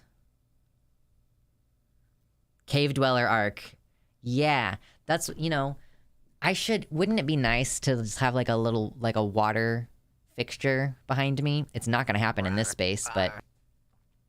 Rami, thank you so much for the $10 dono. Happy belated birthday. Thank you for being an awesome person, voice, and resource. Your videos have really helped me in my journey of figuring out my non-binariness. That's awesome. Thank you so much, Rami. I'm glad that I've been able to help you. That's super cool. Thank you so much. I appreciate the birthday wishes. I did have a good birthday, so I appreciate that. Oh, God. I'm sure that they will have live streams in some locations, too. Yeah. I'm going to be trying to relax with my person if he's not busy this week. kind of a self-centered update. After the last stream I was here for, we spoke about masks, and I got some P2 masks, which are recommended in Australia. Intrepid, that's so awesome. I don't even mind the self-centered update thing. Like, listen, I like to know that I'm influential. One of the things that I really love to hear is when people say, like, Lux, you helped radicalize me. And I'm like, yes! I guess masking is kind of like radicalizing. So yeah, but no, I mean, like, if I have convinced you to take more COVID precautions, then I for sure want to hear that. That makes me very happy. It's going to be better for you and your life, and also better for everyone and everyone's lives. I'm 29. I just turned 29. So I will be 30 next year. And for those of you, and there's still some of you in the chat who are like, oh, I don't know if you're not comfortable talking about it. Even my dad was like, oh, I'll refrain from making any commentary about age because some people are sensitive to it. I'm like, dude, I literally stopped dyeing my hair when the white hairs started to come in. Like, I don't know if you can tell, but my hair is dyed red at the bottom. Like, my hair is dyed red, and my hair up here is brown because I stopped dyeing my hair so that the white hairs would show. I think that aging is good. I think that it's a sign of success, you know? Like, you've made it. You've done something right. You're like, I respect elders who've survived, basically.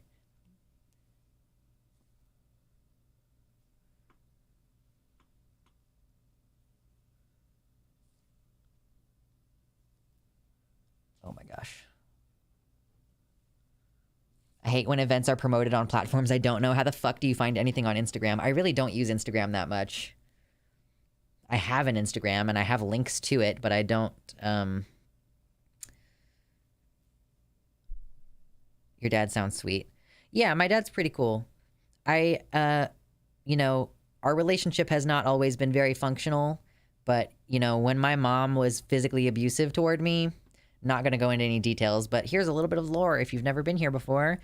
I used to have a physically abusive mother, and my dad was like my safe parent, and he had his own issues and stuff, and he has his own issues, and I can tell that there are ways in which I've grown past him, in some ways, and I've definitely grown past my mom for sure, but yeah, I mean, it's still a very valuable relationship to me.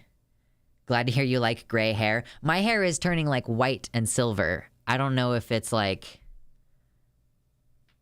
don't know if it's gonna turn gray. They're like white, which is, I'm excited. Like I really, as soon as I knew, I was like 5 or 6 years old, and my mom was 15 when she had me. So I guess maybe I was a little, no. Yeah, so my mom was like 15 when I was born, right? And so when she would have been in her early 20s, she was talking to some of her female family members about how their hair started to turn white at the temples in their mid-20s. And my response to learning that is genetic, and that it happened to this member and this member of the family and this member of the family. My mom talking about the fact that her hair was going to start turning white. I was excited for that. Maybe I was like 8. So, she was been maybe like 22, 23, something like that. I remember being like, oh, that's based. That's fucking baller. That's exciting. So yes, of course, the year that I turned 25, I started to notice my hairs were turning white. And at first I kept dyeing my hair for a little while. And then I decided to start just growing my hair out as my natural color. Is this the plot of Turning Red? I still haven't seen Turning Red. I probably should. Yeah, I saw your pictures. I'm sorry, Mersh, for not responding. I am so overwhelmed by DMs. Even if I don't have very many of them, I just find them quite challenging. I sent you a picture of mine. It happens quickly. I turned gray in less than 4 years once it started. I got my first gray hair at 23 years old. It suddenly went really gray at 47. Yeah, so my mom's hair started turning white when she was about 25, and so she is, I don't know how old she is anymore. She's around 40, and I did see her a couple years ago, and she did not have significantly more gray hair, but she might be dyeing it, so I don't know. I have a friend who dyes her hair silver, and it is very cool.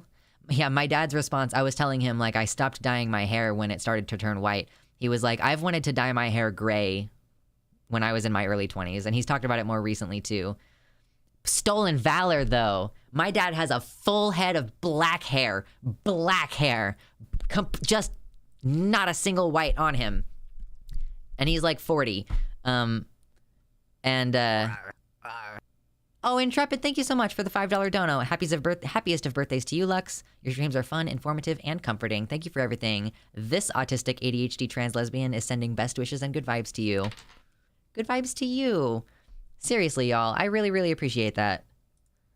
It makes a big difference in my ability to afford things that I need. Y'all, the fucking gas bills this winter have been crazy. Does anyone have any recommendations for how to seal up windows that are very clearly have like air very visibly, like I can hear it coming through the window? One of my windows is super fucked in my house, so I'm renting, so it's like I just need like could I get like some silicone caulk and just like seal it with like some kind of temporary caulk, or like what should I don't know what to do. My fucking gas bill though has been so high. Yes, they're opening windows. Yeah, it's like the part of the window, it's like this part where it's like, so here's one part of the window and it goes like and it's like right here at the top of that, it's like air's just coming through, and like I don't need the window to continue opening. Like I'm okay with the window being sealed shut for the duration of the time that I live in this house, you know? Your packer, just shove it in there. They make a gray putty that comes in a roll for that. Oh, I've used that. That's a good idea. Oh, or you can, yeah, DM me Dizzy for sure. Weather stripping. But it's like the part of the, but it's not, I'm not talking about the bottom part of the window where the window, it's like, okay, I'm not talking about the part. Okay, so like this is one window pane. This is the top part of the window. Okay, that part doesn't move, right? That part stays still. This bottom part, the part that goes, this part is leaking here at the connection point with this window and this window. Like, it's not down here. It's not down here where the window stops and hits the bottom. I don't think this is a weather stripping issue. Like, I mean, it's like the part of the window that moves is like, you could shake it and it would be like, you know? I'm thinking it's got to be caulk or sealant of some kind. I think that's the only way. Stuff a towel against the crack. True. I want to say bin bags, but that's probably not helpful. Yeah, probably a putty. Stripping in this weather? Oh, I actually can't take off this shirt because I'm not wearing a shirt underneath it. Caulk. Yeah, we all want caulk, for sure. Caulk. Caulk can be difficult to remove, especially without causing damage. Yeah, so I'm thinking maybe, oh, sorry, Mersh.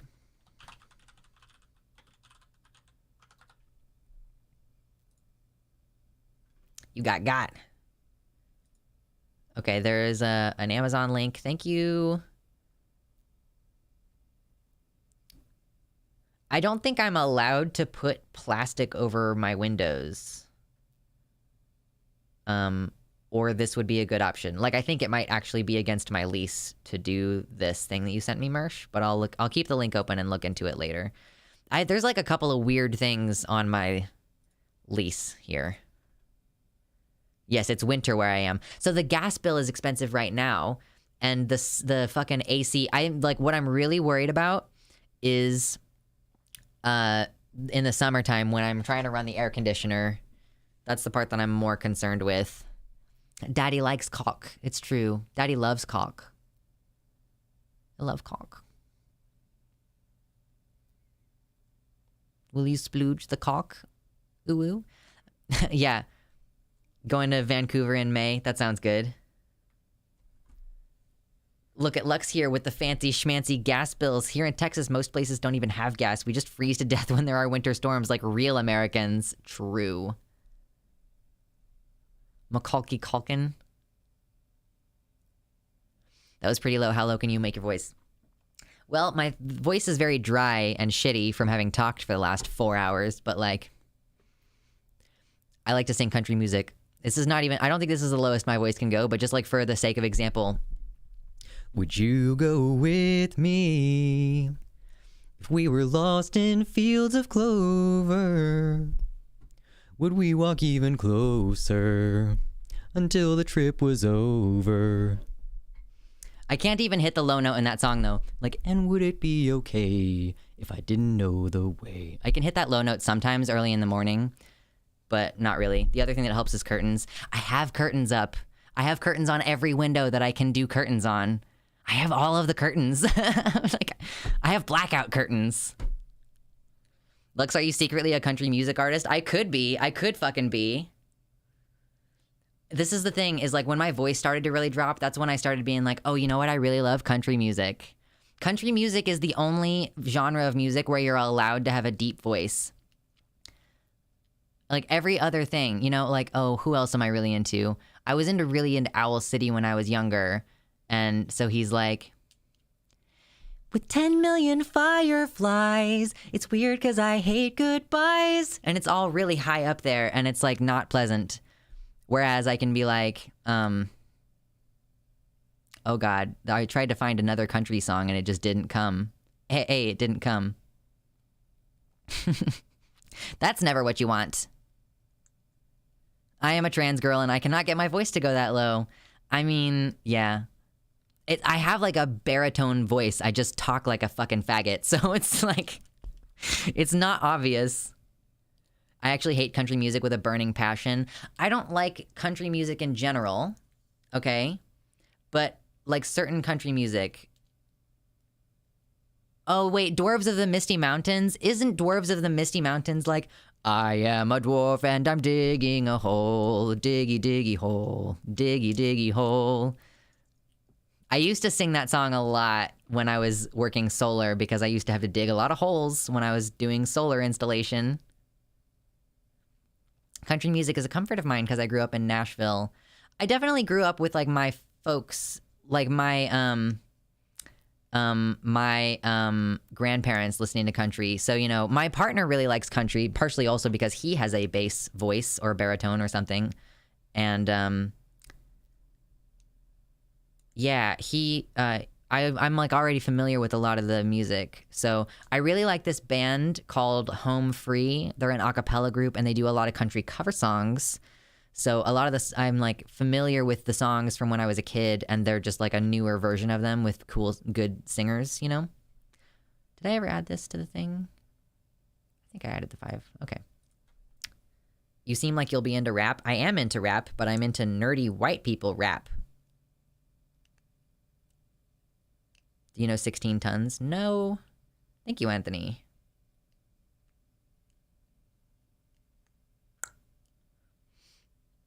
Far over the Misty Mountains. Oh, yeah, I guess I'm not familiar with the Dwarves of the Misty Mountains. My bad. I loved Owl City as a teen. I started listening to him recently as he released a new album. Makes me remember angsty egg life. I think that Owl City has gotten more overtly... I think that he's gotten more overtly Christian, which is why I don't care about any of his new stuff. Like, I liked his first 2 albums. I want to say 2 albums. All the old stuff. What's nerdy white rap? Like, I mean, like Rhett and Link have a couple of songs where there's like some nerdy white people rap.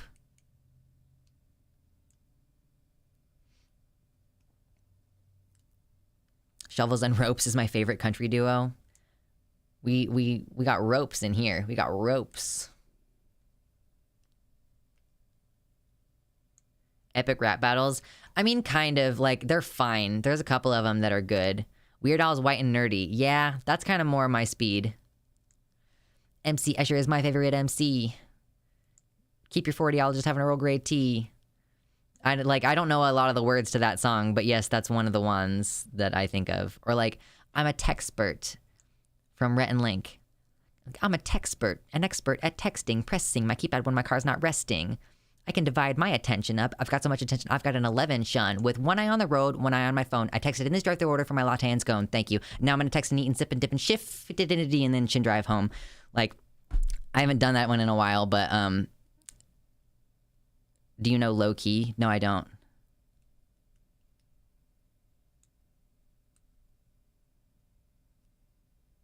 One of my favorite lines from any like rap song is in that song, and it's like, you'll look down, look up, and end up in the trunk of another automobile. And it took me such a long time to get that. You'll look down, look up, end up in the trunk of another automobile. And it just like, once you get it, it's sexy. Ocean Eyes and All Things Bright and Beautiful were his best. I like his EP, I guess, is what I was thinking of. His EP and then Ocean Eyes, and then I kind of stopped listening to him after that. So there's like the one album. Now I'm going to text and eat and sip and dip and shift it into D and then chin drive home. What is this? Ren. Oh, I'll look into this. Yeah, for sure. And like Bo Burnham has a couple of rapish songs. Like Oh Bo. I really like Oh Bo. That's an old one. You think that you can handle me, girl? Don't make me laugh. I said my junk is bipolar. It'll split you in half. Yeah. And if you're lucky, I might just bring you home and I'll have you going down like you're growing an extra chromosome. Like, it's fucked up, but that's like the kind of shit that I used to really be into when I was younger. Croatian. Tram 11 pad systems. Okay. Can you do impressions? Not really. I think we've established that I can do crunk. I can do a crunk impression. I certainly try to do impressions. I can do a little bit of a Jordan Peterson. Sometimes. Hrvatsky? Yeah, I'm really a stickler about what kind of music I listen to. And like, I can have a conversation about the kind of music that I like, but I'm about to drop a bombshell. If you've never heard it before, I don't like music. And by that, I mean, I don't want to hear it most of the time. Like, overwhelmingly, shut the fuck up with the music, please, for the love of God. I'm an emo kid is trans femme scripture. I'm an emo kid, nonconforming as could be. You'd be nonconforming too if you look just like me. I have paint on my nails and makeup on my face. I'm almost emo enough to start shaving my legs because I feel real deep when I'm dressing in drag. I call it freedom of expression. Most just call me a fag because our dudes look like chicks and our chicks look like dykes because emo is one step below transvestite. Stop my breathing, can't slip my throat. Yo. I used to be really into that song when I was a kid. Throwback. Like, I just had the entire first verse. Yeah. It's an old one. Ren has some incredible videos dealing with mental health. Hi, Ren will blow your mind. Cool.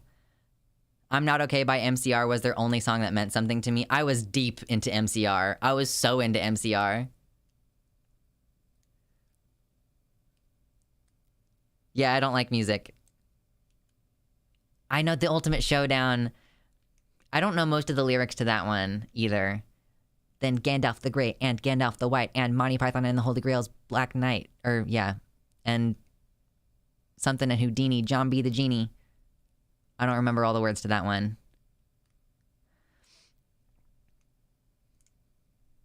Every MCR song gets me. I listened to their first 3 albums, and then I stopped listening to any of their new work. Like The Black Parade. My friend had me listen to their 4th album, and I was like, wow, I only like 2 songs off of this album, and I used to like every MCR song. And Benito Mussolini, and The Blue Meanie, and Cowboy Curtis, and John B. the Genie. Yeah, my partner can really spit this bar out. There's another one from Weird Al that my partner really likes to do. It's the Hardware Store song. Because in the middle, he's like, hold on, hardware store rap.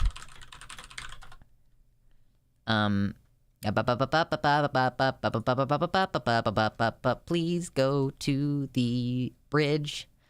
He's like, they've got Allen wrenches, gerbil feeders, toilet seats, electric heaters, trash compactors, juice extractors, shower rods, and water meters, walkie-talkies, copper wires, safety goggles, radial tires, BB pellets, rubber mallets, fans and dehumidifiers. And my partner can do the whole thing in one breath. Like, if he's got good breath control that day, because I think in the actual recording, it's also done all in one breath. And it's long. Like, it's long.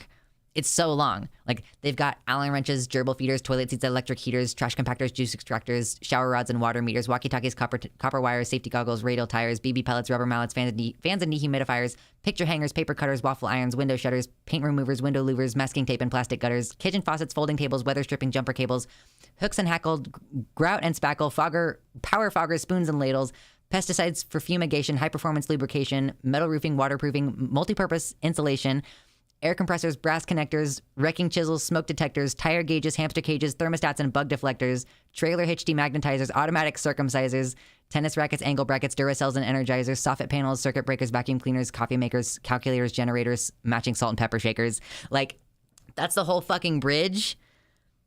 And you can just, like, my partner can just do that all in one breath, and it's insane. And he knows all the words. I read all of those words off of the screen because I don't know them. High performance lubricants, that's what she said, for sure. I mean, did you catch automatic circumcisers in there? What is this making you think of, Dizzy? She read as fast as Sonic the Hedgehog. I was trying to simulate the song. Like, the song is like, he's like, they've got like, that's how fast he's singing the song. And I was just trying to get to like near that tempo. I could never remember that many words in a row. I cannot speak. This is making me think of the Pirates of Penzance. I'm not familiar.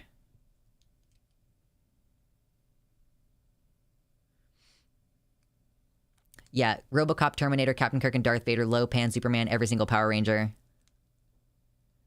Oh yeah, I saw your post earlier, Mama, and I was in the middle of talking when I read it. I finally had a nude break 100 updates just now. Society finally loves me. Oh my God, validation. Congrats on your nudes breaking 5 updates. You deserve it. I'm stranded all alone at the gas station of love and I have to use a self-service pump. You know, one of the things that I'm really looking forward to about getting rid of the fucking IUD is that I think that it's going to, my libido has been a little bit low. Like, I live alone, and I could be masturbating all the time, and I just don't. And, you know. I figure I would if I wasn't, like, having such bad cramping all the time. 4 days, or like 3 days. What day is it? Today's Tuesday, so Friday. Oh my God, I get to have the IUD taken out. I'm so excited.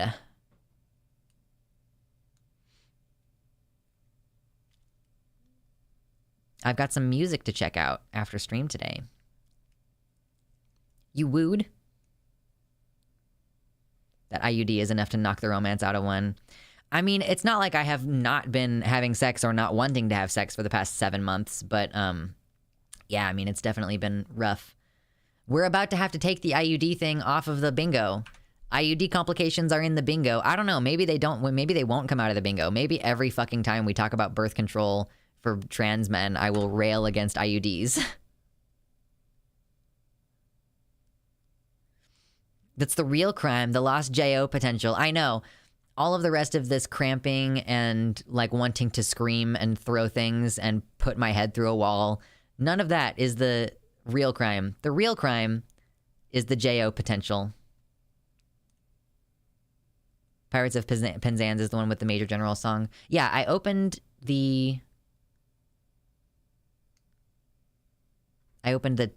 tab, so I'll have it for later.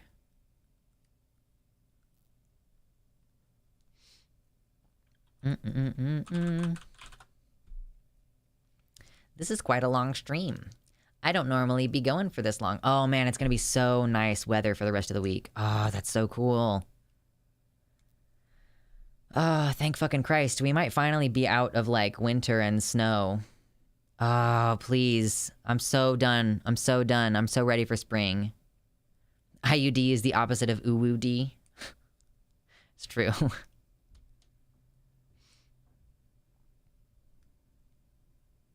I go through feast and famine phases with music. Either I'm obsessed with something that happens to be music and listening all the time, or something that isn't music and I'll never listen to anything.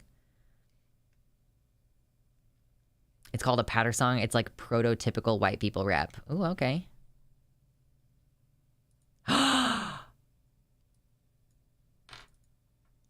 Yeah! Twitter restricts Marjorie Taylor Greene after tweets about trans people in Nashville shooting. Yeah! Oh, yeah! That's so good. Twitter appears to have limited certain tweets. Oh, okay, well, yeah, I saw that it limited some of her tweets. Yeah. Okay, so I thought that this was saying that she... Oh, okay. So her congressional account was banned for 7 days. Oh, so she needed to delete her tweets or she couldn't get access to her account.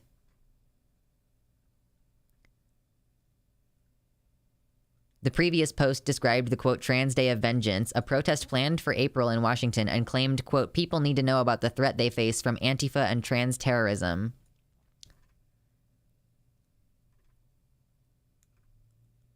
In a reply to Ms. Green, Twitter spokesperson Ella Irwin confirmed that some of the Republicans' media had been restricted. One of the founders at the Trans Radical Activist Network said, we are calling for a Trans Day of Vengeance instead of Trans Day of Visibility because visibility is no longer enough. Ms. Green, who has proposed federal legislation to outlaw gender-affirming care, was among the Republican members of Congress and prominent far-right voices seizing on the fatal shooting of 3 9-year-old children and expanding this. Yeah. She said everyone can stop blaming guns now after the shooting. Oh, man. That's, yeah. That's awesome. I'm so glad to see her finally getting, like, some amount of restriction or something.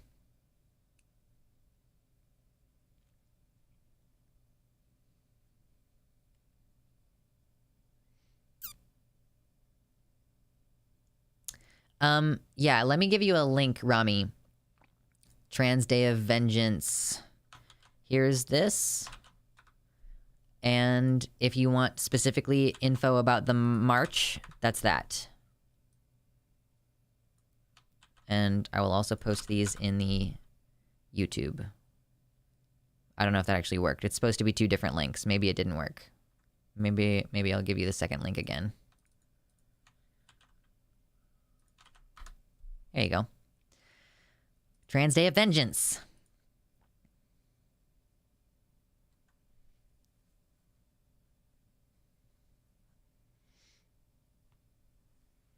I sent 2 links now. There should be 2 now. Did you all see the Deepak tweet? He went hard. I did not.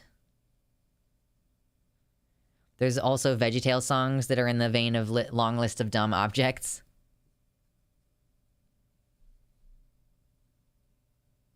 Yeah, unfortunately for us, Daddy has too much integrity to become Lux Jones and try to get rich off of tragedy by yelling conspiracy. I know. I was watching Mythical Kitchen today, and they posted a video about, like, who can make the better lasagna. And at one point, Trevor referenced that they're turning the friggin' frogs gay. And I was like, wow, that was surprising. But it's such a meme, it makes sense that it came up. We couldn't find the page you're looking for. Which link did you not have access to? Which link was it? Let me post them both again. There's one. And there's 2. Maybe that'll work now.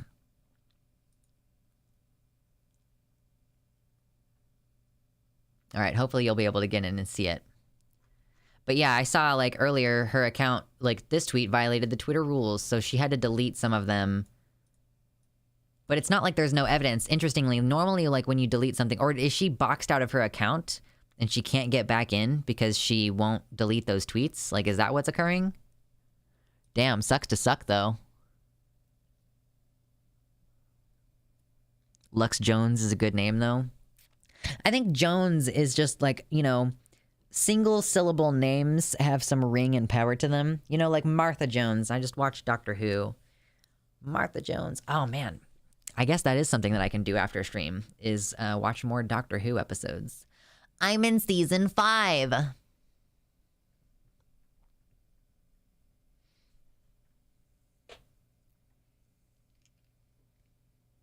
Lux Luthor. Yeah. You're not the first person to make that joke. Every time I tell someone at a party, and I don't go to parties anymore, but when I used to go to conventions and parties, I would be like, my name is Lux. And they'd be like, Lex, like Lex Luthor. And I'm like, no, you're dumb. Like, it got really annoying. The other thing is people ask if it's short for like, is it short for luxurious? And I'm like, I will stab you. If they're like, is it short for deluxe? I'm like, It's just not funny. Fighting them damn Nazis. The Nazis. He deleted it. Here's a screenshot. David Packman said, very surprising that there would be a mass shooting at a Christian school, given that lack of prayer is often blamed for these horrible events. Is it possible that they weren't praying enough or correctly despite being a Christian school? Yikes. Yeah, South Park is not fun. There's just too much bullshit. It's not in good spirits. Like, it's not like, oh, it's poking fun at something and it means well by it. It's pretty viscerally,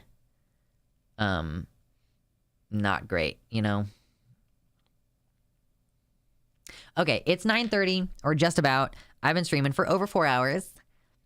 Yay, we did a long stream today. We managed to balance talking about serious stuff and stupid stuff. It's great. So yeah, I will be seeing you on Thursday because I thought that I had an appointment that day and I don't. So I will see you on Thursday and hopefully nothing fucking crazy happens in between now and then. Oh my God. It would be great if the world would just calm the fuck down for a minute, but it won't. It won't. There will be even more news next time. So be good. Stay hydrated. Go on a walk or something if you can. And I will be seeing you later this week.